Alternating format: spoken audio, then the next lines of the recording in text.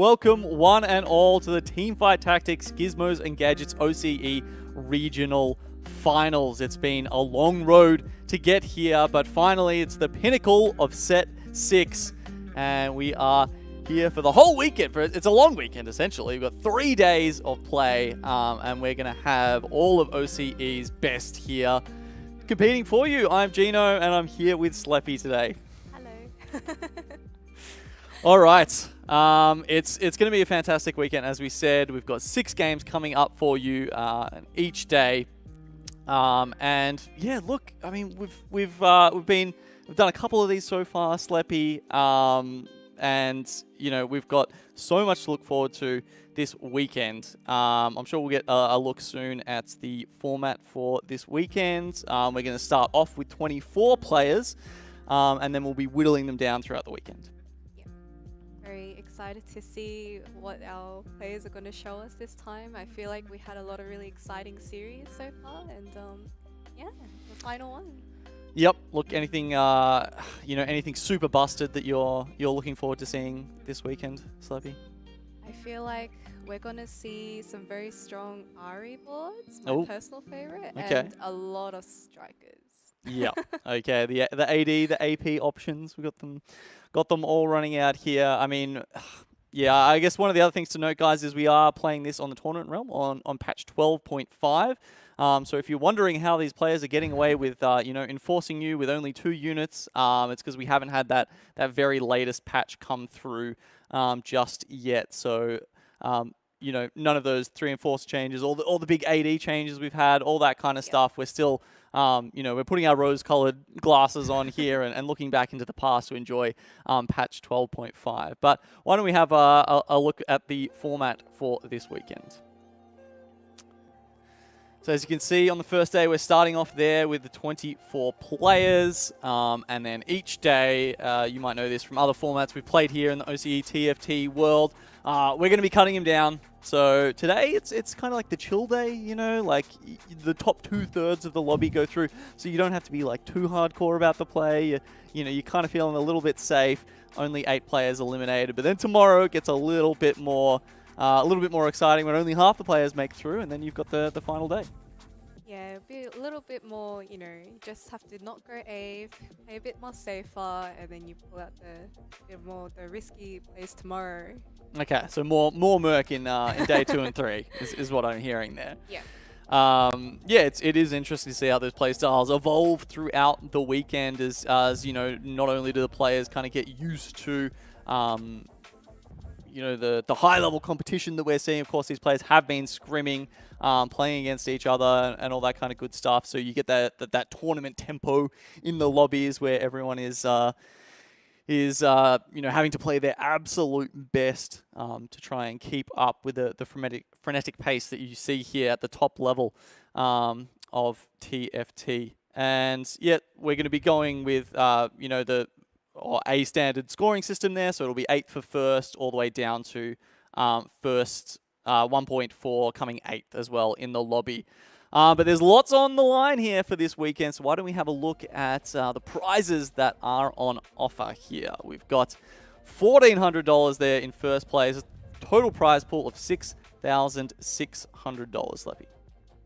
Honestly, so I mean, little extra. I feel like most of the players here are not here for the money, but more for that prestigious spot, or 2 spots, I should say, to go to Worlds. But of course, little something extra, something nice to fight for. Gotta have something on the line for it. But yeah, as you say, not even mentioned here is those 2 slots going to World, and that is everything for these players, right? I mean, yeah, look, get top 8, sure, you're walking away with some pocket money there, but getting top 2, you are walking away with your face on the World stage. Exactly, and it's such an exciting year because it is the first year that we do have 2 people, so 2 opportunities. Yeah, I mean, in the past, you've had to be numero uno. Who have we seen? It's Escher, Razza, and Obo, I think, are the 3 that we've sent across. I think so. I have to say I wasn't in TFT the first one, but yeah. There Definitely you go. Razza and Escher are showing us some really great plays. Yeah, so you know you've had to be all the way at the top of the mountain to conquer that before, but now we've been given an extra spot. So I guess big shout outs to all of those three players for performing so well when they have gone to Worlds, because I'm sure that's part of why OCE has been recognized with an extra spot here and some extra representation. We have also expanded the pool of competitors that go into that Worlds as well, which is also part of us getting in there. But yeah, look, it's fantastic to see. We're going to get some extra people in there. I mean, even just looking across our player list as well, there's, we do have some of those people coming back. Some of our champions are here, not all of them. We've Raza isn't coming back in this final 24 players we've got here in this tournament, but Obo and Escher are. But look, besides those kind of players, Sleppy, who else are you thinking might be coming out on top this weekend? Who's been looking good? Who's been looking in form? Yeah, so obviously we could possibly see a return of Escher, but I also think the really highlight player that we have to kind of acknowledge this set is Angora. I called him a ladder competitor, but he's really showed us like how, amazing he can be in both tournaments, just snatching the win. And he's shown us so many strong early boards that just don't, falter throughout the end, and he just caps them out. So my highlight player is Angora for sure. Some other people that kind of looking out for, Chunga was also really close a last set in set 5, and we also have had another one, Donnie. I feel like in my mind when I think Angora, I kind of think of Donnie as a similar playstyle sometimes as well. So I think just that like really flexible, can kind of do it all player, exactly. not stuck in one mindset. Yeah. Yeah. And yeah, I think that's about it. I do want to mention though, Gidoff is like a known Merc player. And I'm just very curious to see if he's going to pull something out, show us something insane from his experience with cash outs. Well, the first or 8th play style, right? We talked about it, maybe that's not what you need today. Maybe he'll take one too many 8s and there could be an early exit. Why don't we have a look at how these players made it into the regional finals here to be among OCE's top 24 players. So looking at this roadmap, we've, there's been more tournaments than ever coming into set 6 and set 6.5 to make your way to this big final event. As you can see, we started off with some of the smaller cups there, the Arcanist Innovator. We had the Challenger Series, which I think was a fun match point kind of format, if I'm remembering correctly. And then, of course, we had the mid-set Invitational, which I think all of us were... having some fun with last time we were here a couple of months back. And then you can see there, some players from all of those events have started qualifying through to today in that final 24, as well as some of those ladder grinders that you were talking about. Maybe, Angora, but not Angora, because I feel like he's kind of, proven that he's... graduated? Yeah, he's graduated from the school of ladder play only. I mean, it felt like he was always that good, really, but he was just struggling to show it in the tournaments. But now he's kind of got the monkey off his back. He took the dub in, I think it was both the mid-set Invitational and the Challenger Series. Insane. Yeah, both of them. I think he's definitely showed us that he can also excel in tournaments, and I have really high expectations for this time as well. Okay, well, we've mentioned some of those players we've got the expectations of. Why don't we have a look at this, the full player list for all you guys out there. You can see how they've come into this tournament there. You saw all the options they had in that previous graphic, but here we're looking at which ones have actually come through. So, you've got the top 8 there from the mid-set Invitational, the 8 that have come through those ladder grinders, as well as the couple that have come through from the Scholar Cup, as well as the Challenger Series. So interestingly, the Challenger Series, that's where our previous champions have made it through, Escher, Obo, and then of course you've got some of those, the really consistent high capping players that you mentioned before, like Chunga and Forfon Donny, as I love to call him, my favorite moment in competitive TFT. And, you know, players like Angora coming through from the mid-set invitational where they really crushed it and managed to punch their tickets straight away, because obviously, you know, some of the other ones have had to wait until the last moment just to, you know, get it through on the ladder leaderboard or some of those later cups. But those guys have known since set 6. They didn't even, you know, we hadn't even realized what debonair was yet, and these guys were already, you know, suiting up to try and make it through to those finals. Yeah, I feel like I'm sure it's the same in every region, but especially in OC, you just have those really, really strong players that are just always going to be there. They're always learning the set and they're always excelling. Yeah, well, there's some fantastic players await us. Of course, there'll be 3 lobbies running at the same time. We'll be trying to pick the best one every single time for you guys. But as we get there, we've got someone else to take you through the first game. So me and Sleppy will be saying goodbye for now. But we've got Frosty and Ducky ready to take you through game 1 for the regional finals.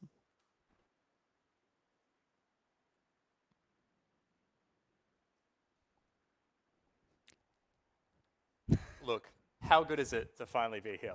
Well, I don't know, Ducky, you silly thing. I'm excited to be here, but I'm also excited to watch some grand old TFT today. 24 players, 3 lobbies, folks, and a lot on the line. Not 1, but 2 world slots here for OCE. And we've got some of the most stacked competition we've ever had before. Angora is coming out to play. We've got the past champions in Obo and Escher as well. It's going to be a volatile lobby, Ducky.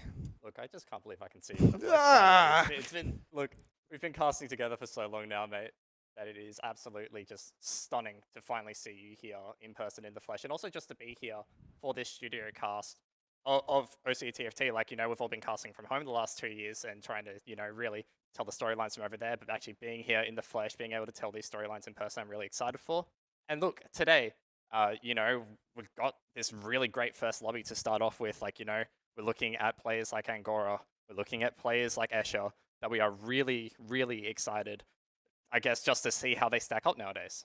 Yeah, but let's not take out of consideration here players like Zuzu Bird, players like Kimpono's Dojo, Mojo as well, Fortune Chosen, players that we've seen, you know, they're consistent contenders in all of these lobbies here. They haven't quite high-rolled anything, but perhaps going in with 2 world slots now, maybe they're finally going to have their chances here. We've seen really strong performances from them, but they've just fallen that little bit short, Ducky.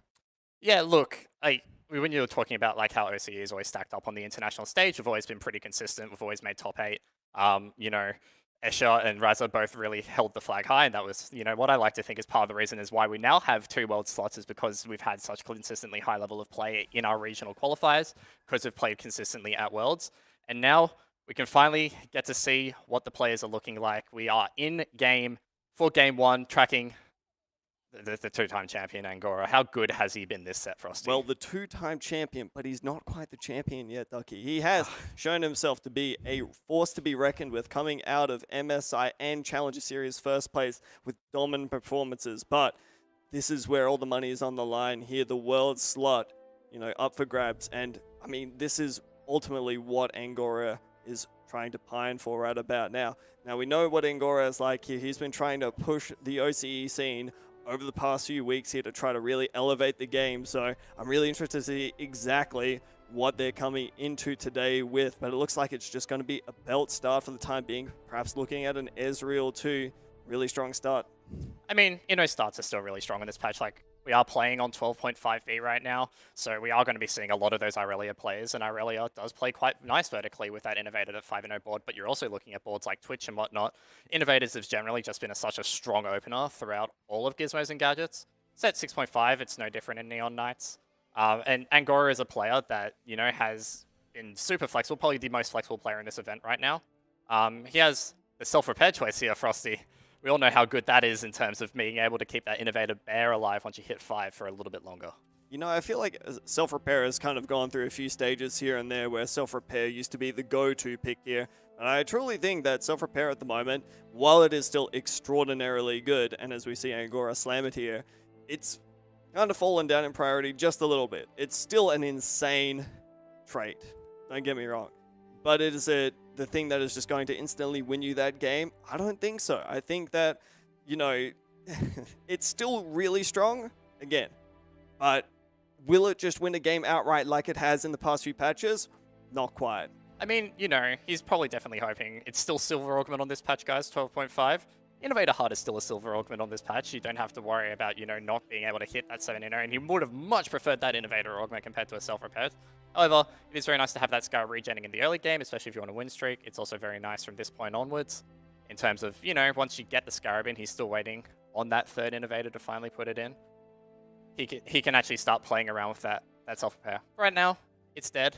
But his bench is absolutely fully stacked of units. He's just checked where the Socialite Hex is, and he's rubbing his hands for an Irelia game. I can tell you that much. Yeah, that's an extraordinarily good Irelia Hex right there, taking the level up to 4. No singed for an Innovator Spike here, but still really interesting. I've got to say, not sure if I love this level up to 4 here, but seems like Angora is just trying to accelerate the pace of the lobby, runs into Fortune Chosen here. And I got to say, even though Fortune Chosen slammed a few items here, you know, making that Ionic Spark in the early game and has that Electro Charge, that Brand 2 is not going to be doing a whole lot without a few items here. Yeah, look, it is just, you know, the start here for Fortune Chosen. He did hit that VIP very early, though. I think he got that in his 1-2 shop. He had that 2-star Brand, so he's definitely going down that line. We had a couple, who was it that played Brand Reroll at, there was someone who played Brand Reroll in set 6.5, a Chal series, that ended up going pretty well. I actually think it was Escher. It was Escher. Escher managed to find a little bit of success with it, but I don't think that was necessarily just purely at the case that he was just playing Brand. I think he used it as a really strong power spike, you know, hit that Brand 3 early, but it wasn't the linchpin of his composition, you know, managed to scale late into the game, find those Zeries, you know, find those alternate carries that really allow for a strong board. And as we move over to, we're going to see that Angora's up against Kingpinners here. Looks to have a really strong board, but the Zephyr from the Zillion, not from the Zillion, from the Ezreal here, there's a lot of work at, you know, stopping some of that DPS. I do want to bring up here that Kingpingers has found the Twin Shot Heart. He's got that 3 Twin Shot in right now, and that is a huge power spike for this comp. The Twin Shot Heart enables you to be so strong with that Lucian, with that Gangplank in the later game. And obviously, we all talk about the Jinx, but, you know, that's a little bit of a later game strategy when you're trying to hit the Jinx, but you're really looking at level 7 and 8 at those 3-star Lucians and those 3-star Gangplanks. And it's something that was very popular over in NA. Didn't quite catch on here in OCE for the Challenger series, but definitely caught on later on. And it's actually one of those comps that I think we're going to see quite a lot of this weekend. Maybe one of those 3-cost reroll comps that could actually contest these guys that are going to go 8 and push for those 4-cost carries. Yeah, we already know that Irelia is extraordinarily popular throughout pretty much every single region, and for good reason. You know, there's a lot of damage that comes out from it. It just seems to delete your board. But at the same time here, there are things such as, you know, the really stacked Gangplank that can end up dealing with it. And so, you know, while we have seen a lot of success with it, I don't think it is necessarily the be-all and end-all. I think there are still higher cap boards that you can look for here, but all in all, still a really strong composition that I think a lot of players throughout the week here are going to start to angle towards. I mean, just looking at Angora right now, he's in a bit of a sorry state of affairs right now, Frosty. He has really struggled to find this Singe. He's been circling through a couple of other things. He's been throwing in the 2 Clockwork, the 2 Scrap that he's had in now. He had the center in earlier to run through the Socialite, but he's really just had a dead augment throughout the entire start of stage 2. And you see that he's gone win, loss here. Like, he would have really hoped to be able to find that Singe by 2-2 and keep that win streak going, because with the self-repair, that is a win streakable board even against, you know, some people who'll be pushing 5 at 2-5. Yeah, absolutely. Now, really interesting to note here, Angora managing to pick up the tier. I think, you know, trying to look towards that sword, trying to play towards that Irelia playstyle that we've been mentioning, but unfortunately doesn't quite find it there. Sees another MF in the shop. Now, MF is a really strong mid-game unit here, Ducky. MF1, not exactly the strongest unless it's itemized, but MF2 has been known to just silently delete boards, and we see Angora just straight up putting it in here. May even look to potentially try to get towards that MF2. Just pick up an extra one there. Not going to lose out on any extra eco. Love this line of play. And look, we're talking about MF here as kind of more like an item holder, right? Yeah. But MF carry is something that is definitely prevailing in the whole scene of things in terms of global TFT. It's seen a bit of play in Korea and China, a little bit in EMEA, where this MF carry board can be transitioned later on around 4 Sniper, 4 Enforcer. this being 12.5B. 4 Enforcer is still a thing. We don't have to worry about 3 Enforcer and the whole juggles of that. 4 Enforcer is still a thing. It still locks down 2 units. We are moving over to Chunga right now, though. He's got that 4 Bruiser start. He's got the Keeper's 1 as well. And Keeper's very good for the shield, and with that extra Bruiser health, that is very much a win streakable board throughout the first stage. Yeah, but unfortunately, looking like Chunga's been taking a few losses here and there and takes another really unfortunate loss to Obo there. But yeah, overall, the board looking quite strong from Chunga here. I really love the Keepers as more of a win streak early sort of thing. You don't want to grief your positioning late game with it, however, because it just doesn't really provide as much utility as, say, well, just having a better positioning over your opponent there. So it's kind of unfortunate to see that Chunga has gone loss, win, loss, loss. Yeah, I can see that, but we've seen the Keepers have some sort of power in at set 6.5 Challenger Series.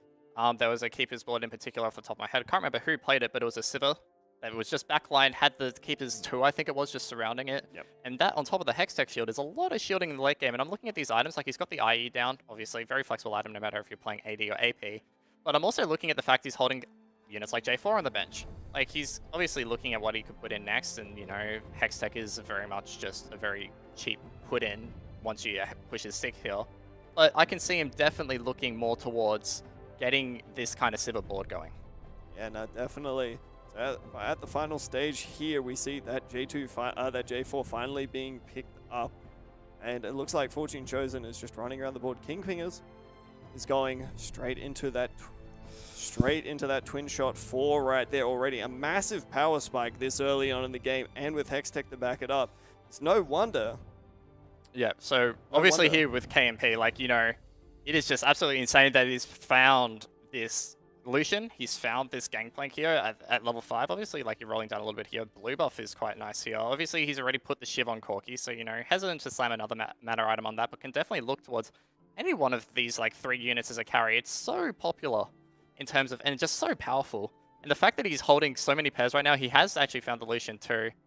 This is a board that is just only going to spike even further across stage 3. He does slam the blue buff onto this Lucian.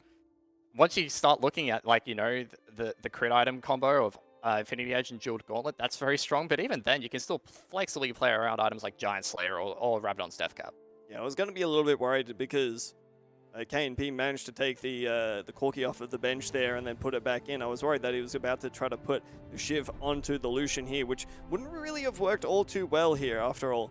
But as he comes up against Dojo Mojo, an aggressive level up to level 6 to try to maintain this tempo throughout the lobby, has to try to contend with Obu as well. And it seems like he's just absolutely melting through. The Gangplank is farming 3 gold there. An absolutely massive spike. And you know, Gangplank 1, not necessarily known for being able to get a lot of gold, but with Twin Shot 4, it's really got that ability to spike. Yeah, and look, he was able to make econ off the back of that. Like, he's been just dabbling around with a few units there. He did manage to get back to 20 econ. We are moving on to the other Mr. 100 player in this lobby with Obo, who's running a 4 Arcanist board. So we're seeing a little bit of the variety in this lobby. And look, this is actually quite exciting to me. Like, we did see a Warwick picked up there. I think that was by Choo Choo Birds. So we're seeing maybe a bit of Countech Challenger rerolls on some of these other boards. We are seeing boards that are tending towards this reroll pace. And this was something that we were talking about before we came live, Frosty, was whether we would be seeing reroll boards this weekend or we would be seeing fast 8 boards with 4-cost carries. This lobby is still pretty indecisive. Well, I think that it just goes to show you just how flexible you can be with a lot of the compositions here. A lot of reroll players aren't necessarily deciding to go reroll until they hit their 3-3 augments there, see what's available to them, and then make the choice once they've gone for level 6, because we're not seeing a lot of 1-cost reroll. Twitch has really fallen out of the meta thus far, and so a lot of players have no incentive to try to roll. You know, if you've taken a few losses early on, well, that's fine. You can just try to invest that gold into trying to hit an earlier power spike through trying to play something like a Warwick or a Talon, even though it has fallen off somewhat. We are moving into the second augment of the game here. Oh, there's a Recombobulator here on the board of Obo. Didn't have that necessarily, like, too much value out of it. He didn't randomly hit one of those 4 costs that you could just get an instant level 5 cost unit at 3-3. He is holding on to a 2-star Blitzcrank, so that could be a 2-star 3-cost unit, but I don't see him ever pushing for this Recombobulator. I think it's more likely he'll look for something towards this blue battery. Yeah, I can definitely see that. And honestly, it feels kind of bad in this sort of situation here. I could definitely see it if, you know, this Malzahar was a 2-star. You know, if we were seeing some more upgrades come through on these boards here. But right now, AP is really what Obu wants to really be playing, because look at these items here, right? Look at these items. We see a tier, we see a rod, we see a bow on bench. You know, that's fine. That can be made into a shiv, but nothing that really screams AD. And I mean, the chance with Recombobulator that you get a few units here that turn into a bit of, well, economy, because that's all they're going to be, is, well, I think it's too devastating to even risk it. Well, we are having a look now. We have figured out what the mutant is this game, and it is Cybernetic Enhancement. So definitely not something that, you know, Obo is going to be building towards with this AP-centric board. But Cybernetics has been something that's been a little bit popular over in NA, especially with a little bit of Kha'Zix, which is quite surprising. Kha'Zix doesn't need to be played with the mutant vertical, but if you are getting gifted the mutant vertical, Cybernetics is probably one of the best ones that you could have for him. Oh, definitely. Moving in towards the carousel here, we've got a few decent options. Most notably, we see that Seraphine, that Irelia with a chain vest on it. Now, you know, Irelia being one of those big priority item holders right there, especially carries moving on to the late game, can pretty much make use of nearly anything. You know, that chain vest that's on it can be something like a Titan's Resolve. Irelia is surprisingly flexible in terms of itemization, Ducky. Yeah, look, everyone was coming into set 6.5 thinking, oh, Vi's going to be that. Vi's going to be the set 4 ribbon where we can slam any item on her and she'll be good. No, it pretty much turned out to be Irelia.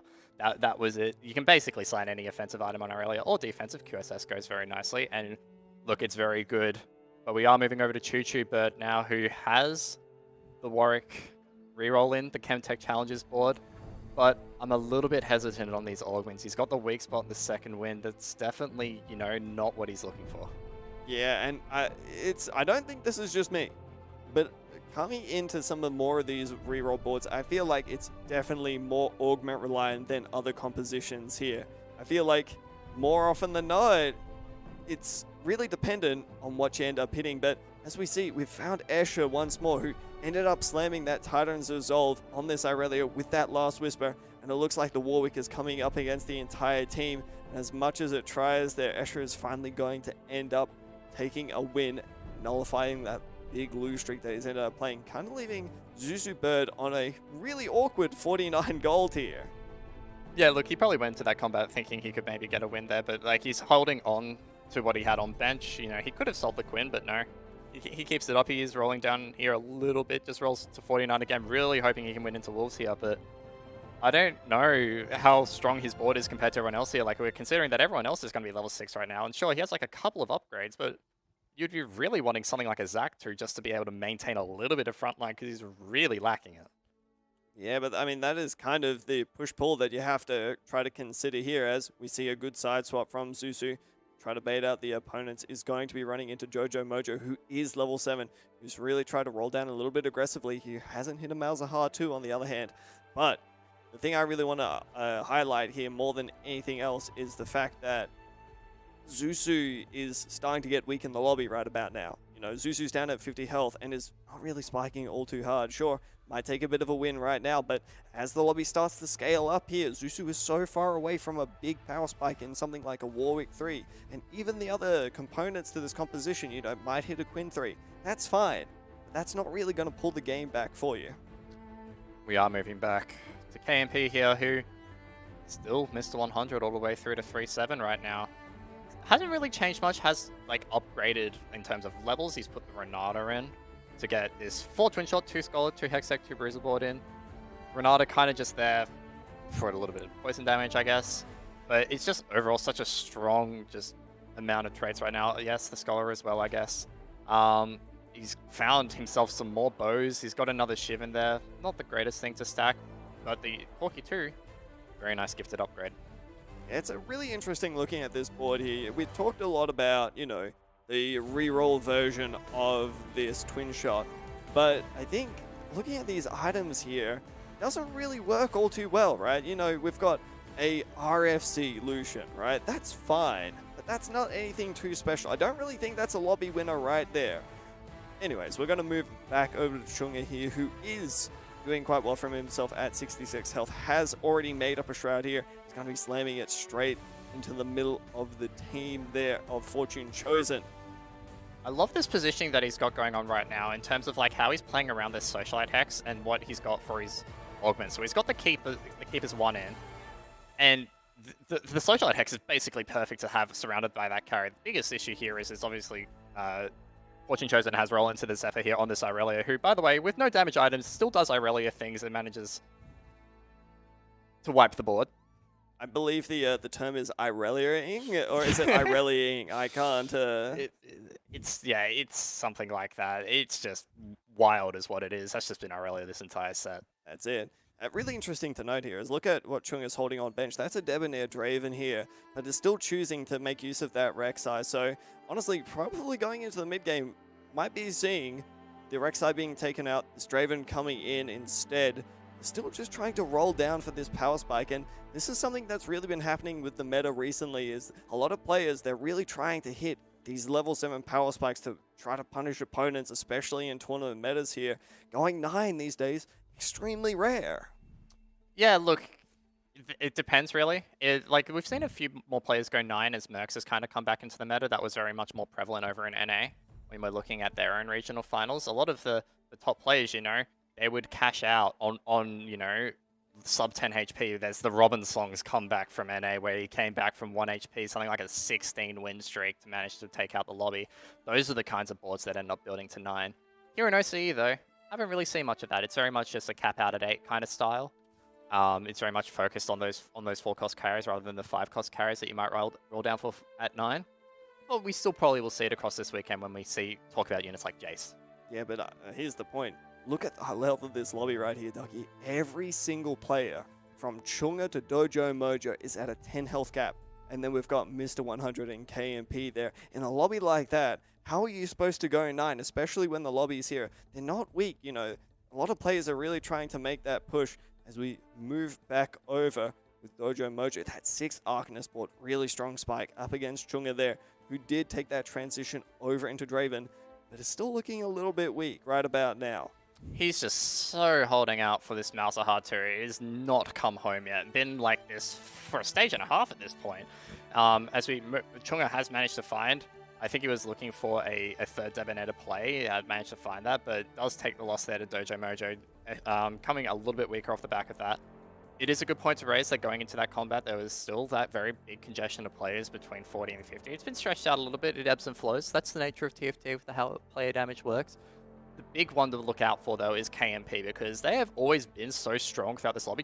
They've been ahead of the tempo every single time. They're not only picking up just the perfect like pairs and being able to play a perfect twin-shot board with basically no contention. They're also the highest level in the lobby now. They're level 8. Oh, absolutely. And that's just the power of the twin-shot boards right there. And I mean, I just guess that goes to show you, it doesn't necessarily just have to be that reroll composition there. It can just be based around having this really strong mid-game, secure yourself a top 4. You're not going to win the lobby necessarily, but you can try to transition out into something that does take you to that fast 9 there. On the other hand, really important to note, Escher managed to pick up that Irelia with a tier there as well. So 1 off of that Irelia 3, but still looking over at Dojo Mojo's board right now. There's only 1 Malzahar. There's a Victor, which definitely has the potential to be a really strong carry. We've seen the damage that Victor can do.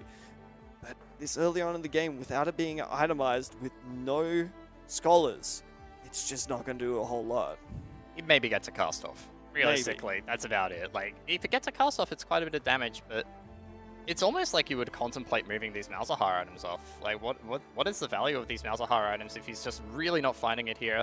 Zekon's in a decent enough spot, but okay, just there you go. There's the power of the Victor. We were talking about it.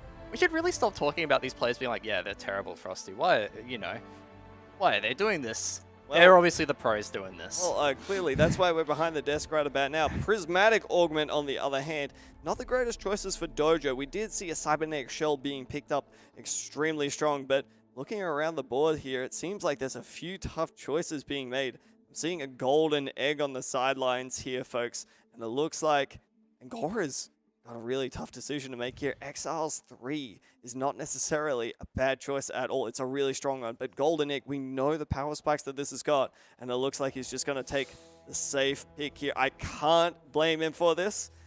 But there's a part of me that is a little bit disappointed. Ash is no fun now. Becomes a tournament player, no fun.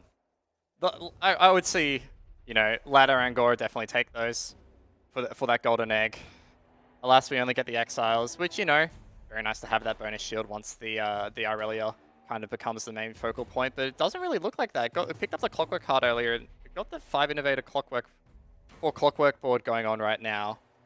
With a bit of like this Seraphine kind of itemized, which is, look, I haven't seen that since set 6 Frosty. Yeah, it's been a good while. Looks like Gora's coming up against Escher here for the time being, who did manage to spike on that Irelia 2, and this is just the power of Irelia 2, folks. The Zillion Bond manages to buy a bit of time, however, and Escher's starting to go down lower and lower, 18 health, going into the eve of stage 4 here.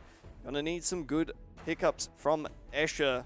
I mean, the itemization was fine. You know, we see, what is it? A Titan's Resolve, a Last Whisper, a BT. Those are decent items, but it doesn't really seem like the one-shot build that you kind of want from this Irelia. I mean, missing the IE definitely hurts there. That's a huge spike of bonus damage. Got 2 Bruiser emblems somehow. You obviously got the Bruiser crown there, so valuing the HP a little bit there for Escher. Obviously, you know, something to play around, I guess, but really would have liked to have seen the rest of their options if that's actually what they had to end up committing to. Finally finding an Irelia for Angora, but I mean, the question is, does Angora even really want this Irelia? It seems like, yes, there's always going to be the chance to. We've moved back to Fortune Chosen here, who also has an Irelia 2 on that good socialite hex there. 4 striker, 3 socialite as well. Got that enforcer in there too. This is a stacked board. And how good is Irelia, by the way? Like, we were talking about it earlier, like, you know, we would, you know, maybe see a little bit of Irelia, definitely going to probably be predominant carry unit. Is this a third person trying to play Irelia in this right now? And like we're seeing, the big thing with Irelia comms right now, as we see this combat where Irelia is getting a little bit CC'd here, does actually get taken down. So that's what this Irelia's one big weakness right now, is it doesn't have a lot of protection against all this CC. Fortune Chosen takes a huge amount of damage to face there. The Zac was just slapping it around, really. The Vi was slapping it around. It's nothing much that you can do. The one point that I wanted to bring up about this Irelia board, though, is we've seen a little bit of delineation in terms of people sometimes play it with Socialite. The 3 Socialite build is quite popular, but we also see it with the 5 Innovator build quite a lot with that Innovator Bear. And I think the Socialite build has been prevailing a little bit more in terms of win rates and top 4 rates. Well, there's just a lot more going on in the front line there, right? You've got Bears, you've got everything. The problem that can happen is when your Irelia is a solo frontline, it ends up getting targeted by things like the Zillion there, and it ends up getting focused down, which is disastrous when it's your only source of damage, Ducky. Yeah, look, QSS fixes all things like that. It's a wonderful band-aid item. Or a Verdant Veil. We've had a Prismatic. We definitely have. But alas, neither of those are the options here as we move over to Escher's board, sitting very dire at 11 HP, but now not the lowest in the lobby for what feels like the first time since stage 2, as Fortune Chosen takes a big loss down to 4 HP. Oboe also down to 8 HP. And I really just want to take stock of this board again. You know how we're talking about it was KMP at the top and everyone was like 50 to 40 HP. Now it's KMP still at the top, taking a few losses at 60, but Angora has win streaks basically all through stage 4 and 5 right now to be able to keep that 50 HP. And he was really struggling in stage 2. I was actually a little bit worried that he was going to bleed out after taking self-repair and not finding anything, and not finding that 3rd Innovator and that Singed or the lucking out on the Echo. But now he is absolutely chilling. Yeah, absolutely. And in contrast there, our Mr. 100 KMP has been taking that slow bleed out there, unfortunately, because the board just doesn't really, well, last all that long.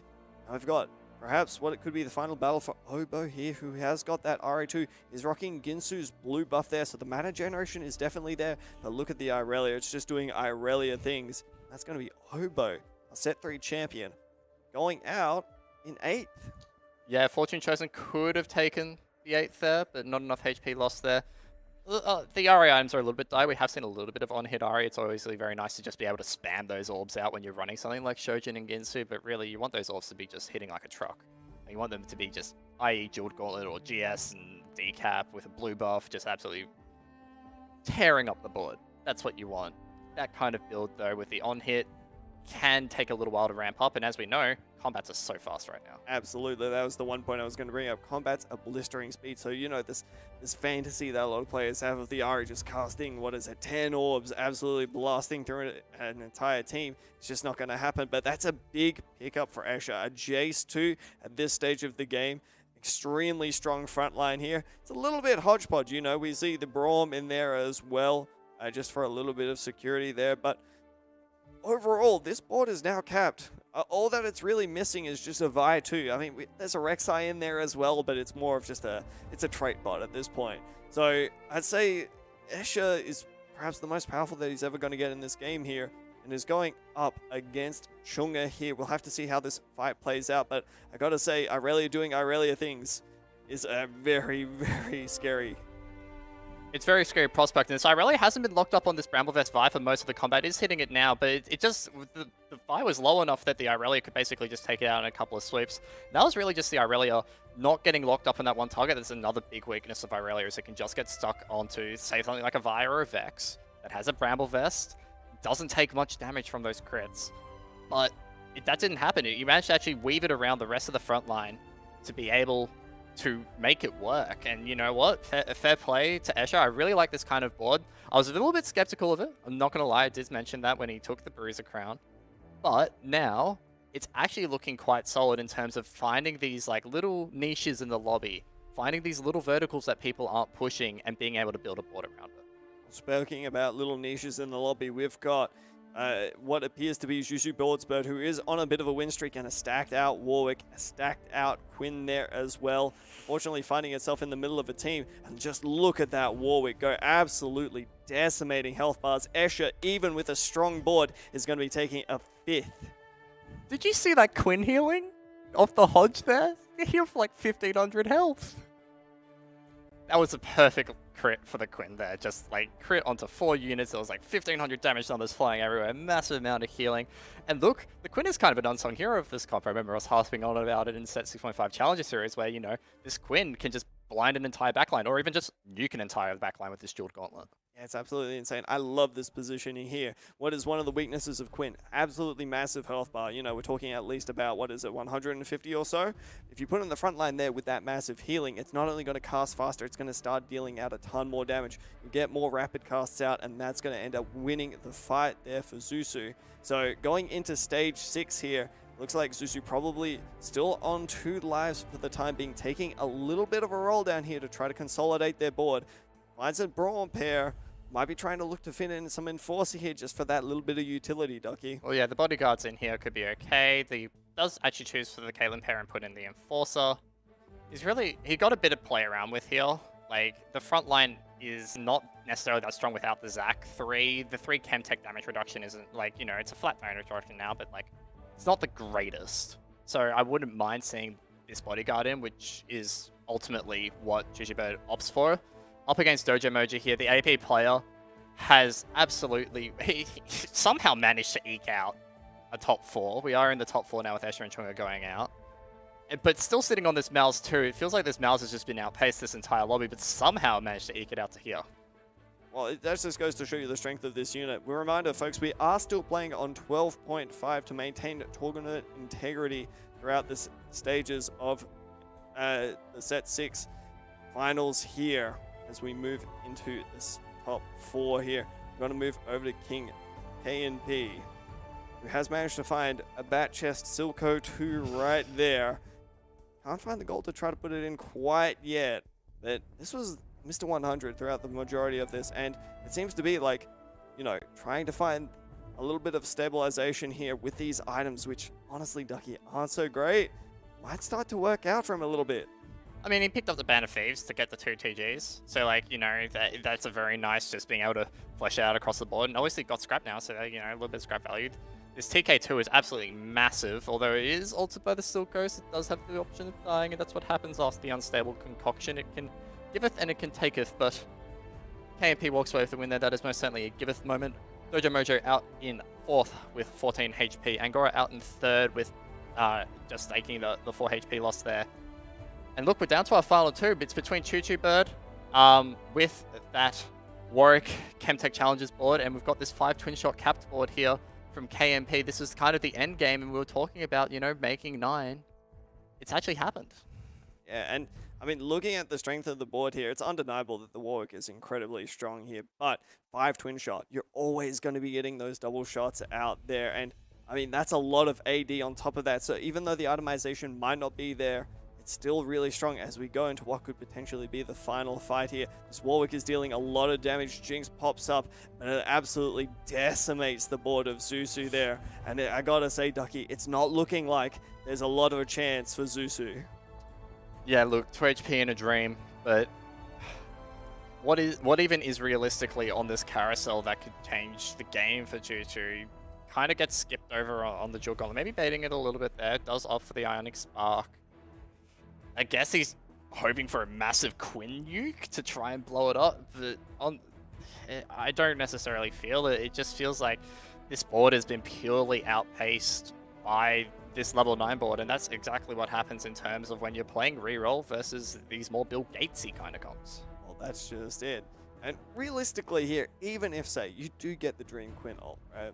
There's just so many other threats on the side from KNP. So even if you do manage to take out, say, everything on the right side of KNP's board, you take out the Corki, you take out the Gangplank, you take out the Lucian, there's still a Jinx, there's still a Tahm Kench in there as well, and he just focuses down the Warwick there, and that's just it. There's nothing left on the side of Zuzu there, and it looks like KNP will be taking first place after Tahm Kench finishes off his feast. Look, we talk about, you know, TFT boards. When they're built right, doesn't necessarily just have a solo carry. They have 2, maybe 3 carries. I'm pretty sure we could say KNP there had 5 carries in that game. He had the Tahm Kench 2, he had the Jinx 2, he had the Lucian 2, he had the Corki 2, had the Gangplank 2. I am running out of breath trying to talk about all of that. And that makes a really, really strong TFT board at all stages of the game. Yeah, absolutely. The Band of Thieves, they're really playing a crucial part of it there as well. Being able to itemize those carries, even if it's not necessarily the most efficient of itemization, still plays a huge part, and perhaps even just a little bit of survivability there. That Twin Shot 5 showing its strength. But that's going to be it from us for this cast here. We're going to chuck it back over to the caster's couch. Don't worry, we won't be going anywhere. See us in just a bit.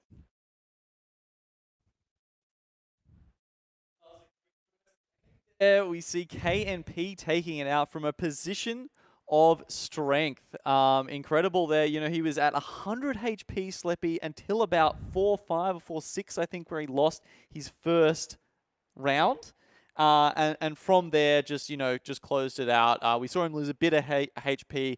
We think that was probably to go 9. And then, you know, he didn't even need the 3 stars. Like, often we see that Twin Shot as a bit of a reroll comp, right, where you're getting the 3-star GP and stacking it with items, or maybe even the Lucian there as well. But, like, it didn't even seem like he had great items. He just had sort of like a lot of pairs early on, and that really helped him ramp up throughout the game. Yeah, I think he played it so well. Like, he had the early Lucian 2 at 2-6. He had the blue buff, which is such an amazing item on Lucian. You don't even have to have any like damage items on him. He's just constantly ulting and ulting. And exception of the Shiv that he had, he didn't exactly have any like amazing items either. No. But he just win streaked, and he realized that he probably needs to go 9 and find those legendaries, find the Silco, find the Jinx, and just cap out his board and just decimated the lobby. Yeah, and you just saw those, you know, the last couple of pieces there and those last couple of rounds, putting it together. He grabbed the Jinx too. As you say, you know, had the Band of Thieves prismatic to chuck the TG on the Jinx as well, which we saw absolutely tear up his opponent in one of those rounds. So, yeah, look, fantastic start from KNP there. Just thinking about some of the plays that didn't necessarily go as well. We were having a look at the Innovator start of that game. You know, they had a couple of units there online getting some 2 stars, and then the self-repair. But then the tragedy of not actually finding that singed. And you know, we were just looking at that board going, oh my god, it's filthy. And then all of a sudden, it just didn't work out. Yeah, I for sure thought he was going to be the one that was going to be win streaking, but someone else hit harder. And not to say that he still, you know, he still came 3rd in that lobby, and I feel like a lot of the players actually did play insanely well. Like Asher tanked a bit of HP, but he managed to create this amazing board with bruises and this Titans but that just wouldn't die unless he faces the Twin Shots and the Warwicks and the Quins. Yeah, exactly. Once you get up to that 5 Twin Shot, right, you can only get there with a heart, with some kind of augment. And yeah, at that point, you're literally just double shotting every time you take a plink at the opponent. So that was kind of tough. But yeah, I mean, Escher, I feel like that's almost his style, which is like, you know, just sort of like be on the brink of death and then like pull something out of nowhere and come up with this amazing board. Look, why don't we have a look at the scores here to see how our competitors shaped up after game 1 here. You got to remember there's 3 lobbies running at the same time, so it looks like our champions across the 3 lobbies here are actually some lesser known names there. Yush, Haikun, and KMP taking out the dubs. And then looking further down there, we've got I think some of the more sort of known names throughout the mid, and then Claire. Oh man, I feel like it was the last tournament I cast where I kept going on about Claire and how I really thought that he had it in the bag, and then I cursed him, and I really hope that's not happening again here, because he's starting off the day with a 1-pointer, with an 8th. I just hope that wasn't a Yordle game, Ooh. like MSI. I mean, patch 12.5. I think that So Small is still silver in this patch, right? So Yes, I think so. okay, so you've got Yeah. at least slightly more chance A bit to of see a it. chance. We did see an insane double trouble twin shot game in NA. Oh yeah. So not 0%, not 0%. But I feel like even though we mentioned all these like star players, we Yep. definitely can't ignore the other names that have definitely shown that they can pull out some first two and show us what they're made of. Yeah, look, as we said, it's that bottom 8 that you're trying to stay out of today. Yep. You've got to remember, right, the 24 players, the bottom 8 will be going home, and those top 16 will be joining us tomorrow. So the top 2/3 there, you've got to come, what's that, maybe like top 6 every game, maybe top 5 or something, to be trying to get through that cut off. Look, we've still got another 5 games to go today. We'll just go to a short break now, but we'll be back with more exciting TFT from OCE in just a moment, guys.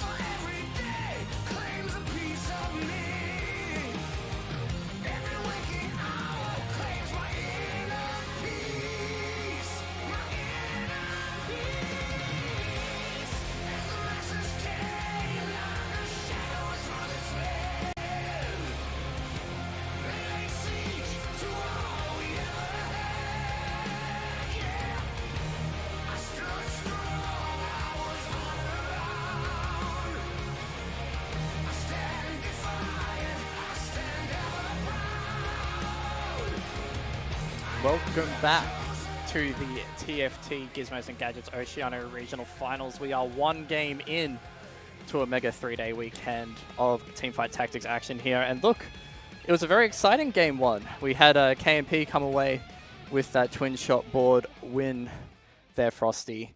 But there was a lot that we kind of saw, and I think it was a little bit different to our expectations heading into today's games. Well, I'm going to personally rebuttal you there and say that is exactly what I expected. We saw one reroll board there. We saw a lot of people trying to go for a fast 7, trying to consolidate their power spikes and then trying to move on to an 8 when they finally hit their 2-star forecast there. So honestly, I think that is the meta that we're going to start to look towards going through these next 5 games. I think I was just expecting like a bit more of that fast 8 kind of board. Like I really was pretty contested. We are coming back into the scores, guys, here to have a look at how all the lobbies just did, not the ones that we just watched. And we showed this before the break, but just to recap as well, Yush and Haikun managed to take away wins in the other lobbies. But kind of looking through this middle of the pack here, Frosty, we're kind of pointing it out to ourselves is Donnie took away a top 4 there, Perfect Slumbers with a top 4, Cardi with a top 4, TXA with a second. So like this kind of mid board right now is actually looking quite enticing. Obviously, one game. We've got 5 more to go, and everything changes even when we're looking at between game 3 and 4. But there's a couple of surprising results in there. Yeah, definitely. I think one player I really want to highlight from this bunch here is Yush, who managed to take a first place with this striker board there. And, folks, if you're seeing the strikers here and you're thinking, oh man, that's going to be out of place, don't worry. You'll be seeing plenty more of it as the day goes on here. The twin shot board is going to be perhaps the rare one of the bunch, but just looking at this itemization, I think it's safe to say AD is probably going to be king today.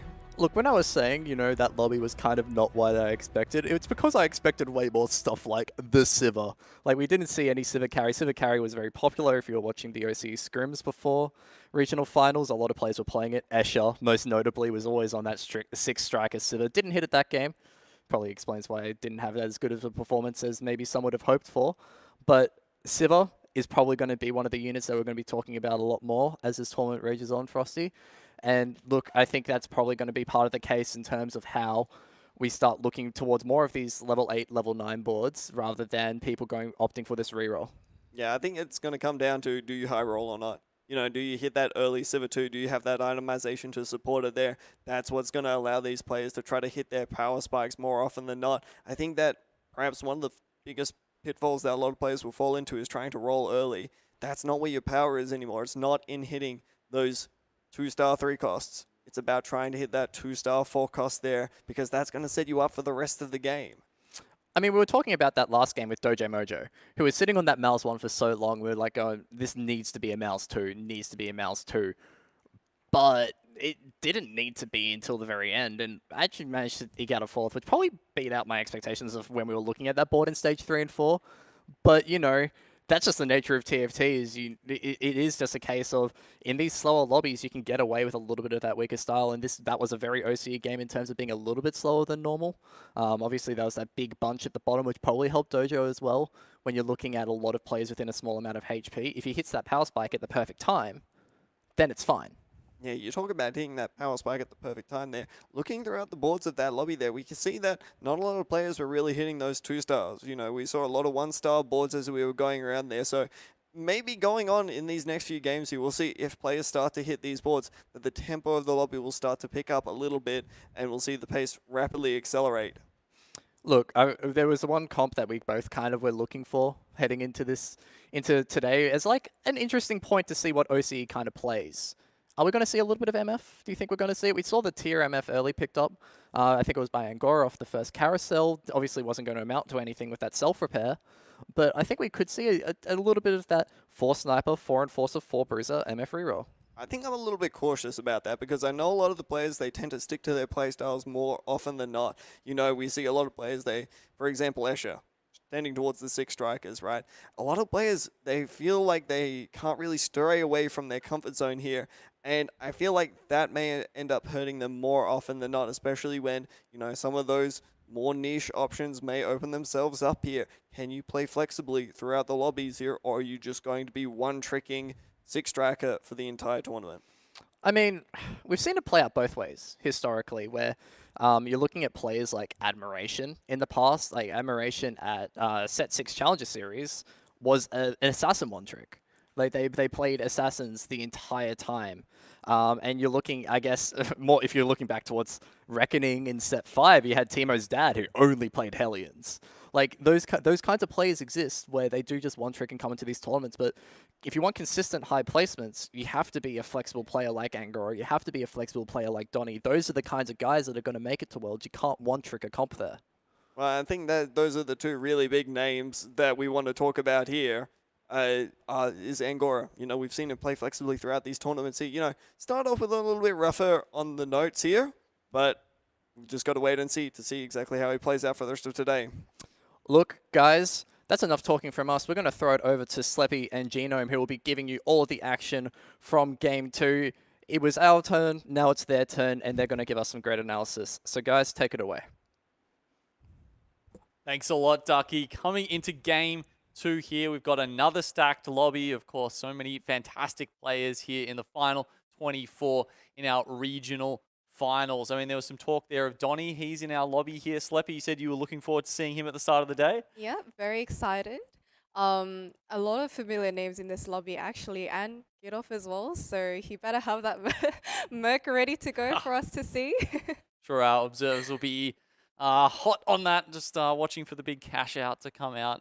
Yeah, I mean, there was also some talk there on the couch about, players trying to force things, versus just playing what they hit, right? And we saw that really from Escher. He dropped a lot of health in the start of that game there, trying to find his strikers. And he eventually found the Aurelia. It kind of worked out for him, but he only went 5th. And like a lot of the other players that we saw winning the other lobbies, they were really trying to hit that Siva that was their eventual carry. Yeah, I feel like it really, his board at all was not a weak board. Like he had so many 2-star frontline and the Aurelia, but in the end, it depends on whether your board is enough for the lobby, because that lobby, it was extremely pushed forward by KNP, who was just pushing levels, at least at the beginning of the game until he sacked for level 9. But we are watching Donny, my favorite of this lobby, who has the option of getting a Ziggs too, and he has the Rod start. Might be looking at an AP possible angle. Seems like it's kind of been given to him just, straight up there, the Rod, the tier to start off with, a good early game AP carry or an item holder, I should say, in the Ziggs. Might give him that option. We'll see if the augments agree with us, though. Yes, for sure. Ooh, Runic Shield. Okay, do you just hit that straight out of the gate? How what are you feeling about Arcanists at the moment as a vertical to try and play? We saw, I think someone was playing that with the Mal's carry, kind of failed to hit the Mal's 2, unfortunately. But even then, with I think they were playing Giant Slayer, blue buff, and the glove there at the end. So they were doing pretty well, even with that Mal's 1. Yeah, I feel like Arcanist is definitely a very strong comp. It has a strong potential, I should say. But sometimes if you're too weak early, it actually isn't strong enough, even if it's too late. All those 80 comps, they just, out heal you. I feel like Arcanist, it really needs a very strong, solid start, and you need to be relatively healthy for you to find the Ari, for you to find the Victor to really cap out your board. And Donny actually opts to choose the Treasure Trove, which is actually a really strong augment to go off with early. You get a few units. It definitely gives you a lot of econ, and has also dropped him really nice units, Morgana, given the Yordles as well. Very solid kind of econ start. Yeah. Yeah, look, considering he had that option, he has gone for the econ augment there, not opting to just kind of throw it all his chips into the pile to start with. It's a little bit more of a safe play, I guess you'd say. Even slamming the locket there immediately on his Ziggs. Yeah, I think this is very characteristic of Donny. It's a very safe flex play. Locket is really good, you know, really great early item to go for. So he's really open to play anything from this spot. And honestly, his spot is what was I going to say? He has a lot of damage as well, so he's just missing a front line, which is, you know, covered by this locket as well. And not only damage, right, but he's kind of got double econ there. He's got the Yordles on top of the treasure trove, which helps him there. Now switching it across to Claire, having a look at some of the other augments around the lobby. Got an early Zyra too.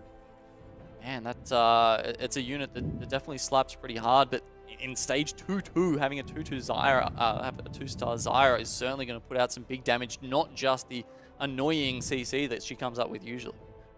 Yeah, honestly, Zyra is such a low-key broken unit this early. She just dishes out so damage, especially if people are playing backline carries, which Daytrid is not. And so it might not see quite as much, but this Hextech shielding, Still one-shotting. it's just too much for Daytrid to try and break through. And he has a really reliable Jarvan 2 to start off with as well. So really, really nice start. And he's spreading out the items as well instead of slamming, you know, possibly Gunblade, utilizing his cybernetics too. Oh, a second Malzahar on board. We did just see before, it was the Voidborn trait this time for mutants. If he does feel like going that way, seems like maybe he's not. The Caston's there in the shop and he's not taking it. But you know, yeah, look, with starting off with cybernetic, you know, you like that spread of items there. It's making you think that maybe he's going to be transitioning from that later and really just getting max value that he can early game. Then again, you've got someone like Yush here, who I believe took out the dub the first game. We can see now that it's a frontline socialite, and he's put the Gnar in there. I love the QSS slam that he's made. Probably very likely looking to play earlier. When you have a frontline socialite like that, it's very risky to play without the QSS, and he's already got that covered, which is great. And just 5-0s get off, who has a bit of a Hextech board going on. Yeah, I mean, so, yeah, when you're talking about, like, the socialite spots for Aurelia, if that is indeed where he ends up going, I mean, you know, the underdogs, does that give you any inclination of, you know, how he might want to finish that board off? To be honest, I don't think it has a very big impact. No. I'm assuming his other options weren't that great for him to be taking underdogs. Like, you know, possibly he might look to play it with like Alistar and Sivir, but I don't think that will really change the outcome of how he plays the games. Probably just, you know, when you start losing, when you start having less units than the other, it just kicks in, and that's about it. Yeah, it's only really a top tier augment when you're looking to play, you know, say a mutant board with like Cho and Alistair or something like that. As you said, maybe it was just a rough set of choices to start off with. But look, I mean, considering the amount of like 3-cost units he's got in there already, the two socialite on the board now, he's streaking into this with 3. Yush potentially looking to you know, go back to back here, or at least have a second good game. And honestly, with only 8 people getting cut off today, if you can start off the day with 2 good games, you're in a very good spot to just make it easily out to tomorrow.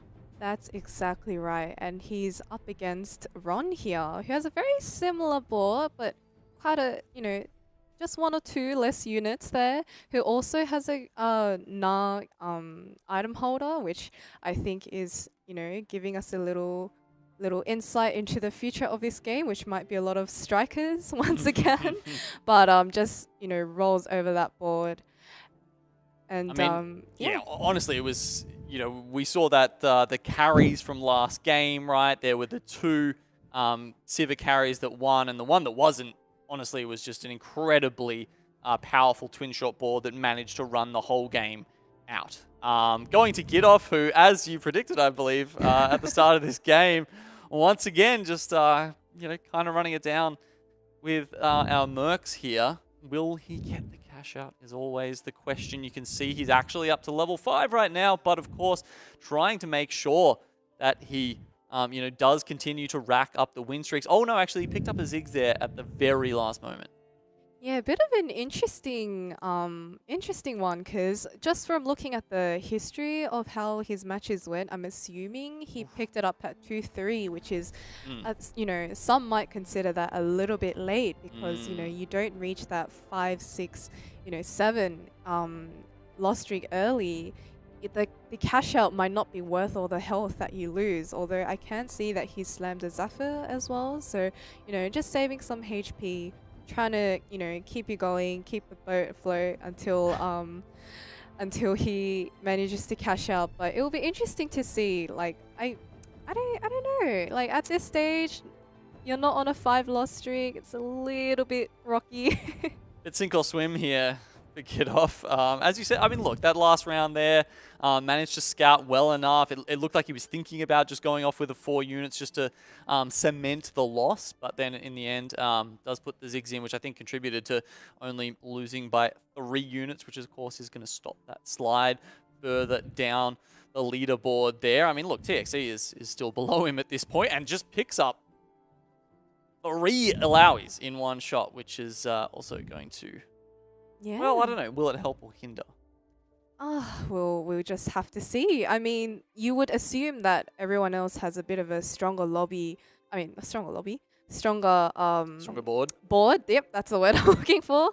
Seeing that he is the only person below him is TXC, who does have a Na True now, so probably doesn't have to worry about losing to this. I mean, winning against this board. Although he is against Dawnglade, who has a Gunblade Ari, my favorite At comp in the 3-1. game. Okay. All right. Well, Dawnglade, that's a hell of a spike for him. What do you think about the augment choice here, though? We've got a stand behind me, which is something that you don't see every day. Yeah, I think, it's probably another case he didn't have much better to pick, but I personally really like running Ari with 5 Syndicate, and when you're running 5 Syndicate, you're usually running the Darius and the Braum, so I actually don't mind it. Obviously, there are probably better choices out there, but I think it's a pretty good augment, given the choices. Yeah, and would you say that you're generally looking to run Ari in that second back line? Yeah, so I've played Position. a lot of Ari games. Yep. I've played in the second row, played her in the back row, and I feel like the most consistent one when you don't have the Victor to back you up is probably playing her back row with the Really? tankiness, waiting for her to rank. Yeah, I thought too. I thought second row was better. The second row, 'Cause you that can reaches the start back, hitting right? the back line, right? You Yeah. can get those, especially if you're like just critting out right from the start. But you limit tested it, and you're telling me it's back line or bust. I suppose you could call it limit testing, but I do feel like it is a bit more more reliable than second row, especially with all these Irelias and Sivas rampant. If you're in range, you're in trouble. And Well, we have a Yes, prismatic. we've got the prismatics coming through for our second lot here. Now we've got featherweights 3, which you would have loved to see that at say 1-4. With the kind of direction that gives you. You probably don't love to see that when it's coming through on the 3-2 augments, because by now it feels like you're either past those units that could be benefiting from it a lot, or you've kind of spent too much in one direction to really get a lot of advantage out of that. Whereas Phalanxy actually ends up going for, and we're going to see all the units start moving back, even though we've got that socialite spot just hanging out a little awkward at the front there. I am actually a little bit surprised by this choice. I thought given the socialite spot, he would, opt for the meditation. But, if you don't play socialite, it's not really a problem either. And he's not completely locked into playing a social. Like, you don't have to utilize that spot either. Na's just a good unit. He gives the striker bonus. It's okay. And Phalanx is a really great augment, and you can use it in a lot of comps as well. And back we are at Yusha's board, who is currently still 100 streaking and is against Claire, who was he the Zyra 2 player earlier? Yes, he was. And managed to continue his streak. Very, very happy with that. Yeah, well, just having a quick look around the board, I saw a couple of players picking up new recruit. Gitoff actually managed to pick up a twin shot soul. So, you know, Ooh. considering he's trying to get the cash out with that Mercs, that's probably going to help him a lot on that front.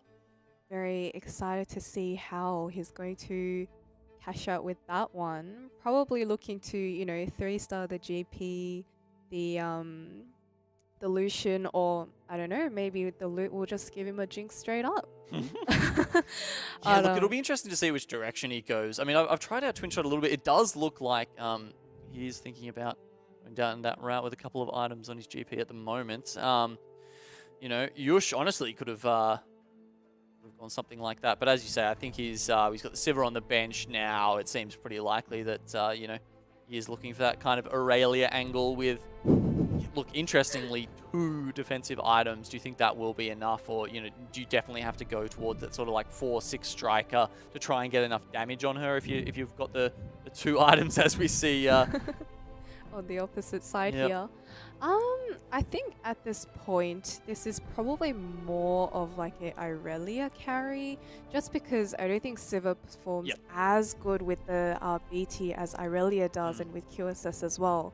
But he does have a massive HP lead that, you know, he might be able to build the board and it doesn't even matter. But it definitely is something to think about because, although he does have the handshake as well, so might be okay. But I have a bit of a feeling that he's probably going to inch towards the striker version. And now we are back at Ginoff's board, who is rolling a little bit. Doesn't have too many 2-stars at the moment. Might be greeting one more just to get a little bit more, one more loss, a little bit more of a reward. But probably will be expecting a bit of a big roll down, hitting a lot of those 2-star units.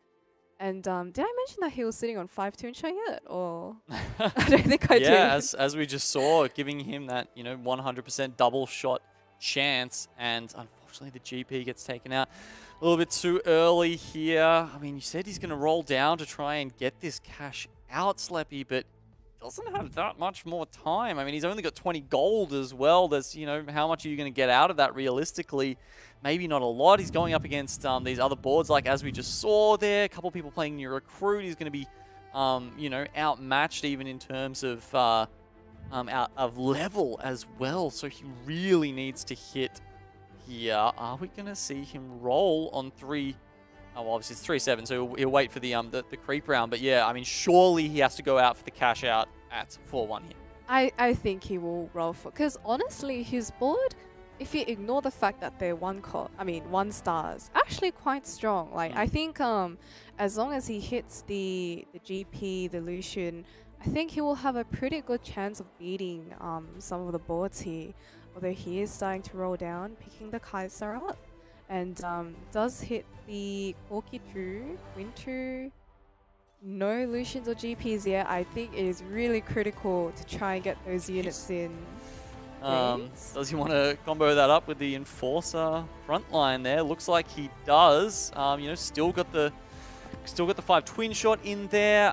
You know, with those items he picked up off the creep round, he can try and play a JG angle on the Lucian here with 24 health. He's desperately hoping this is the round he cashes out. He goes up against Slumber, who has gone for high-end shopping, so the Prismatic, you know, not probably kicking in that much just yet. And yet still Gitoff can't get the dub. He really needs these 2 stars right now. I know they say 1 HP is infinite HP, but I don't know about this one.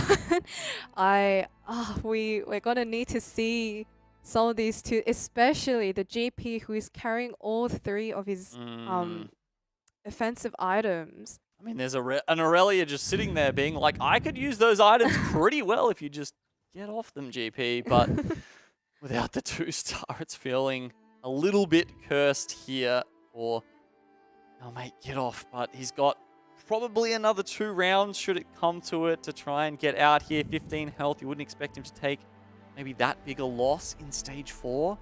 Okay, an MF2 will help. But still no GP.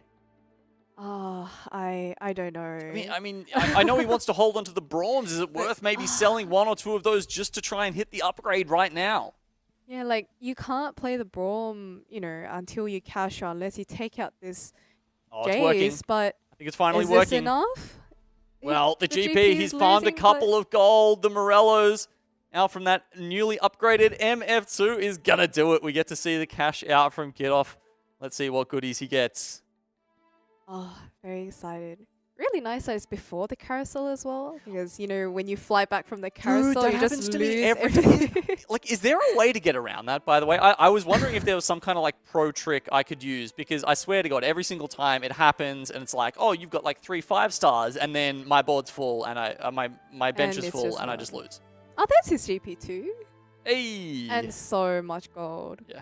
Honestly, pretty good. Considering he's on 15, like, would you just go 8 here? Or, is he going to have to try and work this out? Or considering that he's got the 5 twin shot angle, which he might also want to stick with, does he just roll down? Yeah, okay, well, Yep. looks like we're getting our answer right Yep. now. He's like, yes, I'm rolling. Level 7, you often roll with that when you're looking for that kind of twin shot comp, right? Not what we saw last game, but that was, I think, only because KMP was so far ahead at that point Yeah. that he could just go to 8 and then 9. Yeah, for sure. I think he is doing the right thing here, because even with the cash out, he's not like he's strong, but he's probably not strong enough to go to 8 and just, sit with no gold. He probably does have to find these upgrades. And yes. You're almost like never without gold, though, in this composition, as we just That is saw. true. I mean, the GP doesn't even have the Bloodthirster on him, so he's playing the Shroud, not the Shroud, the Quicksilver instead as that kind of defensive item. So he's putting out a lot of damage, and it's like you can almost afford to roll down, because as long as you hit and stay alive, you're going to farm that money up so quickly again. Exactly, and love the little weave mechanic that he showed us there, picking up the bow, which I think he had a spare rod on the Lucian, so might be a Winsus, or maybe he'll opt for a tank item with Titans or ZZ Rod. All options I think are really nice.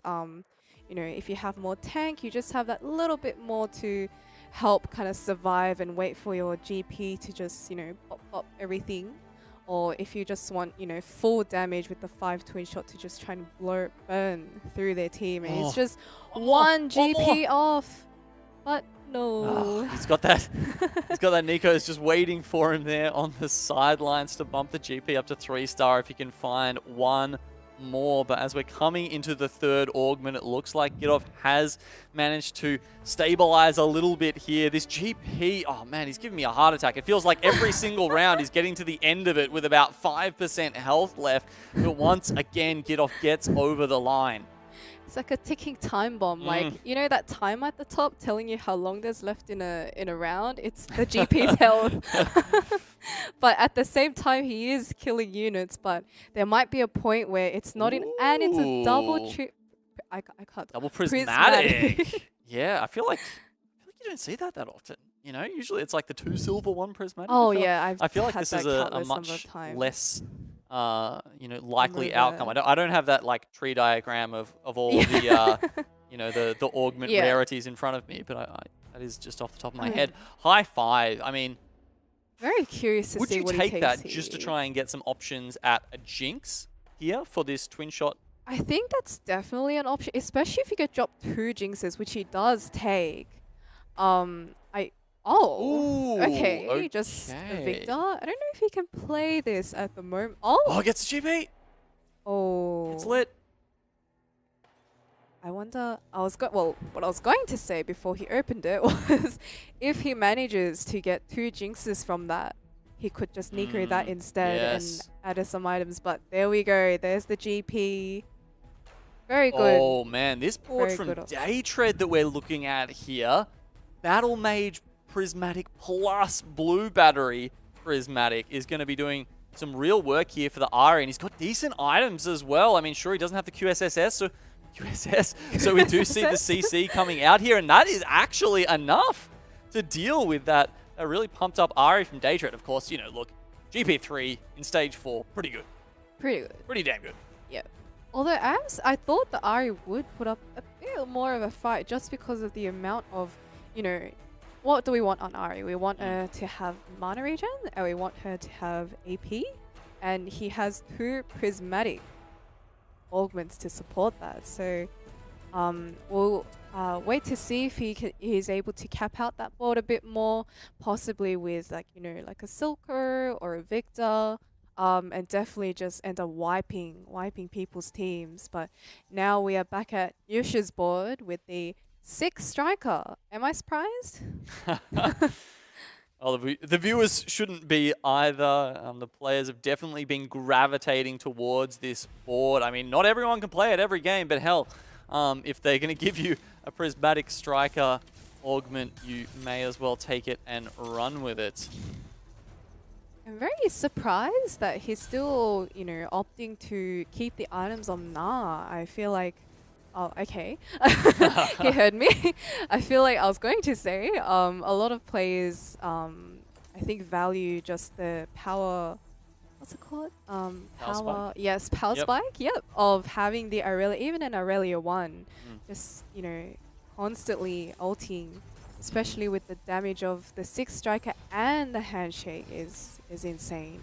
But he's up against Gidoff here, who... Good, so that Aurelia just kind of needs to dodge the GP, but a couple of good ults actually are going to allow him to punch through and Gidoff not liking that at all. Down to 2 health now and at risk of dropping out far too early from this lobby. But the damage from 6 striker is just immense here.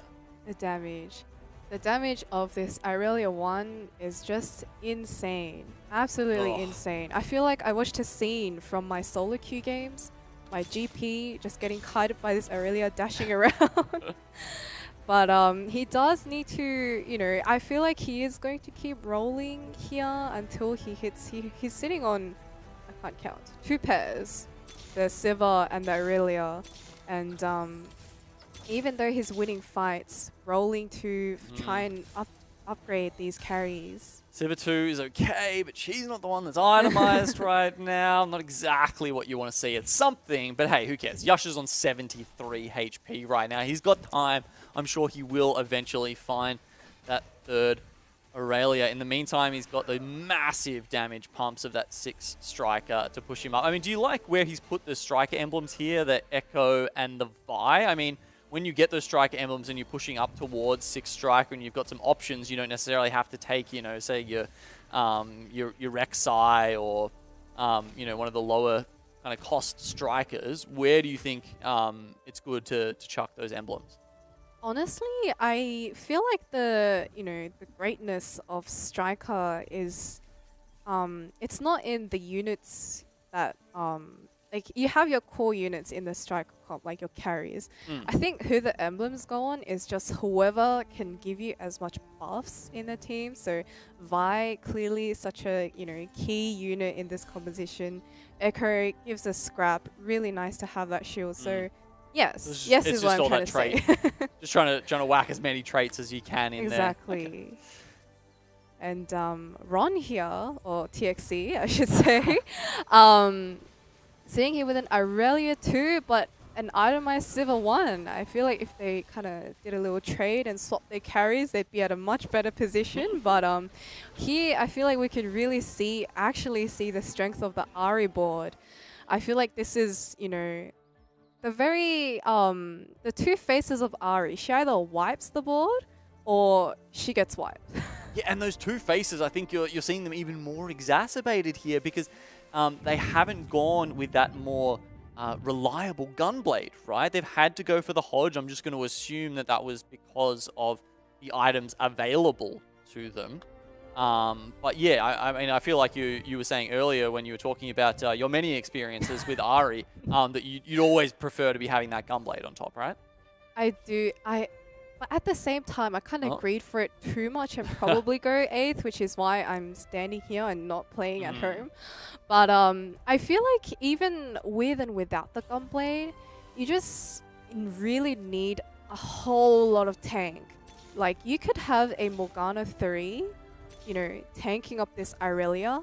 But if the fight RNG doesn't go your way and they're really capped, they can still melt through that really easily. So it just, you know, really depends. We have a few Ari players here actually, and in, you know, specifically to the Battle Mage one, it's just hard to say because they have to put their Ari in such a vulnerable spot against all these Irelias, and you know. Does she really have the damage to kill the Aurelia before she heals? It's very kind of up in bit the air hard. right now. Look, I don't know what Mort was thinking, frankly, by putting 2 sniper emblems on that carousel, because we've got no sniper players in the lobby. Essentially, we've got, as you said, there's a couple of RE players, 3 striker players currently. Get off one out first, so just completely gone. And then there's an Arcanist sort of deal as well going on. Oh, actually, there's some Scholar happening as well, where we've got Renata and Victor to carry. working together, which is nice. But yeah, look, TXE here. He's managed to find that Aurelia too, as you said. You know, perhaps not the best user of it, this is considering such where he's a- stacked all of his items there, and the Sivar just sitting on that 1 star at the moment. This is such a rough spot.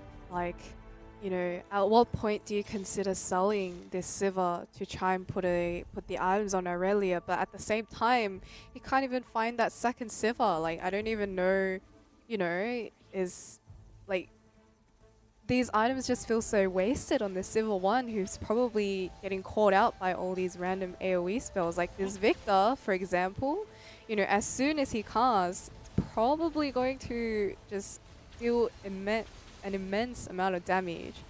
Well, when Unless- he finally does, sure, look, there's a fair bit of damage, but he can't hit everything. And, 1 HP, the Jace going to take the dub there. I mean, yeah, look, there's no mana generation items on the Victor. It's not great, but that said, he's currently running at 4 Scholar. Yeah, it just wasn't enough, and they were just able to heal through all that. And we're over here to Slumber's board. A bit of a, is that a bit of a twin shot Arcanist Yordle board? Actually, this is Wild. actually a bit of a, not popular, but I've heard the OCE people talking about this board. The OCE special.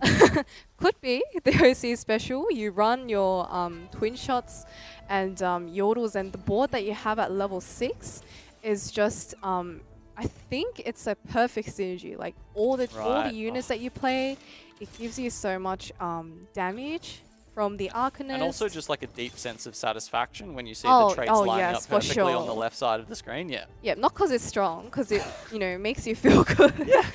And So that's why we play TFT. Yeah. Of course. And yeah, and obviously it's brought him to this Victor 2 Vex 3 board with Silco 2 as well. He has nothing left to roll for. Oh, Jinx, sorry, Jinx. I Yeah, missed maybe that a one. Jinx too. But like, yeah, do You know, you feel like maybe. this board is that capped out? I mean, you know, you're still running a Ziggs at stage 6. Is that exactly what you want to see? I mean, the Vex, he's got the Vex 3, so it's not like he even needs really the eco or those chances to try and roll those extra Yordles. And as you can see, getting kind of slapped around here by Yash, who's still sitting on top of the lobby.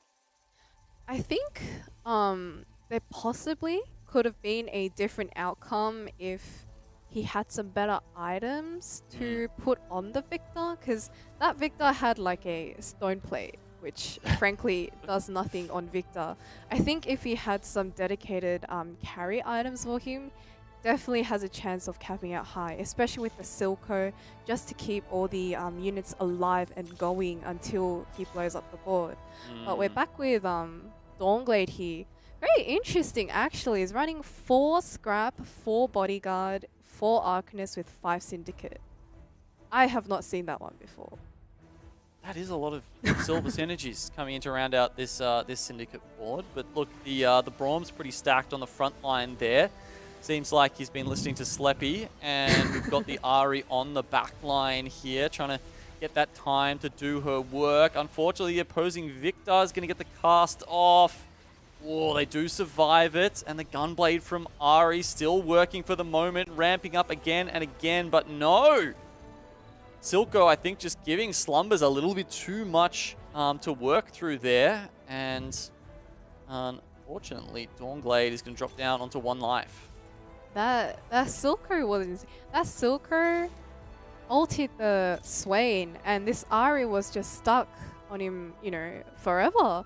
Like, some people say that Silco, you know, sometimes you don't know if you should add him because technically he kills your team sometimes, but I feel like that. I feel like yeah, that's all he ever does to me, frankly. But yeah, really. how do you know when he does or not? I still haven't worked it out. But in that round, he was obviously just, you know, holding this little charm in front of the Ari, like, hello, distracting her the whole fight. But, it's kind of like the your Silco versus their Silco kind of thing, just like exactly. you know, like a Yasuo on the yes, Rift, yes. that kind of vibe. Every time. Well, Yep. the Ari, see, actually doing so much damage and healing herself up quite a lot, but once again, just too many Silcoed units to get through there, and where it looks like we're about to get our top 4 decided for this lobby. Dawnglade just scraping through into that as TXE goes out, and we get our 5th carousel. Can we just mention that the top 3 all have 3s in their scores? Sorry, just looks cool. But anyway, Daytrip picking up the Zephyr there. Very, very... It's always very nice to see a Zephyr or a Shroud, you know, at this late game, at this late game, especially if you're a high elo player that can utilize it very well. And, you know, just maybe it's enough to Zephyr the front line that Ari might get stuck on and just try and kill the other units, especially like the backline carries that you do have to go for if you're playing this second line Ari. He is on 1 health though, is going to be quite hard, but it's just scouting around to see who he can Zephyr. And he's actually up against the other Ari player. I think the back line gets a 2-star Zyra. Not exactly what you want to see. I mean, sure, a lot of his teammates are stacked up on just those 2 lines, trying to use his battle mage buff here. But there's so much CC coming through from Dawnglade. Can Daytread wait that out and get through? It looks like it. It's Ari versus Ari. It might just be which one blooms first here with the orbs. Does manage to survive it and wins the mirror matchup. Wow. That was... I think in that mirror, they both had really good items. Like, you know, one could even argue that Dawnglade had like the BIS items, but the augments on Daytrip is just insane. And it just overpowered him, like, in the end. Yeah, we're seeing this Ari get CC'd a lot, right? I mean, how do you think QSS works as an item on Ari? I mean, sure, maybe he wouldn't have been able to sort of get that in there, considering Battle Mage was that 3-2 augment that he had to pick up. But ideally, if you saw that and you're like, okay, I'm going to play a second from frontline Ari, would you be thinking about the QSS? I think with Ari, I think that she just needs all of those... Oh my gosh, she just blew him up. But I think she just needs all 3 items to be, you know, mana or AP. And healing, of course. I think you need one of each. I think QSS, you know, you can kind of argue that it's, you know, like a really, really fake blue buff because she's attacking more. But I think that... I don't think she'll deal enough damage with the QSS. I think she really needs those offensive items to get her running. And he is offered a Sunfire here. Not the best, but, you know, it's another bell, another tank. Can't really go. In stage 7. And he has one already too, actually. Interestingly enough, I mean, you know, we've still got 3 players alive in stage 7, which I feel like is... perhaps a little bit unusual. Daytread is just trying to eke it out with this Ari. He's won a couple in a row now, and he kind of has to stay alive here. Now that we're up to stage 7, I think it's... what is the minimum player damage on that? Is it 15 or is it... I'm looking over at the rest of the studio trying to help me out here, but they're completely ignoring me. All right, well, it's a fair bit either way. And I think, you know, Slumbers and Daytread certainly looking, it's very shaky right now if they can't take out the dubs. All right, can this Ari finally work out how to beat the Silco? It doesn't look like Daytread's gonna do it. So he's out, and then Slumbers as well. So we're gonna get Yush coming out from on top there. He was at about 70 health when we were sort of quite a few stages through here, and he's managed to take out the win. Yeah, like what I feel like I know we were harping on about there's going to be a lot of striker players, but that actually had a lot of Ari and twin shot with the Arcanist, which I think is not really like the classical twin shot board that we see as well. So really nice to see all these kind of different-ish, innovative comms. Personally, I was a little bit impressed by the scrap board, Yeah. I'd assume, you're not fully ecstatic for Scrap Soul when you're playing Ari, but, he made it work, included the Ziggs, and, it's just really nice seeing, different comms. Well, especially when it's a prismatic augment, right? Yeah. I mean, it's you're there at 4-6, you're really hoping for that big boost to the power of your team, and you get offered Scrap Soul. It's not exactly what's gonna push you up into first place, right? But look, they tried to make it work. Fantastic effort there from Yush, and I think that might have been a second victory from him in a row. So why don't we see what Ducky and Frosty have to say about our second game here? Well, yes, that is correct. It is Yush going back to back to kick us off here, Frosty, at the TFT Gizmos and Gadgets OCE Regional Finals. And look, it was a bit of talk about Ari that game, but in reality, how good is Strikers? Strikers is, I'm gonna look at my little sheet here. I drew something up here a little bit earlier. Striker strong. That is the eloquent way that I've put it here. Striker is very good right about now, Ducky. I think Ari definitely very strong, flexible AP items there. Really needs everything going for it. Even the talk of, having these perfect Ari items and everything in there still came up a little bit short. The Irelia was just Ireliaing a little bit too much for it. I mean, when you look at it, he got the Stan United 3, which, by the way, give me a solid handshake for the handshakeage right there. So Stan United 3 had the 9 trades active at the end. That's 45 AD. Had the 6 striker. That's 165 AD across the board on that Irelia. Like, the Irelia doesn't need damage items at that point outside the IE and Last Whisper. Like, you can, even just one or the other, like, you can itemize so defensively to make sure that the Irelia lives at that point. Absolutely. Now, I just want to pivot the conversation here a little bit because we were spectating Get Off a lot throughout that lobby there. Picked up that early 5 twin shot, and we were commenting on just how powerful it was that Get Off had managed to pick this up. It was one of those big highlight things. Ended up going 8th. I mean, I think I would have liked to have seen the win streak maybe pulled out. Like, he definitely bled a little bit too much HP.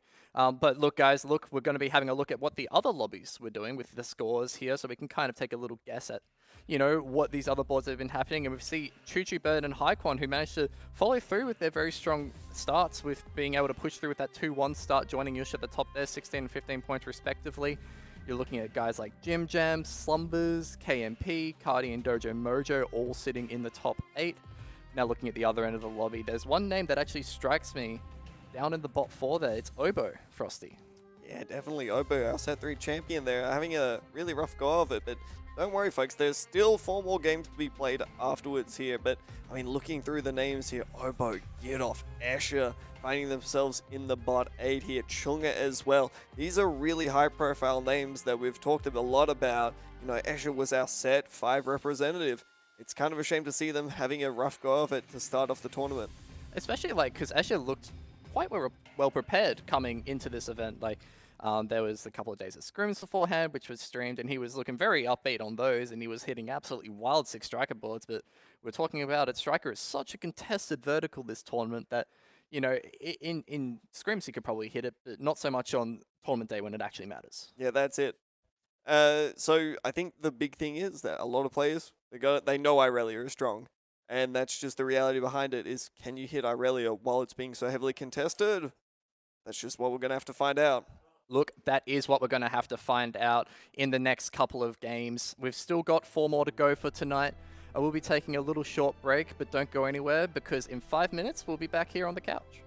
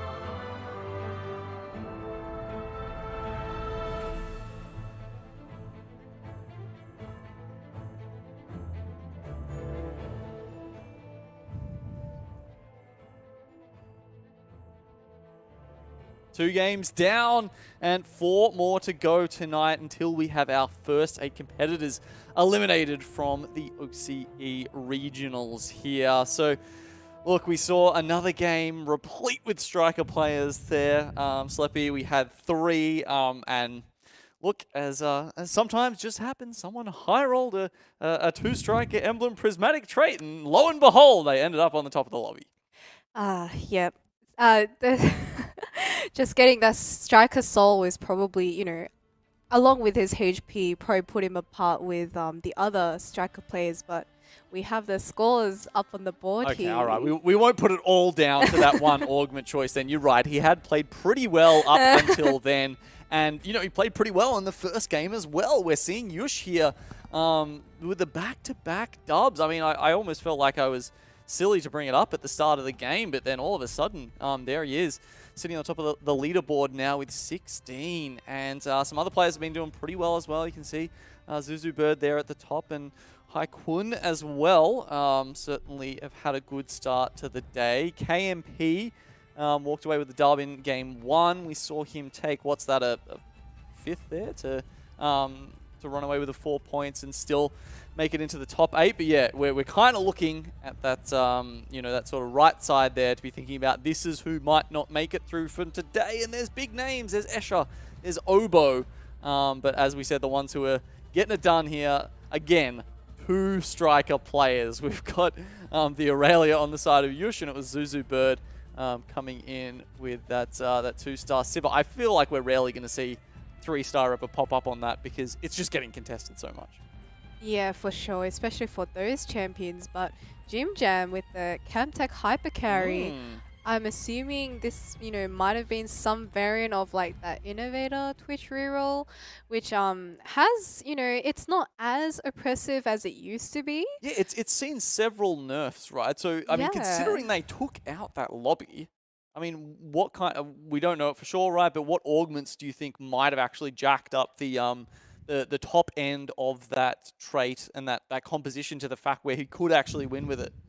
That is such a hard question. Why would you do? No, I think my one guess is probably Chemtech Unity. Okay. You know, you just run the 3 Chemtechs, but within, you know, level 5, 6, you have that, you know, spread of the orbit. I don't know. Yeah, no, look, no clue.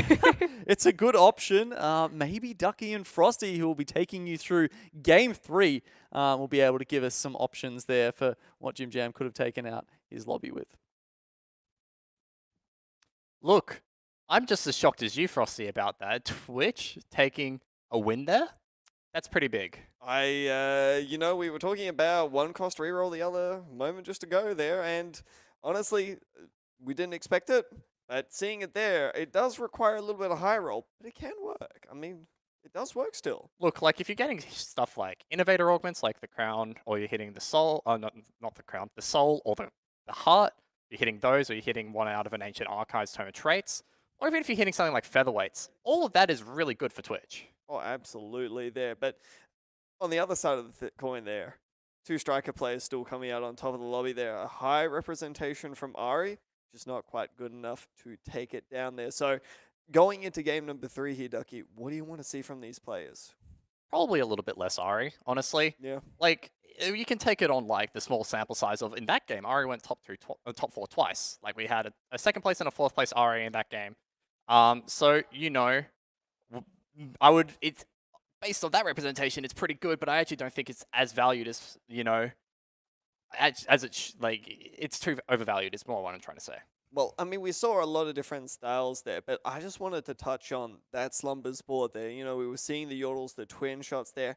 Not something that we typically see all too often, especially since we usually see players try to trend more into one side or the other there. You more, you know, either you go fully into the yordles there if you're going to try to go for something like the So Small yordle trait, you know, more twin shots. We saw Gidoff trying to do that. Not a great success there, unfortunately, but still, to try to see a combination of that and to have such a high placement there, I mean, I got to give some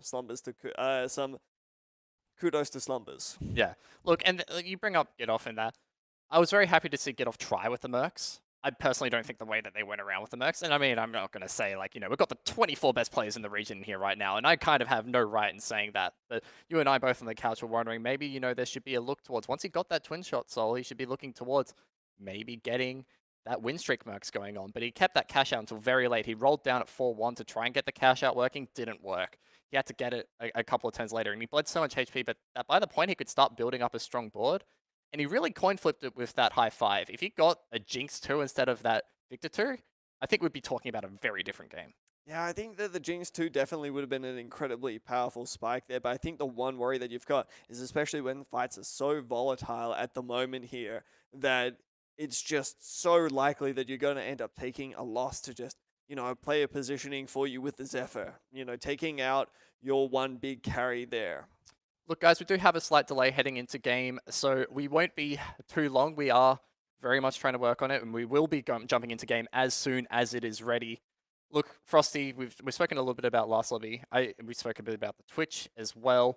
I want to talk about the leaderboard a little bit more. So we saw in that bottom half, it almost could have looked like a top half lobby when you've got names like Chunga and Escher down there. Yeah, absolutely there. But, we're not going to make you wait any longer here. We're going to go to the other half of the lobby there. These are the top players right about now that we are spectating the top 8 here. We're going to start off with Yush here, who, we haven't really talked a whole lot about. Yush has been one of those really strong players in the Challenger Series in the mid-set there, but hasn't quite gotten a win under their belt quite yet, Ducky. So with a strong start like this and what seems to be a really solid understanding of the meta, I think that this is perhaps one of Yush's perhaps chances to take the tournament. All I'm seeing is a Twitch with a sword. I just want to see him force Twitch reroll right now, obviously. Just go in! It's my preferred comp. I love that comp in ranked.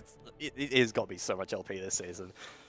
Still okay, as we saw. Jim Jam managed to make it work last game. Does pick up a Twitch show. He's got the Twitch pair right now. He's got the Ezreal as well, so... Ezreal pair as a matter of fact, so... I was actually slightly jesting at the start there, but, as it goes on, 1-4 Augment will probably decide it, but it's looking potential. Yeah, I was going to say, I'm not going to shut you down there. I'm going to say that there is a chance, right? There's a sword there. You really want to be seeing something like perhaps, I don't know, a glove there to try to really consolidate that. But for the time being here, it's really going to come down to those augments. That's where the power is from Twitch. There's a smoke bomb there. But there's also a mercenary crest as well. And Phalanx, while perhaps not the strongest thing here, is definitely one of the overall more solid choices here, and this will be a really good look in, Ducky, to see exactly how does Yush want to play out this game. Does he want to play it safe? It looks like the answer is yes. I mean, Phalanx has become one of those augments that is akin to makeshift armor in set 6, where makeshift armor was the best in terms of top 4 percentage, in terms of amount of times it was picked. It was just such a good all-round strong augment. That's because the defensive stats that you can give units without items was very strong. Phalanx means you can give it to everyone in your backline, so it's still very powerful. And yes, it is less with Phalanx 2 compared to the makeshift armor 2. I'm pretty sure it's 35 versus 55, but it is still an insane amount of power.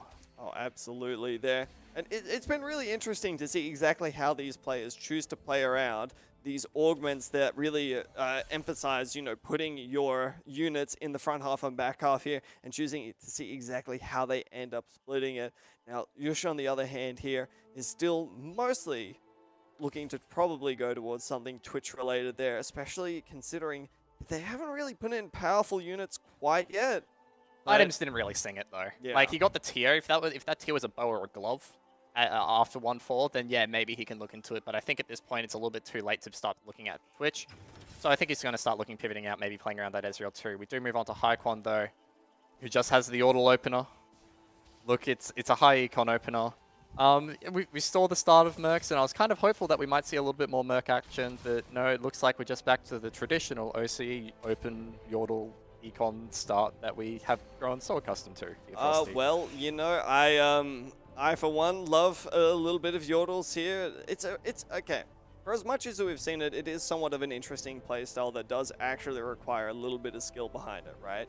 You do lose a lot of health from this early, especially if these lobbies are playing as aggressively as they are. You taking 8 health per turn here in the early game, that starts to add up extraordinarily quickly.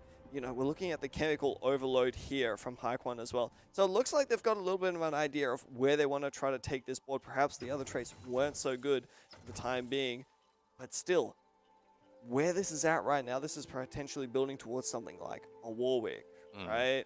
I can't really see anything else, you know, not Renata's not really anything that you would go for, and there's no Twitches here, so definitely not going to be seeing something like that, that's for sure. The items are okay for Warwick. Like, he's got his Zeeks on bench that he could potentially slam, or maybe he can save the sword for something else. He's got the glove as well. Warwick very much loves those glove items. He can make use of a couple of them. QSS probably being a very high priority item just to make sure it stops the CC. We'll have to take a little bit of a scout around to maybe see where the Socialite Hex is, but I do have to tend to agree that if he is taking the chemical overload and he is holding units like this Camille and Zach on bench, it is very hard to justify playing anything else. And look, he missed the Camille too at the start there, but now he has it now. Bio-leeching. We're not seeing Mute in this game. We are not seeing Mute in this game. Absolutely not. Bio-leeching, perhaps one of the weakest, if not the weakest of the bunch. I would here. say weakest. Yeah. I'd say it's the Yeah. worst now. And it's so funny because we were talking about it in set 6, whereas like Bio-leeching was actually a pretty good option, but now it's just the worst. Well, it just goes to show you just how strong everything has gone with 7 Mutant at this point, right? When you've got all these options. I think that, unfortunately, Bio-leeching kind of got the short end of the stick, especially when healing is so strong. We've moved over to Kade, who has got also, if you guessed it, folks, another 3 Yordle opener here. What a big shocker. Bit more of a flexible start here, though. Does have the flanks, like, you know, we're talking about that being so strong. He does have a Warwick too, though, which is very much what Haikwan would want to by now with that chemical overload, and, you know, he's absolutely getting torn to shreds by it. You know, it is very much just Haikwan has the one unit that is important, whereas, Cardi has the one unit that is important, while Haikwan is holding on to literally all the fodder. But look at the Kade's items right there. Sword, glove, bow. Those are really good flexible items for any AD board here. So honestly, I think Kade is probably going to wait to carousel here to see exactly what they're picking up. They're picking up a cloak here, so the potential for BT in there with a Last Whisper. I gotta say, I kind of want to see Kade slam it. I see a Warwick 2 in there as well. I want to see a little bit of power, especially if you can't end up making 20 on 2-5 here. I want to see him try to push for a little bit more of a win streak, even after taking a little bit of loss there. Because the board that you've got right now, especially with hitting the Ziggs 2, is not necessarily that weak. Yeah, look, I'm also thinking, like, it could potentially just be a QSS angle. Like, we've seen the value of QSS so far tonight. Where QSS, especially if you don't have it, leads to some very terrible board states where you're getting an Irelia that's being CC'd to death. But we are seeing the BT and the Last Whisper slammed, as you said. We do move over to Jim Jam now, though, rocking 100 health with a very strong 4 Arcanist, 3 Debonair board. And look, it's so much AP happening here, both between the Arcanist buffs and because of Debonair's vertical. I mean, to me, this is crazy, right? You know, we've seen Arcanist be somewhat of a niche board, right? We've seen a little bit of Malzahar have a little bit of success. We've seen a lot of Ari.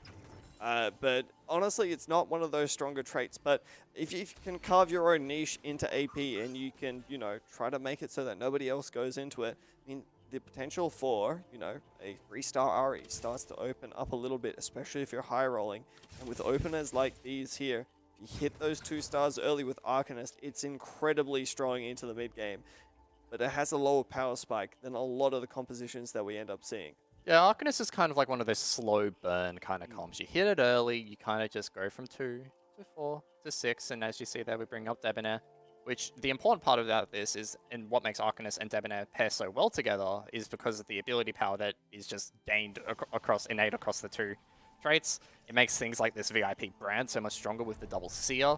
It's got the Melanomicon to apply the heal cut, which again duplicates because it's the VIP bonus allows him to throw 2 of the seers, which makes it doubly as effective.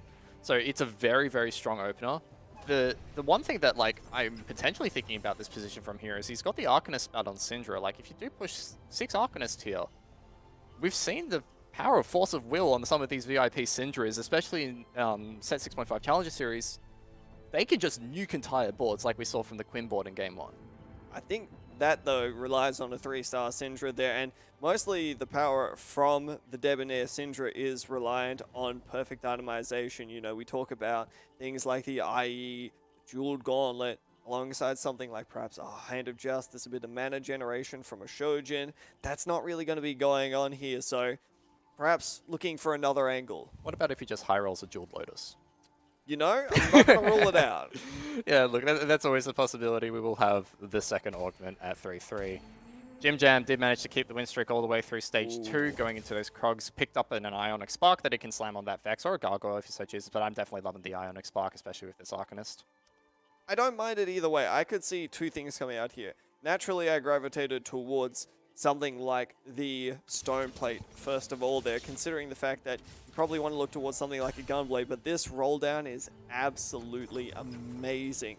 This is exactly what Jim Jam wanted to hit here. A 2-star Vex this early on in the game is so tanky. It's incredibly hard to deal with.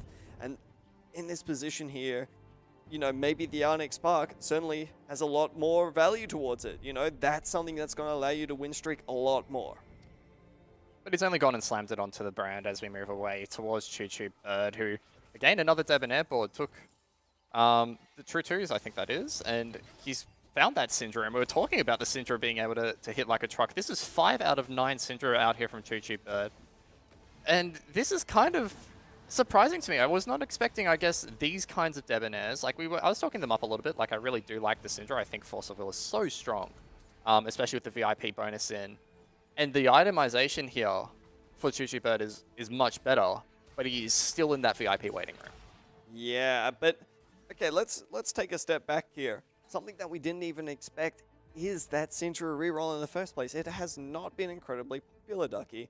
And, you know, there's a lot of reasons for that. It can be a little bit inconsistent, you know, Syndra grabbing a unit that's about to die there can mean that you lose a lot of effective DPS, but I do think it is one of those things that is incredibly powerful. But as you look on the side of the screen here, Yush's hit a Twitch 3 at 3-2 at this point of the game here, and that is an absolutely insane power spike, Ducky.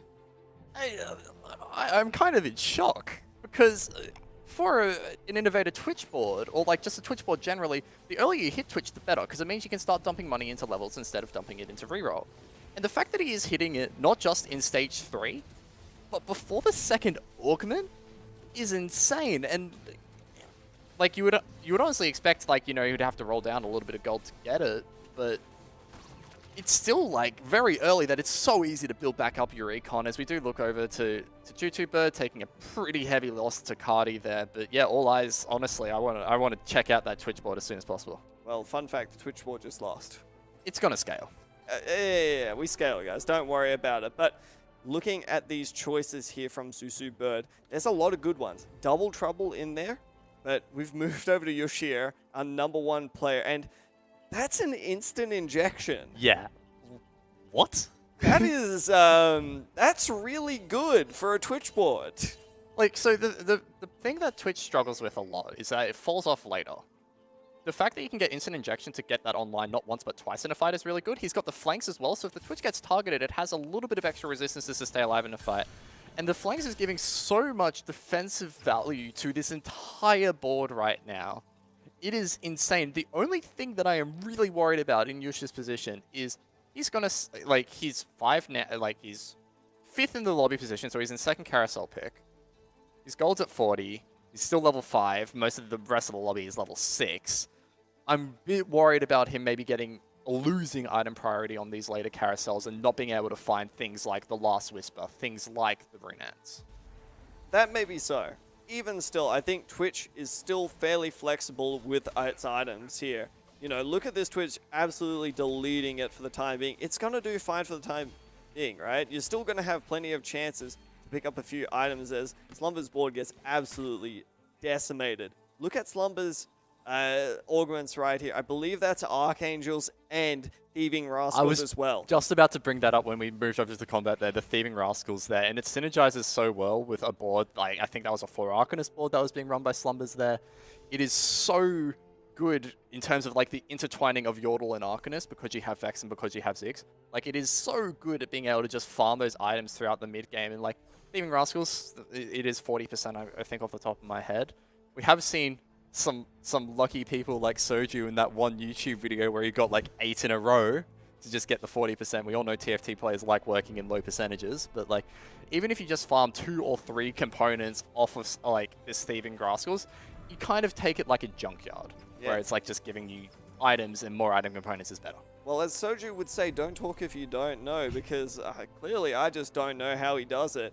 But Slumbers here is definitely trying to go for perhaps a little bit more of a standard board. We're seeing more of these twin shots coming through here. You know, perhaps just trying to play this as more of a mid-game power spike. But, I mean, knowing Slumbers, there is definitely the chance that he could continue to play this until level 8. What really hurts him the most here is having a Vex 1. You know, he slammed down a ZZ Rot and a Shroud here. Gets a nice Shroud onto Jim Jam, but I gotta say, don't love his chances in this combat. Yeah, look, the Vex 1 doesn't nearly have as much sustain as the Vex 2 here, as we're seeing from Jim Jam, who is pushed to level 7 at 3-5, and is just so strong, and that Zyro cast was huge. And by the way, he has managed to pick up a second Arcanist spat, so we might be on the cards for an 8 Arcanist game here, Frosty.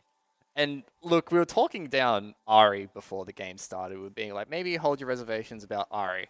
But I don't think we need to necessarily hold our reservations about some of these Arcanist boards, especially when you're hitting 2 Arcanist spats on 2 Scholars. Hear me out. If in these positions here, what is actually better? Ari is definitely really strong when it comes to more tanky boards, right? You give Ari the time to really ramp up. In the case of an 8 Arcanist board, however, I'll argue something like a Malzahar would probably suit it a lot better, simply because it just allows you to absolutely tear through these boards a lot more consistently and doesn't necessarily rely on the Ari staying alive or the Malzahar staying alive, because it will just tear up everything while it's dead. Yeah, I think another important point to bring up here as we probably close off talking about the Arcanist boards is, it's great when you have an Arcanist board in isolation, but I do fear for some of the players getting choked out by not being able to hit those higher upgrade Arcanists. And the good advantage of that is if you have Arcanist spats, those units are typically less contested. Like the Syndra will be less contested, the Zyra will be definitely less contested, considering Syndicate nor Scholar really sees much play. So I feel like those kinds of units for Jim Jam is really good specifically because it can get Arcanist power through different ways and star levels on different units. The rest of Arcanist is a little bit sketchy in terms of the amount of crossover, not just within Arcanist comps, but also how units like Vex are also leached by other comps. Yeah, and this is the linchpin of the Arcanist comp right here. The blue buff goes on many of the main carries here, as you can see. Just allows for really rapid casts, which is kind of what it wants to be doing more often than not. Gotta say though, a lot of these items that we're seeing here, you know, potential for redemption is Zeke's, Shojin. We're already seeing mana items come out here. This is not really what KNP wants to be seeing out of these item choices. He did just see what he wanted to see in a shop though, and that's an RA to push into 6 Arcanists when he so chooses, probably looking at maybe a level 8 at that point. Is slamming a couple redemption, very nice slam, and I do like the kind of Ionic Spark to cover a little bit of the DPS gap here that's being seen by just this. Oh, and he does actually dump all the money into levels. This is a very early level 8, 4-1. But look, he's come up against the board of Yush here, and you know, even with this level, this is still a scary board, as this Twitch is going to do absolutely massive damage to the backline, tearing through the shields of KNP's board. And this is just a power spike that Yush has managed to hit. This is the power spike that Twitch has, and look, the backline has been decimated. The brand goes to work though on the other hand, and it's torn up Yush's board. And even with the Twitch 3, KNP still comes out on top. Yeah, look, Yush is just crying after that. Pretty sure. Like, I don't know what else you can really do. I'm getting a little emotional myself. Yeah? Yeah. You need a tissue? No. No? No, I'm good. Okay. Like, Yush is still in the waiting room for those better Twitch items. Like, Twitch really relies on getting one of those IE or Last Whisper pairs because of the shred that he needs, all the raw damage, something like Deathblade doesn't really cut it. We do move over to Hycon right now, who's picked up the Featherweights too to go alongside this chemical overload 3-star Warwick. And that is very scary because obviously Featherweight's more attacks equals more healing on this Warwick, and those are 2 very nice Warwick items. I think the big problem that the Twitch board falls under is that even though we see Hyquan with this stacked board go down here, I think the big problem that the Twitch board falls under there is that it is so reliant on this Twitch for damage that if it does end up getting turned on there, that it's just purely not enough. You just don't have enough fuel to get through the rest of the fight. And even though you may have the strong board, we see a lot of players starting to focus on not getting these 3-star units, which means that the units that you're playing, the 1-star units, they go down so quickly, Ducky. Yeah, and like, you know, it's not necessarily going to be a case of like not even the Organs can save you at that point in terms of like having the flanks in. But, you know, I'm not too concerned about Yushi's position right now. He's still top half of the lobby, and you're looking at the bottom 5 players here. The HP is between 27 and 39. Yushi still has a very comfortable buffer at 62. Has a lot of room to grow in that Innovator board. We are seeing a little bit of a change up here from Haekwon, who puts in the Rek'Sai 2 to get into Bruiser. Does drop off to the 3 Chemtech. Wasn't necessarily at 5 yet, but I don't know. With the chemical overload, you do kind of want to be pushing that Chemtech vertical a little bit more, no, Frosty? Yeah, it's a hard choice to make, right? Because I feel like without the upgrades on these Chemtech units, you are sort of just playing them for the fact that you get a slightly better Chemtech. But I think the most important part from the Chemtech for this composition here is just getting that damage reduction down, which is flat over every single stage. Haekwon showing that to good effect against Dojo Mojo. They're tearing through the board. I think there is like a little bit, like on second thought, there's maybe a little bit of merit to the Rek'Sai, especially with the featherweights. Having the extra attack speed on the Rek'Sai is not that bad, but like that's not necessarily a Rek'Sai carry. And I'm trying to think of how that board transitions out of stage 4 into stage 5 and 6, and it definitely doesn't revolve around the Rek'Sai. As we do have a little bit of a pause here, guys. At the carousel, no less. So, you know, players can take a little bit of a breather as they try to decide the items. We can take a little bit of a breather, I guess, and try and digest what we have seen so far. Breathe out. Breathe out. Off stream a little bit, I did want to talk about one player's board, and was Juju Bird. Yeah. Where he had the Syndra early, and we were talking about having that three-star carry VIP Syndra.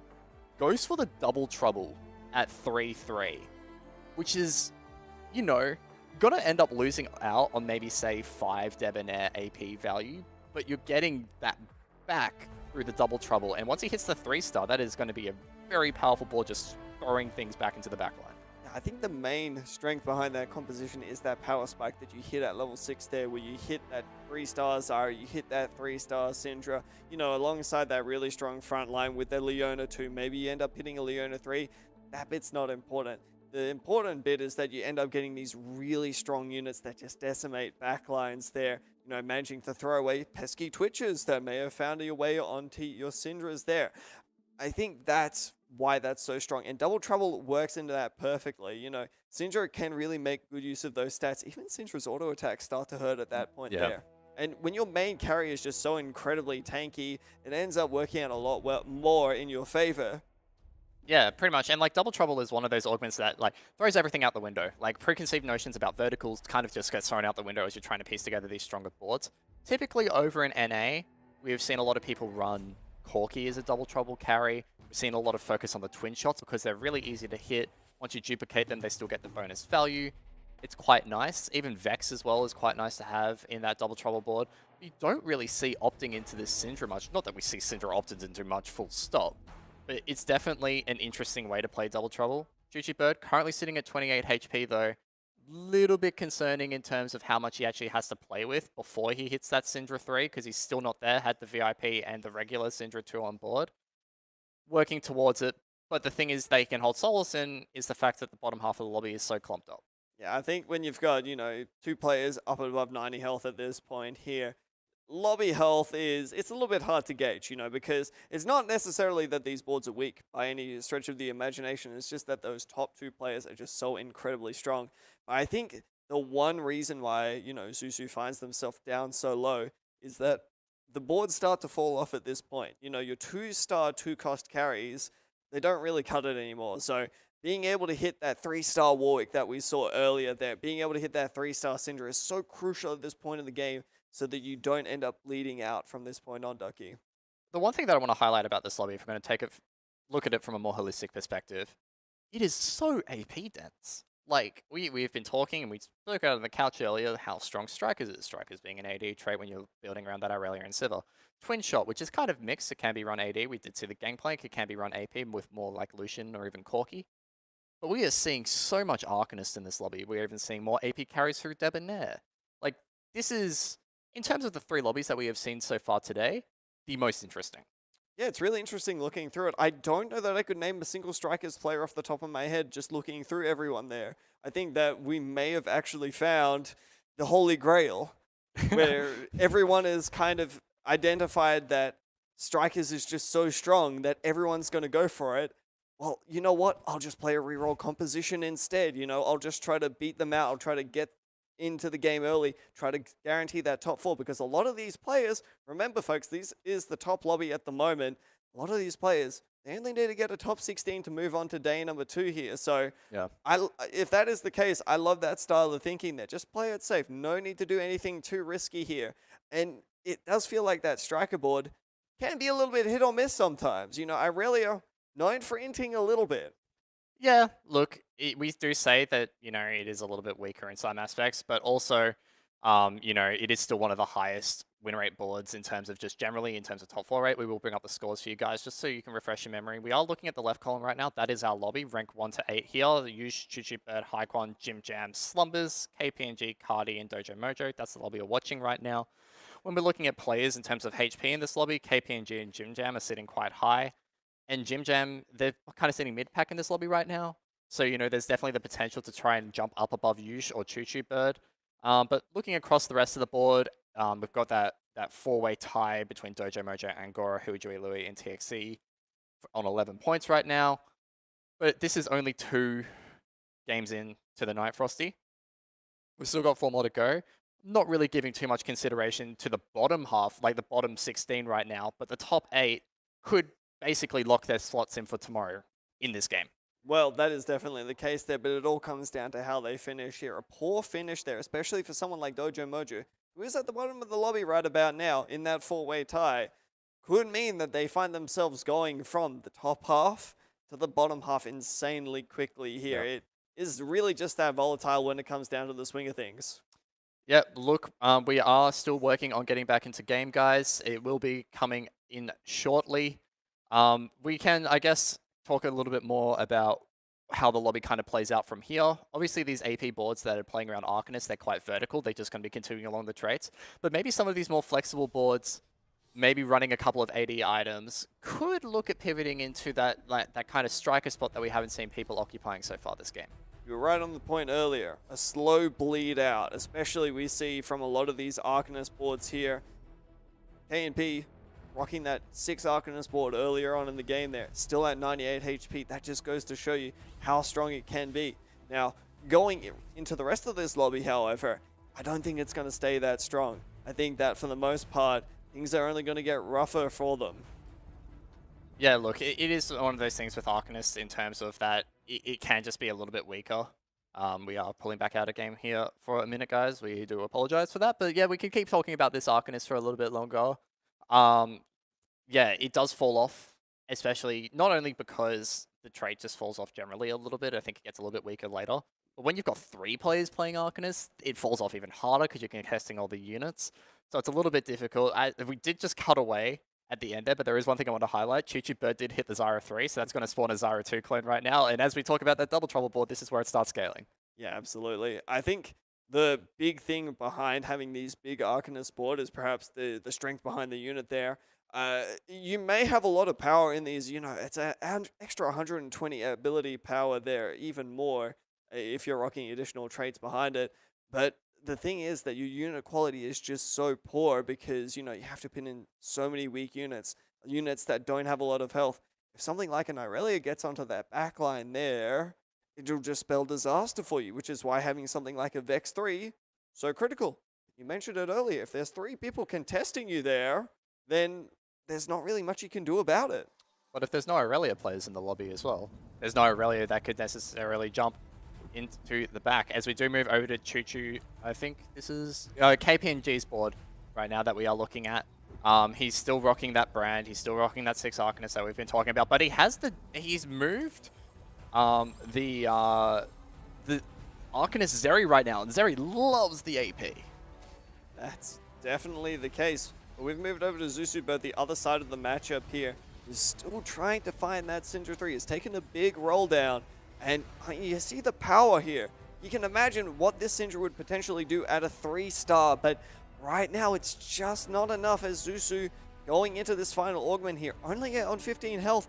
Dojo Mojo is even lower, but has barely lived to see the final piece of the puzzle here. Future Sight Binary. He does up for it. Future Sight, I mean, we say that a lot of these TFT players up at this high level here, it seems like they've already got Future Sight enabled on, you know, who they're going to be scouting out for here, but turns out having an extra Zephyr in there as well is just such an incredibly powerful option. Especially when Zephyr is an item that is probably the best scaling item in TFT when you think about it. It doesn't necessarily do too much in terms of the stats that it provides between health and magic resist, but the fact that you can lift off an enemy carry at the start of a combat, it's why it's so contested in a lot of these lobbies, especially at those late game carousels. That and Shroud just have so much power, which is probably just enough reason to pick it itself. Like, you could go for a component grab back to try and maybe hit a couple of AP items, but if he misses, that's worse than missing the Zephyr. Well, don't forget, Zephyr also has that ability to target the Socialite spot, and that is just so critical for a lot of these compositions. Irelia loves Socialite there, and being able to take it out for another 5 seconds there is just so important. Now, Dojo is going to come up against Jim Jam, who does have that stacked Arcanist board that we were talking about just before here. The Irelia is starting to do Irelia things, but is ending up getting chucked into the backline. CC to oblivion is trying its best, but look at the damage being pumped out from the rest of the team here. That's just massive healing onto the Irelia there. That's the power of the BT. And look, this was the potential that there on an Irelia board could be picked up. But Chuchipo doesn't actually manage to find the Syndra 3 and goes out in 8th with that double trouble board that we were talking about so often in the break. What a caster curse that we just pulled off there, Frosty. You know, I would say fist bump, but I feel like it's a little bit bad to pray on a player's downfall like that. Yeah, I feel like that's a little bit This was such an much. interesting board. Like, it had so much potential, but alas... we are going to move over to KMP, who's top of the lobby, 98 HP. 13 win streak, by the way, and absolutely chilling. This is going to 9. And because... yeah, this is going to 9, and this is definitely looking like just so much power. It's still brand 2 with the VIP, so that's probably going to get dropped in terms of it just falling off late game purely. But I'm interested to see how he kind of replaces it. He picks up the Victor and shop here, and that is absolutely huge. Yeah, I don't think the Victor is necessarily going to be the focal point here, but it's such a good secondary carry in these sorts of compositions. I did want to highlight the brand, however, being one of these units that we haven't really talked about a lot, but it does really enable a lot of these fast 8 styles, especially with that blue buff. That Gunblade as well, doing massive, massive healing for the rest of the team. And it looks like KNP is just going to take it so slow here. I love this style of play. You don't need to try to play it aggressive. You're already at 98 health, and even coming up against someone like Slumbers here, who is incredibly strong with that Jinx, with that Arcanist Lucian, and a Malzahar too, you're still going to take a half-decent loss, right? Yeah, you are, but I do want to talk about Slumbers here a little bit, as Slumbers absolutely just wipes the floor with KPNG. It's the one and only Tiny Titans. How much did we speak about this in Challenger Series? Tiny Titans with 35 HP bonus that it gives your little legend, not to your units on board, your little legend being able to just salvage your game in the late game. You're looking at Slumbers. He was probably on 21 HP, 56 now because of the 35 HP bonus. And in these tournaments, that is so critical. Like on ladder, yeah, you want to get that first every single time. In tournaments, top 4s are good, especially in a lobby like this where you're like already close to securing your spot on day 2. The extra little HP, we saw players like Obo utilize it so well. I really like this pickup from Slumbers, and I think he's a little bit lucky to be getting the 4-6 Tiny Titans. Oh, absolutely. I just wanted to note this this board looks so good from Kade here. You know, has got that collector gangplank. Unfortunately, ends up getting shrouded here. And it seems like, I mean, Kade is just trying to put the pieces of the puzzle together. Might end up barely just living for one more combat. And every single combat here really ends up mattering because look at that gold surge. That's an additional 8 gold onto the pockets of Kade. And that just gets him that little bit closer to Gangplank 3. There's nothing else close to a 3-star from Kade's board here. So this is pretty much what he's working with. 2 more Vi gameplays, 2 and but- Chop, and he rolls over it. Oh, I don't... Okay. It's... look, Vi is definitely a really strong unit. I don't think it is necessarily the best unit, however, simply because it's more of a trait bot more than anything, Ducky. But the thing is that he's got the Sejuani here, but you can replace it with the only trait that you're losing from that is the Hex Tech. Oh, Enforcer as well. Yeah, I mean, no, because if I give some Forcer. Well, I mean, if you have 2 buys in at that point. Oh, he's got the second buy board. That's right. Yeah. That's right. Yeah. My bad. Didn't see that. Look, sometimes there's just way too much that's happening, guys, that we can't necessarily see it all. And look, Cardi is only going to be seeing a grey screen after this one. Coming into Hycon with that absolutely turbocharged Chemtech board now. He's got the 3-star Tryndamere as well, and he had the jeweled Lotus at 4-6 there. That is such an excellent Warwick item there. We don't really talk about having the spell crit on Warwick, but spell crit Warwick is just absolutely insane, Ducky. Being able to get those crits on your auto attacks every single time means you will decimate through an entire team. We talked about high rolling augments there with your reroll, and I think Hyquan has found the magical recipe to enable this top 4 to happen.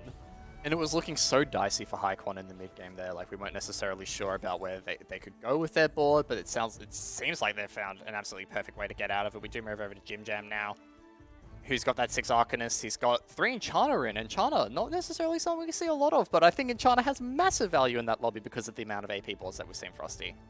Yeah, it's definitely not something that we see all too often, you know. It feels more like something that you'll just naturally fit in because, you know, things like Senna is a really good unit. We see Morgana, very decent unit as well, but not something that you really center your composition around here. But it seems like it's working out really well for Jim Jam for the time being. We'll have to see how well it goes up against Hyquan, who misses the Shroud here, but just look at this damage that the Warwick is putting out at this point. The Ahri, even though it's trying its hardest here, just feels like it's tickling the enemy team. But it doesn't matter because of the absolutely insane shielding there. That's an Arcanist, no, not Arcanist diff. That's an Enchanted if I've ever seen one with the bonus healing onto the Morgana there. And we're also looking at the Vex there, which has a Bodyguard spat attached to it. This is such a tanky frontline that honestly the Ahri could take 70 years to finally get to 15 orbs and get through. But the thing is that this Morgana in Vex is going to be doing so much damage. He's 1 off Morgana 3. He is 3 off Vex 3. They're going to be doing so much damage off the 6 Arcanist buffs alone, let alone the fact that Vex is also an Arcanist. Yeah, I think that is going to be the big power spike here. We'll have to wait and see if they can manage to hit it. But Dojo, on the other hand, has still managed to stay alive through the entirety of Stage 5. Was on a 8 health streak there. This is where it could all come undone here. He's facing off against that board of Jim Jam that we were just talking up, and this Irelia is going to take so long to try and carve through this front line. The Irelia can get through the Morgana quite quickly, but it is the Vex that is a question, and it is no question at all.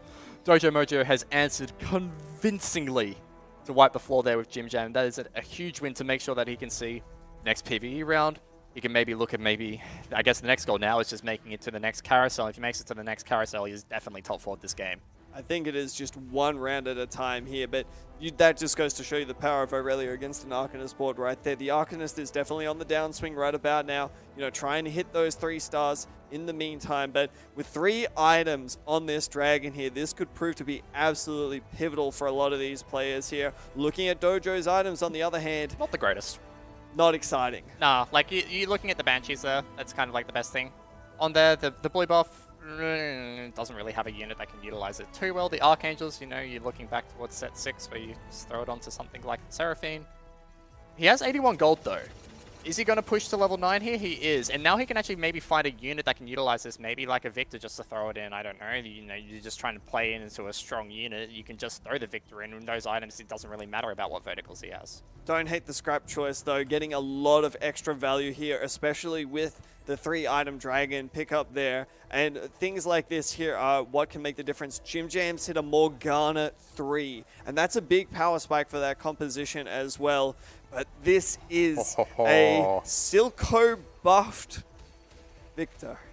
It's a Silco buff Victor. It's a Silco buff Zeri. A Zeri with Arcanist in a 6 Arcanist board here. But it's an Aurelia. It's a... Oh, God. This unit, man. This unit. Yeah, this is exactly what we were talking about when we said expect to see a lot of Irelia today here, folks, because you just see the power of it there. It doesn't even matter with all those extra strong units, those big 2-star 5 costs. It's just simply not enough. I don't know about you, but I've never seen a Malzahar build like this in my life. It's a it's an interesting one, you know. I think Jim Jam maybe got more dogged at the Dragon. If that's kind of what this is telling me, is he got, you know, maybe you were 1 Arcanist player too many in this lobby. I do want to note Yush, who had the Twitch, such a strong Twitch start. He had that Twitch 3 at 3-2, out in 6th. And that's the nature of the Twitch board is now, since all the nerfs, it's so reliant on augments, Frosty. And that's it. We'll have to see exactly how Jim Jam goes up against this absolutely stacked board. On the other hand here, there goes the Victor cast. Big damage coming out here. Morgana staying alive fairly easily though. And this Morgana just might barely be enough. Second Victor cast coming out, and it absolutely decimates through the lines here. And as much as this Morgana tries to stay alive against the rest of the board, Zeri... We saw a triple elim. Triple elim there. So Dojo Mojo manages to take a 4th there. Jim Jam, unlucky player, going out in 5th there. Slumber's going out in 3rd. And we're down to a duel between KP and G with the 6 Arcanist board, with that 2-star Arcanist Zeri that is such a strong carry. And Haekwon with that Chemtech Challenger board that we honestly had no hope for after Stage 3. Yeah, it's kind of surprising here, but this is the point at which Haekwon starts to really struggle is, you know, when you've got these insanely strong boards that you're up against here, how do you end up matching it? Even with absolutely everything on Haekwon's side, he's managed to miss the Shroud here, and that is so critical up against a Victor. I mean, we see the amount of damage coming out from the Warwick. It's trying its absolute darndest. We'll have to see exactly how much damage this Victor deals. The lasers miss, which means the Warwick player gets to stay alive for one more combat, Ducky. And look, that was just perfect. Like, it doesn't matter if he misses the Shroud. The Warwick just walked straight up to the Zeri and deleted it before it could get the lightning crash off. It just deleted the Victor before the ultimate could come through. And at that point in time, the Warwick is just going to beat you through a slow bleed. Not necessarily the most exciting Warwick items there, but it is Warwick items to keep him alive. It is Warwick items to just keep pushing through. And that's the thing with Haekwon's board, is it can stall out pretty well. And like, while we talk about the high burst potential of KMP, like, Haekwon's board can just stall for infinite, and KMP taking away the challenger spat there, I think that's a very nice move. Yeah, very good recognition there of a potential lose condition on the side of KMP. And, you know, even though they lost the last combat there, still very important to recognize what can your opponents do to try to stop you, and is going to instead prioritize a Kai'Sa. Not a unit we've seen a lot of, Ducky, but definitely one that I feel like has picked up a little bit of steam over in the last few weeks here. I don't know how I feel about this. It's nice to get the challenger in, and I think that's a very nice pivot that he's made, that he's recognized he's got the challenger's back. No. You may as well get the buff off onto the Kai'Sa. And the Kai'Sa also can dash away from this area, but that is a perfect Shroud position here.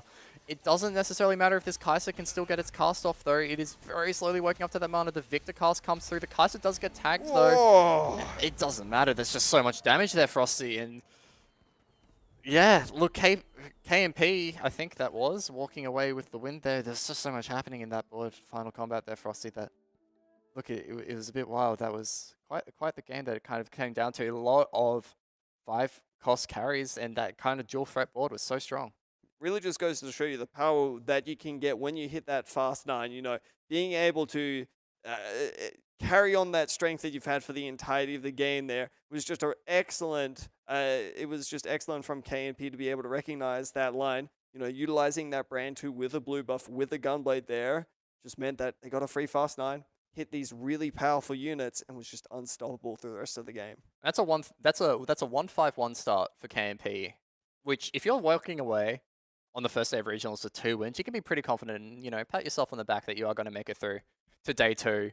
But yeah, you know, I think that's really good. I do really like the fact, you know, we saw that Chemtech Warwick board kind of pivoted nicely. Again, it's one of those things that if you find a niche in the lobby, it can work really well. And that is the thing in tournament play. You need to find that niche in terms of finding those comps that are uncontested and those carries that aren't being played to try and get high placements. And that's exactly what we saw in that lobby. But to break it down further, we'll be throwing back to the caster couch with Sleppy and Genome to give us their own thoughts on the game. Well, we saw some hits and some misses there in Game 3. Zuzu Bird going out in 8. I believe he was the one playing the Double Trouble board. And, you know, we saw him sitting there with a couple of, you know, he'd made some of those 3-star units, but then eventually having to sell them and not quite getting to 3-star, unfortunately, with the main carry, his Syndra that he was going for. It was so sad to see, because I feel like Sidra carry, with the double trouble, really, there is a little bit of potential there. Like possibly maybe if they, hadn't invested the like as much gold in maybe like the Talon or the Blitzcrank, they would have had the gold to go for the Syndra instead. But yeah, really, really unfortunate to see, but very interesting to see as well, because I feel like not a lot of players would consider going that route without the lifelong learning. Yeah. But Having yeah. that Syndra carry. I mean, when you play that double trouble Augment, it's not something I've experimented with a lot. Do you generally just want to go with that one carry unit and have them doubled up on the board? I think in most cases that the double trouble is used, which is like the Lucian, Gangplank, the Twin Shots, and the Warwick, you do want to have multiple, but I think just in the Syndra comp specifically, Yep. the other units, to be honest, don't do that much. Like they don't have items either. Blitzcrank 2, 3, pretty similar. Like it's you really need that Syndra 3, and I think from memory they had the VIP Syndra on the bench as well, so they really had to find that Syndra 3 to have the VIP even in at all. So Yeah, don't get those extra VIP bonuses. All right, well, let's have a look at the scoreboard now to see halfway through today where everyone is standing. With the 2 dubs, we can see KNP and Yush in second and third. Haikun, not sure how many he's got on the board, but certainly must be doing pretty well sitting up there on the top. And then on the cusp of being eliminated, Escher at 12 points at the moment. And that middle of the lobby, look, there's still a lot of movement to be happening around there. I mean, from sitting up at rank 17 there all the way through to rank 9th, that's only 4 points. Absolutely, their fortunes can change as we move through our last 3 games of the day. Why don't we have a look at the winners of our 3rd game here. Take it easy once again. Okay, this is the first time we've actually only had 1 striker player winning the lobby, so slightly more variety this time. But yeah, look, KMP with the Arcanist was cool to see there. And then Gidoff, interestingly, has gone for the Ginnovator strategy there. And yeah, look, some pretty standard items on the Jin there means that he is going to take a dub out here as well. Now look, just thinking about some of the other things that we saw during that game there, Sleppy, you were having a little bit of a chat with me about the pros and cons of starting, AP versus AD. Why don't you take us through some of your thoughts on that? So the thing that I really loved about this lobby was it was a very different lobby to the other ones that we had today, and we had 2 people, Jim Jam and KNP, with a VIP carry brand.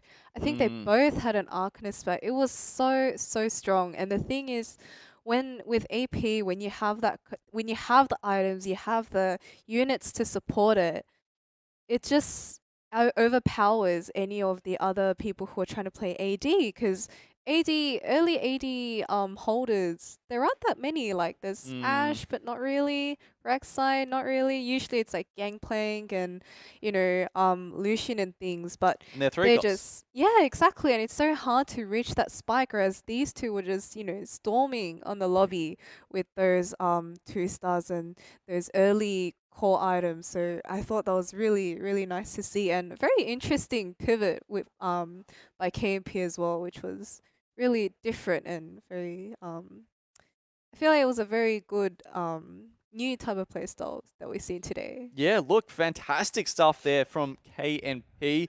Manages to take that early strong AP board that we were talking about there and actually come away with the win in the end. A nice level 9 board that we saw there. So we're just going to go to a slightly longer break now, guys, while we give the players some time to rest. And then we will be back with the last 3 games of the night. Go grab yourself some food, but don't go anywhere.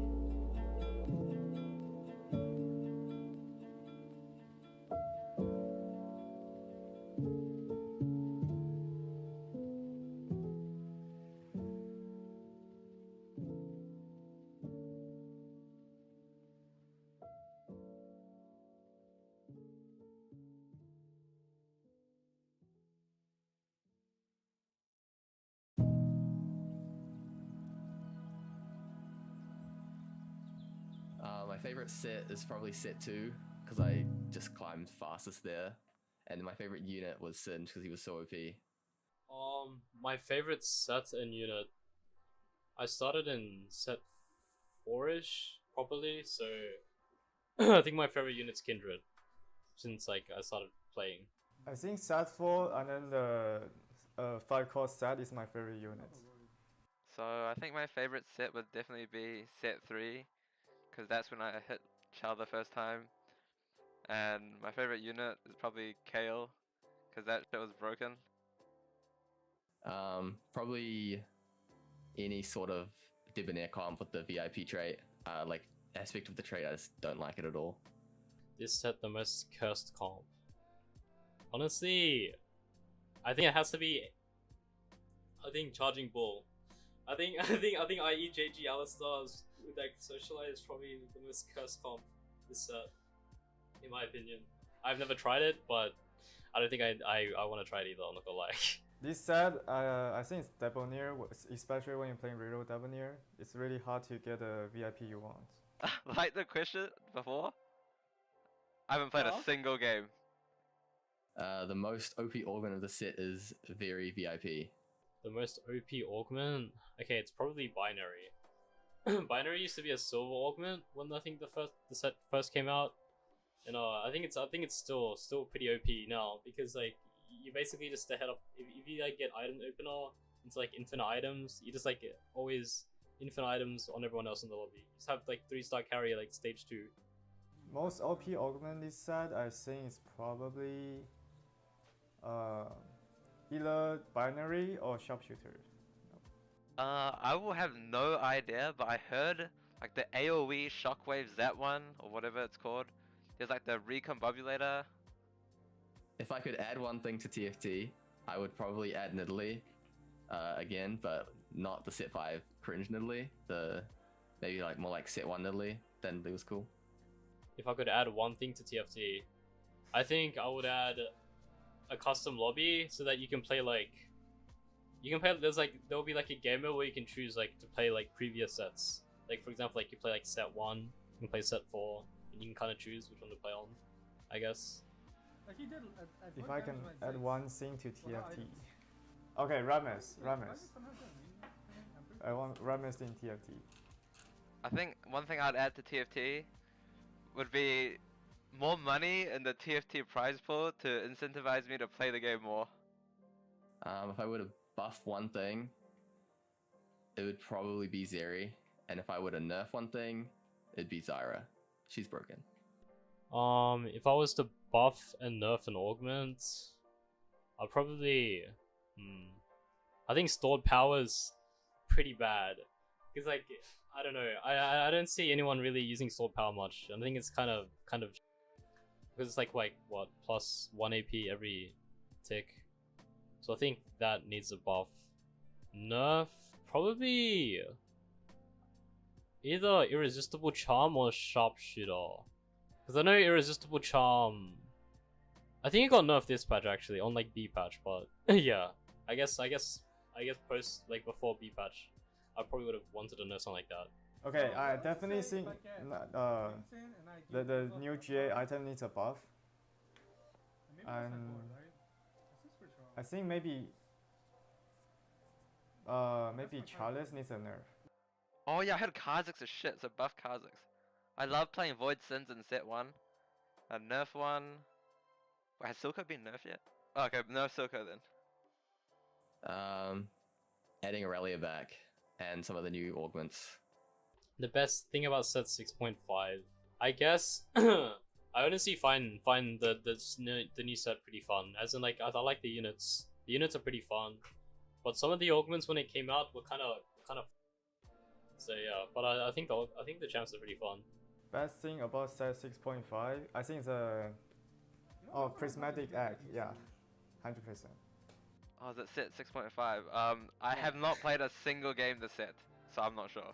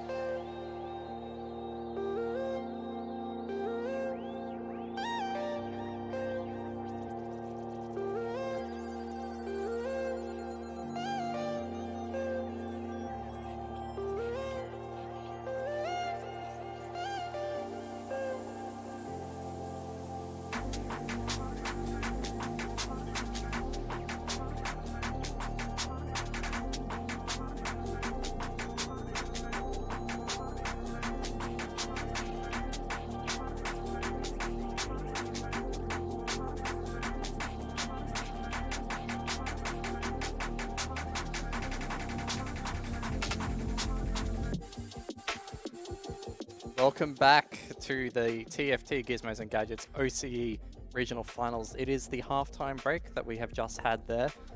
But Frosty, lots to talk about in those first 3 games, you know? We've seen a few striker boards, we've seen a lot of AP boards being played by these players, and, you know, the former was definitely expected, but the latter has been a little bit surprising. Yeah, gotta admit, a lot of these players are really trying to strike their own niche coming into these sorts of tournaments here, right? Where, you know, we're seeing a lot of things like those AP boards, right? It's something that we usually reserve for a few players. You know, a lot of players like Fortune Chosen, for example, Perfect Slumbers, can play a little bit of flex here and there, but we didn't really see a lot of players, you know, try to just purely play AP, but it seems like today a lot of players, perhaps after the scrims here, have identified that AP is definitely a very viable option. We are going to have a quick recap of the scores now as we head into the next game, and it is Haikwon up there in the top with 22 points. The 1-3-1, I'm pretty sure, is pretty good up there at the top. But KPNG, who managed to take away the last game as well, 1-5-1 for 20 points. Yush Perfect Slumbers rounding out the top 4. But on the other end of the lobby, it's got Colourful, Matt, Chunga, and Claire down in single digits still, and Dawnglade as well on 9. Dawnglade being down there in the bottom is a little bit surprising to me. But, you know, guys like Claire and Chunga aren't really well practiced heading into these regionals, Frosty, so it's not necessarily the biggest surprise that we are, you know, seeing them a bit of a lower placing. Yeah, unfortunately, in terms of Claire and Chunga, they did say that they hadn't played too much of set 6.5 leading up into this here, so, you know, as much as Chunga may be a fan favorite leading into this, unfortunately, well, he's just not really that well versed coming into this tournament here, so, you know, the disappointing placements are unfortunately expected. Yeah, and look, I'm just gonna do this as well. There hasn't been many FB touchdowns in chat so far today. For Escher, it's been a bit of a tragic day. I think he's not top 4 so far today. He was doing very well in scrims, like, you know, he was forcing that 6 strikers, and as we've seen today, the 6 strikers has been contested, but it was way more contested in those preparation games in the lead up, that it is quite surprising that he hasn't managed to find some success so far with it today. Yeah, absolutely. I think it's more of a "oh no" moment for Escher, simply because, you know, leading into these sorts of games here, we were spectating a lot of the scrims as such, and we saw that the 6 striker build from Escher was just repeatedly dominating for him, and, you know, perhaps it's, you know, a little bit of false positive there for him where he's identified this, and everyone else has also identified that 6 striker is just that strong as well. Now, we know that Irelia is strong, and we know that Syrah has been on the cusp of being strong here, but perhaps this has pushed it into the limelight, and, you know, after seeing NA and EU regionals coming through, it's only just confirmed it for everyone else. I wonder if there's a question to be made here that the mercenaries plays a part in here, because Escher, when he was playing that in scrims, was cashing it out with mercs quite early. He was cashing out in stage 3 and stage 4 and pivoting into that board with the items and the gold that he could just generate to fast state and roll down to get those 2 stars. The only merc player that we've seen so far today with some success is Gidoff. Like, surely that's got something to say for it. Even still, Gidoff has been a little bit hit or miss with it. You know, we saw Gidoff in that second game with the 5 twin shot there, still wasn't able to get it done. So I think it really does come down to, are these players well versed in mercs or not? Well, you know, TFT players love a little bit of RNG, but we are going to throw it to Genome and Sleppy for game 4. We are on the home straight now. Please take it away for us, Genome. Thank you so much, Ducky. As you said, on the home straight, we've got 3 games to play, 3 in the bag.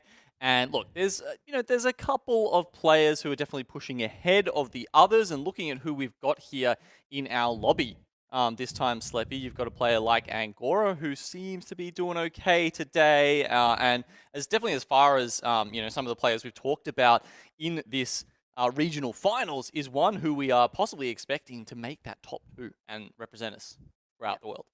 For sure, and joining them, we also have some people that we haven't been able to watch today. So we have Huey Dewey and Take It Easy. So pretty excited to see how they're all gonna kind of come together and what kind of game they're gonna bring us here. And I see a lot of people hovering over that bow. Um, eventually does go to TXE and see a few chain and belt starts there as well. And we're starting off with Angora. Yeah, just the man of the hour, coming off the back of several tournament wins. He seems to be the one that everyone in OCE is looking to. Our hope when it comes to potentially being able to perform on the world stage. You look not to take anything away from the players previously, who I think, as Ducky mentioned earlier in the day, have never gone outside the top 8 for OCE, which has just been fantastic in how consistent we've been at pushing towards those top lobbies. For sure, some insane players. I think, even though he hasn't been showing us really highlights and, once firsts and seconds, he's still a very consistent player and knows how to play around his strengths.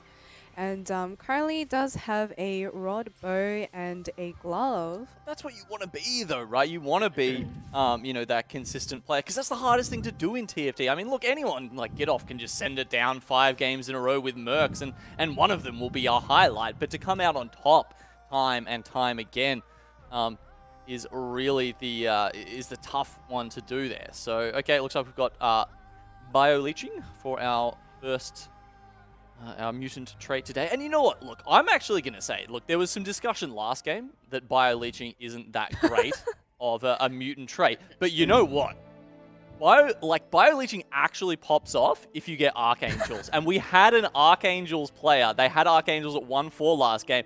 And I was actually hoping for it. Because, I'm telling you, you get your Cho out there. He starts just doing more and more damage, healing himself more and more every time. No, look, they're gesturing to me as if I'm talking like the diamond player that I am right now, which is, yeah, okay, fair enough. But no, I'm telling you, Loki broken. I think the strongest part of bio-leeching was when you could splash it into that Urgot board with Kai'Sa. Right. That was very, very satisfying. I have to say I haven't tried it this set. But yeah, looks like, we were shifting away, but Angora had a pretty solid set of items. He did have the Redemption, which is really nice against those, consistent damage AP boards. Do you think he's happy to see that pop out of the item grab bag? I think it could be worse. Okay. For sure. Like, you could have, I think RFC is probably like the pretty, you don't love it in AD comps. You definitely don't love it in AP. I think D-Claw is also not that. I think there's a lot of other items that he could have gotten and been upset with. Okay. Like pretty flexible. It's maybe just a bit somewhere in the middle. I think I'm just traumatized by the number of times I've gotten like a really bad item drop from it. So Redemption's like a pretty favorable one for me. Just looks amazing to you. Yeah. Okay. Did you have a prefer? Would you be happy with that one? Oof. Let me go back and have a look at that board. I mean, considering he'd started off with, he had bow, glove. Yeah, look, I think it's kind of average, honestly. It's probably somewhere in the middle. You'd be like, I'll take it. Take it and go next. Fortune Chosen, okay. Managed to get the last Whisper already on the Twitch too. Now we saw, I think we've seen a player go pretty shockingly with Twitch reroll so far. But we've also had one win a lobby. So that's kind of interesting that there's been that much variation. Probably speaks to the fact that it might depend a lot on what augments you're picking up. But at the same time, it's a comp that you have to commit to very early, right? So you can't guarantee what augments you're going to get for it. Exactly, and really depends on the lobby strength as well. Last lobby was, fairly one of the stronger lobbies that we had with 2 players streaking with the AP, brand carry boards. Like, with Twitch reroll, if you hit that Twitch, you're expecting to streak for at least stage 4, but they lost 4-1 to the brand player that was, extremely ahead. So I feel like it was just a little bit doomed in that sense, and the augments weren't exactly amazing either. But looking, speaking of the brand, we do have another brand with Gunblade here on Daytrade's board. Has two brands actually. Just knows there's a big brother and a smaller brother. Yeah, well, he's up to 5, right, and running the double trouble. Obviously, it makes sense to chuck those both in and amp up all of those attributes that you do get across from that augment. Are you expecting him to stick with the VIP brand here? I know you were talking about, we saw this in a Syndra board 2 games ago.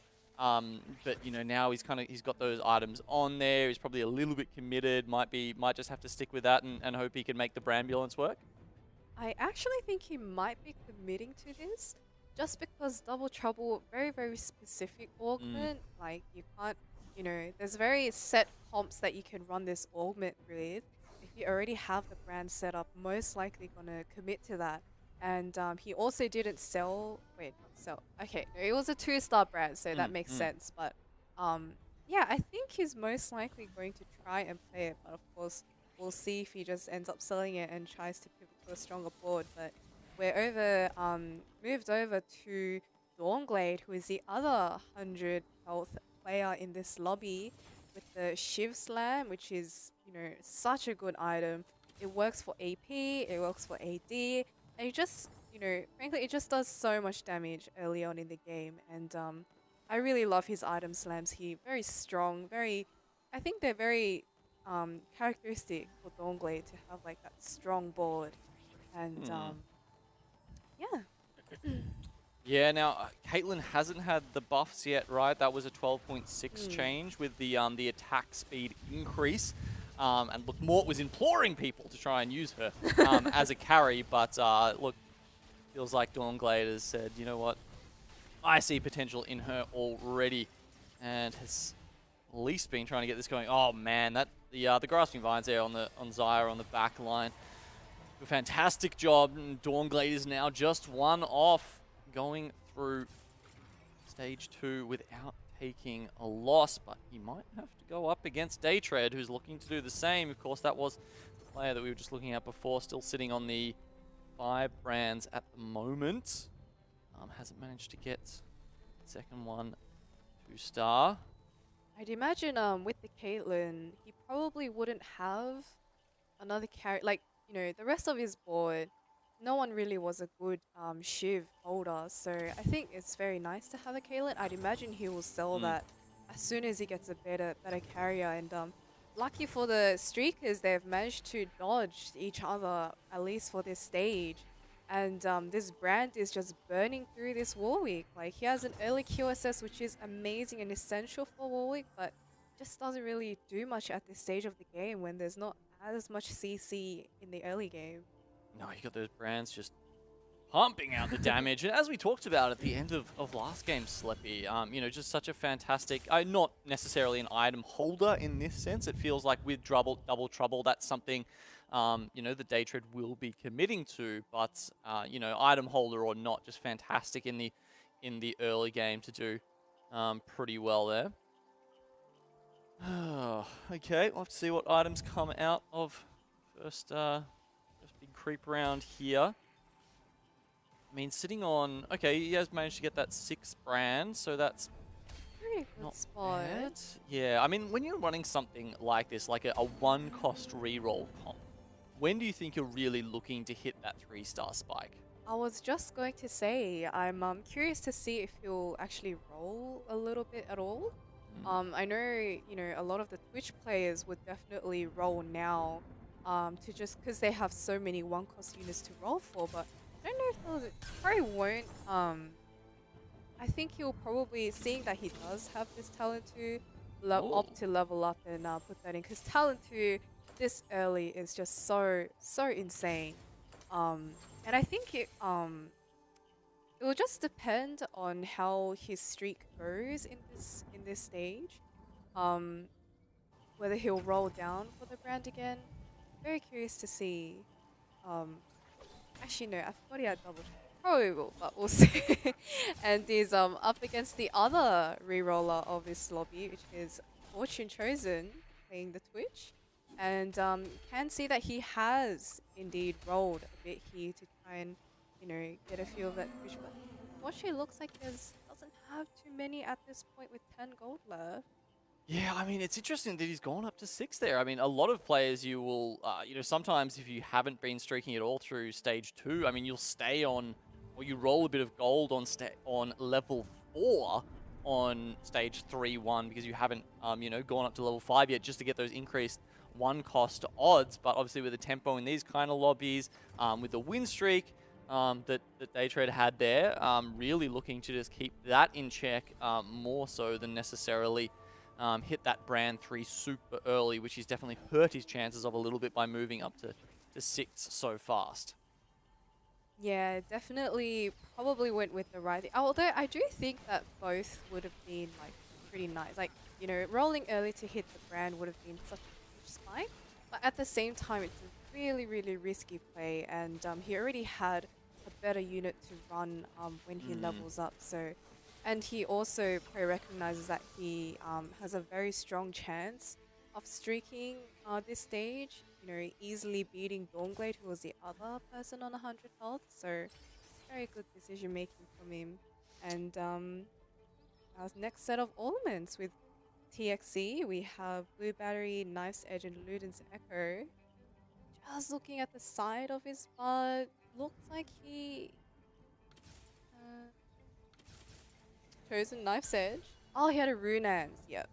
Okay, so this definitely looks like he's trending towards that well-known Aurelia composition there. Yep. He's running the scrap. Knife's Edge certainly, would push you in that direction. Especially considering the Socialite Hex is on the front line as well. A lot of things kind of making him go that way, maybe, as opposed to, say, a Civic Carry or something like that you're going to see for these players that are running the Strikers. Having a look at Donnie, he's managed to get some very synergistic augments out of those first 2 lots there. The Twin Shot Heart as well as Blue Battery are both going to help out the Corki and the Lucian, who are putting in the work from the back line. Oh, it just feels so sad to see these items on the Corki. I'd assume he had the Corki before the Lucian, but I'm sure he's I wonder what he would do, whether he'd sell this Corki to put it on the Lucian. Well, it's only a 1-star, right? So at this point, maybe he's not worrying too much about, say, hitting the Corki 3. I'm sure he'll get the Corki 2 eventually. Yeah, but like as like a current item holder, like I feel like he'd be so much stronger if these items were on the Lucian, but he probably doesn't have a replacement one, but doesn't matter, still beats TXC's board very, very easily. Although he is quite low on health, I think once he, hits some units, gets some upgrades, we've seen Twin Shot do really well in the mid game, so we're at a decent spot, and he does pick the Rod there as well. I mean, there's a lot of Twin Shot comps coming out today, right? I think we've seen it in almost every single lobby we've played so far.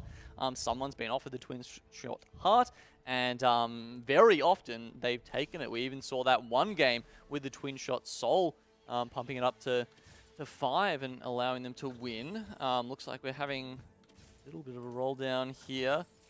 And okay, nice. That's I don't know about that, the extra glove there on the Warwick. Not going to be getting Gwinsu's there, which you would have said is the 3rd best in slot item. What do you think he's angling towards there with that one? Yeah, it's a bit of an interesting spot. I feel like to be, he does look pretty committed to the Warwick reroll, but he's only on 4 Warwicks.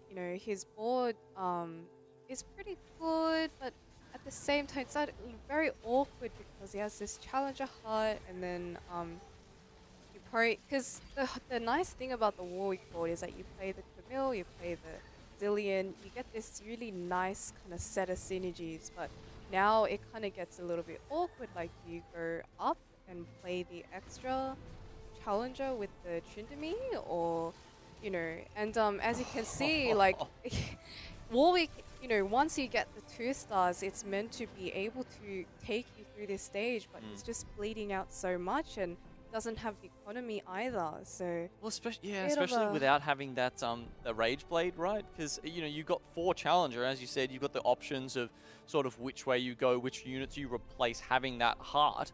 But without having the Rage Blade, you're not getting that higher ramp up.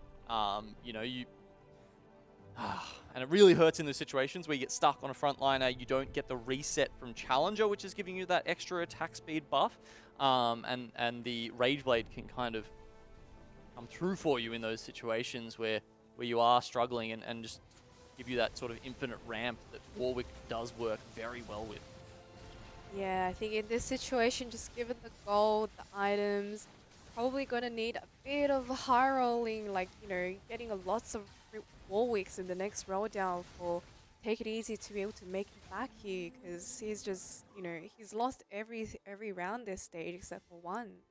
Yeah, he's sitting down at 37 health going into Wolves. That's a rough position to be in. And he's, you know, what is it? 5 Warwicks, okay. You know, sitting on level 6 while other people, like even Daytread, who's got 6 brands and is actually leveled up to 7.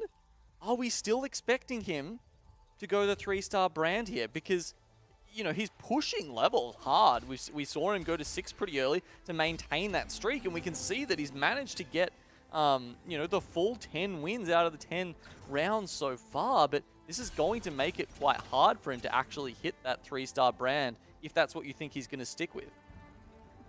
It looks like I've actually never seen Double Trouble be used this way, and so, you know, big respect to Daytread. Looks like he's just using it to go up, honestly, and like, you know, to be honest, it's only Double Trouble 1. The, you know, the perks that you get from it probably isn't that, you know, Is it kind of like built different, where you've got, you know, when it's a silver augment, you don't necessarily want to play it the whole game out with it? I haven't played this very much. Like, if I play this, I just close my eyes and play Warwick. So, seeing this kind of innovative way of playing, like, I think this is really smart of him. And he also has the first aid kit, which definitely works on the brand healing as well. So, this is very, yeah, I'm speechless, evidently. And mind you, he got dropped, I don't know if it was 1 or 2 Leonas at the creeps. So that just gave him, you know, a really, really big tank to go with, and just makes it so that he doesn't have to roll at all, and can go to 8 really, really healthily and in a rich way as well. Yeah, look, I'm going to be fascinated to see how Daytread plans this out. I mean, we saw him just picking up some extra XP there, so obviously wants to continue pushing levels and get to 8, maybe even 9. So it feels like there could be a transition in the works there, but certainly we'll let you know if that happens. We just saw Take It Easy hit the 3-star Warwick there, so he's definitely going to be ramping up a little bit. And then another one of our re-rollers here, Fortune Chosen. He's managed to get a couple of gold units himself there. You can see the Twitch, 2 items, already 3-star, and then he's got the Ezreal and the Singed helping him out as well. I think he's a little bit relieved here that he is indeed, you know, winning throughout this stage, as Twitch should. Hopefully we get to see what, you know, if Daytread is in his cycle, to see whether he can actually burst through the brand, which I have pretty good hopes for. Like, he has IE Last Whisper. There's going to be a lot of positioning going on here. And he's level 6, right? He's a 4 Innovator. He seems to have hit almost every unit. He's got 1 Camille left. And then he'll be at level 7 soon, where he'll be able to start getting that 5 Innovator in. And the bear will be self-repairing, right? He's got that all-important augment on his side. So that's going to be incredible. We do actually see the Warwick in the end is going to have Deathblade as the 3rd item. So look, not the worst, but he's got those other 2 very important items that also allow him to scale a little bit. Now the Warwick's on the back line. That's not a good sign. At level 3, doing a fair bit of healing. You can see there just slows down so much without the Rage Blade when they're not getting those Challenger resets. But at this point in Stage 4, 3 item, 3-star Warwick, definitely good enough. Yeah, pretty, you know, you'd be happy with that. And another thing with Fortune's board is he actually has a spat on his bench. So I think there is a bit of opportunity to just try and cap out the board a little bit higher than you normally would. Maybe, you know, if there's a way to like juggle the the synergies so that you can get in 5 Innovator and 5 Chemtech at level 8 or 9. Hopefully we'll get to see something like that. But just want to mention Datrid on the side, just quietly streaking through the lobby after he pushed level 8, you know, when he left his view. But looking over to Donnie's board now, has a Corki 3 with 3 twin shot. Okay. All right, so we were, you know, kind of questioning that the Corki 1 while he had that Lucian 2 sitting on the sidelines there in the early game. But with the Yordles in, it started just pumping those Yordles up and up until the point where he's now got a 3-star Lulu and Corki. So this is starting to make a bit more sense. And a 3 twin shot, well, he's not getting the double ults off every time, but you're seeing some of them starting to come out now, and the stacked up units on the side of Daytread, who's looking to continue that 13 win streak that he is currently on. Will the Brands get enough stuns to finally deal with this Corki? No! Daytread on a 13 win streak will finally have it snapped. That is such a good win for Donnie.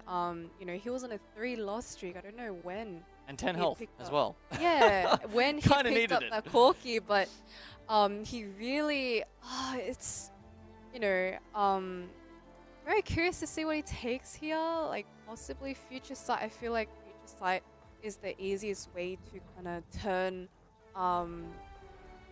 games and turn fights by, you know, positioning in your favor. He's only got the Poppy 2 at the moment. What would you think about the Bodyguard crest, considering he's sort of playing that Yordle angle? Could he put the Vex in there and then, you know, have the Bodyguard Vex, which would be potentially a better frontliner than that Poppy?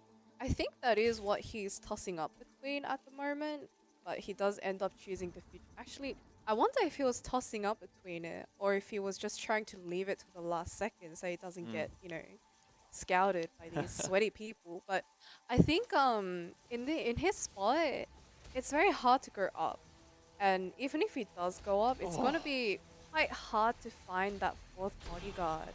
So I think that's why he chose, you know, opted to take the Future Sight, which, you know, in turn helps him just delete this team and take it easy, goes out in 8th. Wow, and that was Even take with it a Warwick easy. 3. Exactly, and he'd actually just hit the Camille 3 as well, so he'd pretty much hit all of those upgrades there that he wanted to.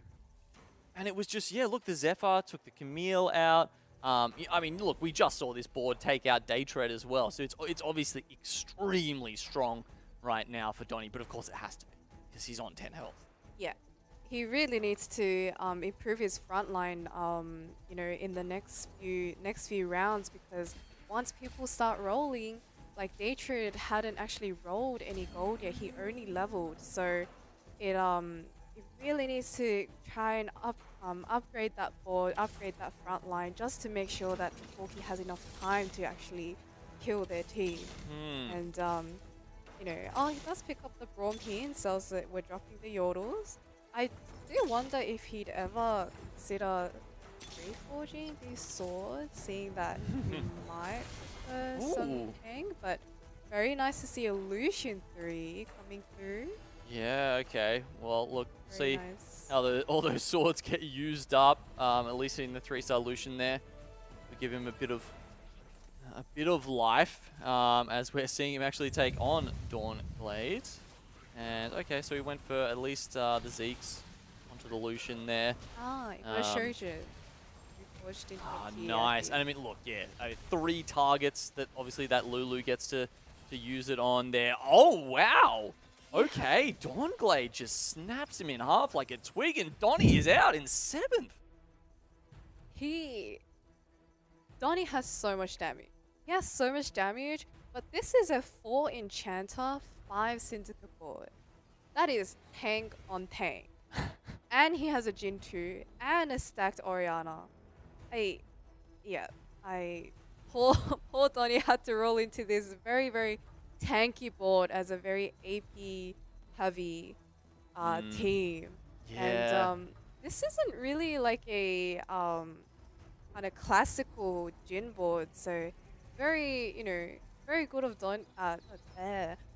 Dawnglade to bring that kind of board out for us. And over to Angora, seeing our lovely there's always got to be strikers. one 6-striker in Has the to be lobby, one. right? Exactly. there's always got to be one. And this time, look, he's not even getting there. Oh, actually, no, he does have one emblem that he's managed to get his way there. It wasn't from any of the augments. He's just managed to. Oh no, actually, wait, sorry, was that Huey Dewey Louie? No, that was his one. Yeah.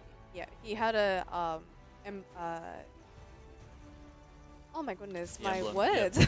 An emblem made, sorry, a spatula made like from his own items, not from an augment. It's a scrap one.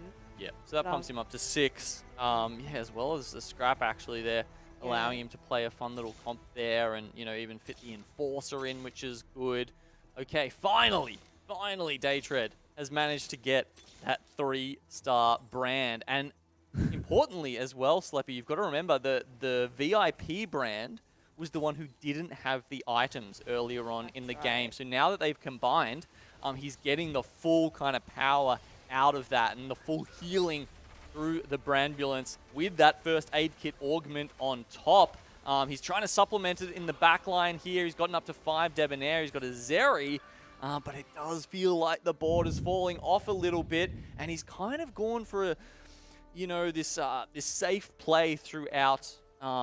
We've seen here in Game 4 where, he was doing okay, but he didn't commit to that Brand 3. He just wanted to play it safe and get up to level 8, which is sure netted him stuff like the Zeri, but it feels like it means he's not necessarily going to cap out as hard.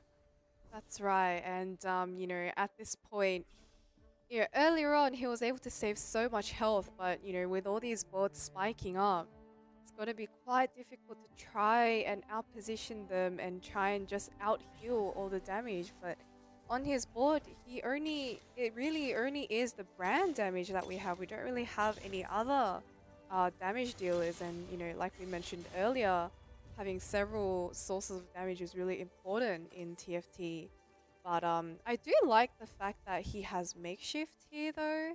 Makeshift 2 with the brand healing, and he did just pick up a 3rd item for our VIP Double Trouble Red, and we'll see if that's enough to take him onto that top 4. But back onto Fortune Chosen's board, proving me wrong, and in fact making a Sinspat instead, and being able to fit in 4 assassins instead of the Femtech that I was thinking of. Yeah, we haven't seen a lot of assassin boards today. They haven't really been in vogue. We're not seeing that Talon reroll. We've seen Brand reroll, Syndra reroll, Warwick reroll, Twitch reroll today, but no Talon reroll so far that I can remember. And look, I don't know, maybe this is why getting kind of punched out here. And I was about to say ZZ wrote difference. No, it's of course it's the Innovator. Not one less. Scarab, of course. And yeah, look, self-repair. Oof, almost got them over the edge there. But yeah, so this is that reroll. Oh, actually, maybe I was getting mixed up before when I said the reroller had gone out. Unless there were 2. No, there weren't, surely. There was the Take It Easy, was the Warwick. Donnie was the Warwick. Right, yeah. So there were a few. Yeah, I think the reason, I think assassins are very, like at this stage, I don't think assassins are, extremely strong in the sense that you can just hit and beat the team. You need to be high rolling, and you need to position perfectly. And honestly, we're playing against like the best of PC. They know how to position. They're watching you. They're watching if you're in their, their next to play. They're watching out and, making sure that their carries are protected. And, we were talking about how tanky Dawnblade's board was, but, Irelia doing Irelia things, and I mean, she even walked like it was like a marathon from the back of the board to get to those backline units, and she still gets there. And honestly, I think a lot of it was down to that Runins, which, you don't always see on Irelia. But with the 4 units left, it actually helped her kind of get through them just a little bit quicker.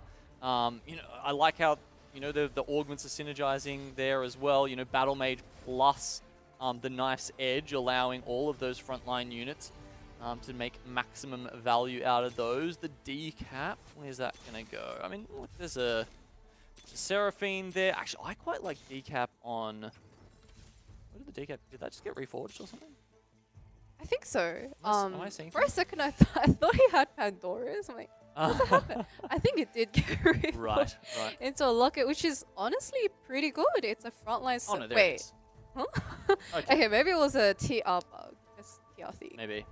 Yeah, I think it might. Okay, never mind. What do you think about it on the Seraphine, actually? I quite like decap on Vi, just because it gives you the extra damage and the extra shielding. It's almost like a double buff. Yeah, I do. I quite like having all these random items on Vi. Like, you know, like you said, she has more shield, therefore more tank. And yeah, I'm just watching this Irelia and I'm just lost on this. Just blowing your mind, isn't she? Again and again. And he knocks out Angora, who had the Angora was playing the 6 striker board. So the Irelia centered striker board actually beat the 6 striker one. Yeah, interesting. TXE doing a little bit better out of that one.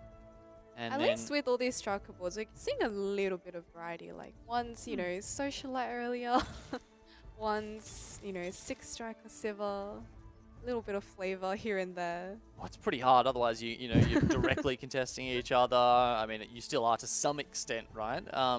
But the players who aren't contesting them, they're the ones doing pretty well in this lobby, Sleppy, because Dawnblade is currently on top with the 5 enchanter. He's actually pushed it out into the prismatic trait there. 5 enchanter, 5 syndicate, while Daytread, you know, running that Brandulance board is still doing pretty damn well himself. So TXE, finally, it looks like the Aurelia has met her match, just can't get through the tanky front line there. I mean, gosh, it's a 3-star Leona. That's kind of Aurelia's worst nightmare. This is actually Irelia's worst nightmare, a Leona, but there's 2 Leonas. One is has full items and the other has a bramble burst.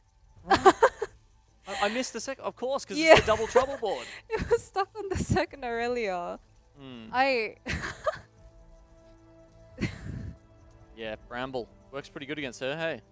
Pretty good. Not bad, not bad. Well, okay, that means TXE is out, and we're going to get the final showdown here between Daytread and Dawnglade. So, look, very... I was about to say AP heavy board, because, you know, they've got an Enchanter Heart, they've got a Scholar Heart. But, you know, it's... they're actually also... It's a good mix of damage they've got coming out. You kind of can't get around it, because they've got this Aurelia that... the Oriana that's got the Shojin and the Static Shiv on her. But then also, on the other side, you've got Jin coming through with the Curtain Call. This is such an interesting matchup. I feel like Daytread's board really leveled up a lot with this Leona 3 because it just became insanely more tanky. But is it enough to withstand the Jin? It is not. And all of Daytread's teams is dead. And is knocked out. Wow. Okay. So Dawnglade there, playing a very interesting mix. You know, yeah, look, the Scholar Heart and the Enchanter Heart, not necessarily 2 augments that you have seen on top of our lobbies super often in this patch right now. But look, they worked out fantastically for him and just meshing that all together. It was such an insanely tanky team that just happened to be like such a big counter against a full AP board. And he had the Jin threat, so... and he even has a Nico left over on the bench there. Just flexing on us, you know. Okay, fair enough. All right, well, that's it for us from game 4 here. Let's see what Frosty and Ducky have to think about that one. Yeah, look, that was certainly a game, Frosty. That was a game of teamfight tactics here at the OCE Regional Finals, and I think if I was to put it lightly, I think you were stewing in your seat a little bit trying to watch that game because... It was interesting. It was a very fast tempo lobby to start off with. There was a lot of reroll boards going in, but ultimately at the end of the day, I think the fast 8 boards and the kind of 4-cost carries prevailed. Yeah, I think we're starting to see more and more why reroll has started to fall off in popularity. We see an insanely fast Twitch 3. It's not good enough. We see Warwick boards trying to come together. it's not good enough, even if they're hitting things like, this Camtech Unity. These are the premier things that you're trying to look for when you're trying to put these compositions together. And then a pesky Irelia 2 comes in and just ruins your day. Yeah, like I want to bring up some of these things as well. Like take it easy. At 3-2 was holding an IRL pair, and then just didn't manage to transition into it. You've got like TXE who manages to place pretty high. We weren't a big fan of the Hurricane Slam early. Fortune Chosen at 4-1 alone hit Ez, Twitch, and Singed 3, and still couldn't do anything with it. Like a lot of these boards, and like Donnie as well was a play that we highlighted as well with the Corki, opted running the items on the Corki. But do you think those items maybe would have been better shifting it to the Lucian and pushing into levels instead of all those rerolls at 6? Yeah, there's a catch-22, right? Is where, you maybe think that this Corki is pretty strong. And don't get me wrong, Corki is still incredibly strong, but we know how powerful Lucian is. It doesn't have as powerful as the Spike, I feel like, as Corki does at that 3-star. But the difference at 2-star is absolutely massive. And you could just see it at that game. Donnie taking continuous bleeding throughout the entire game there. Manages to hit it, but takes a bad fight in the end, and that's just it for Donnie. And we all thought that Daedra was going to get out of that brand board, but rolling down at 8 of all things was managing to find the brand 3, gets the double trouble in. But I really want to give a shout out to Dawnglade, who really played to that lobby perfectly, realized who their number 1 opponent was in Dawntra, and they just in Daedra, sorry, and they managed to get the 5 Enchanter in for that massive magic resist bonus. Like what is the brand going to do then? Well, I mean, I think that goes to the point there where we were kind of discussing between ourselves a little bit of a previous point, which was we really wanted to see Daytrode go level 9, try to transition out of this brand. Brand is definitely a strong unit, but you see the limitations of it there, in which case, he's hit the brand 3, but even still, it's not really that strong, and the losses were still coming through there, and it just so happened that Dawnglade had the perfect counter, whereas, something maybe like a Zeri would have been much better for him. Yeah, and like we spoke about, we sung the praises of AP Zeri.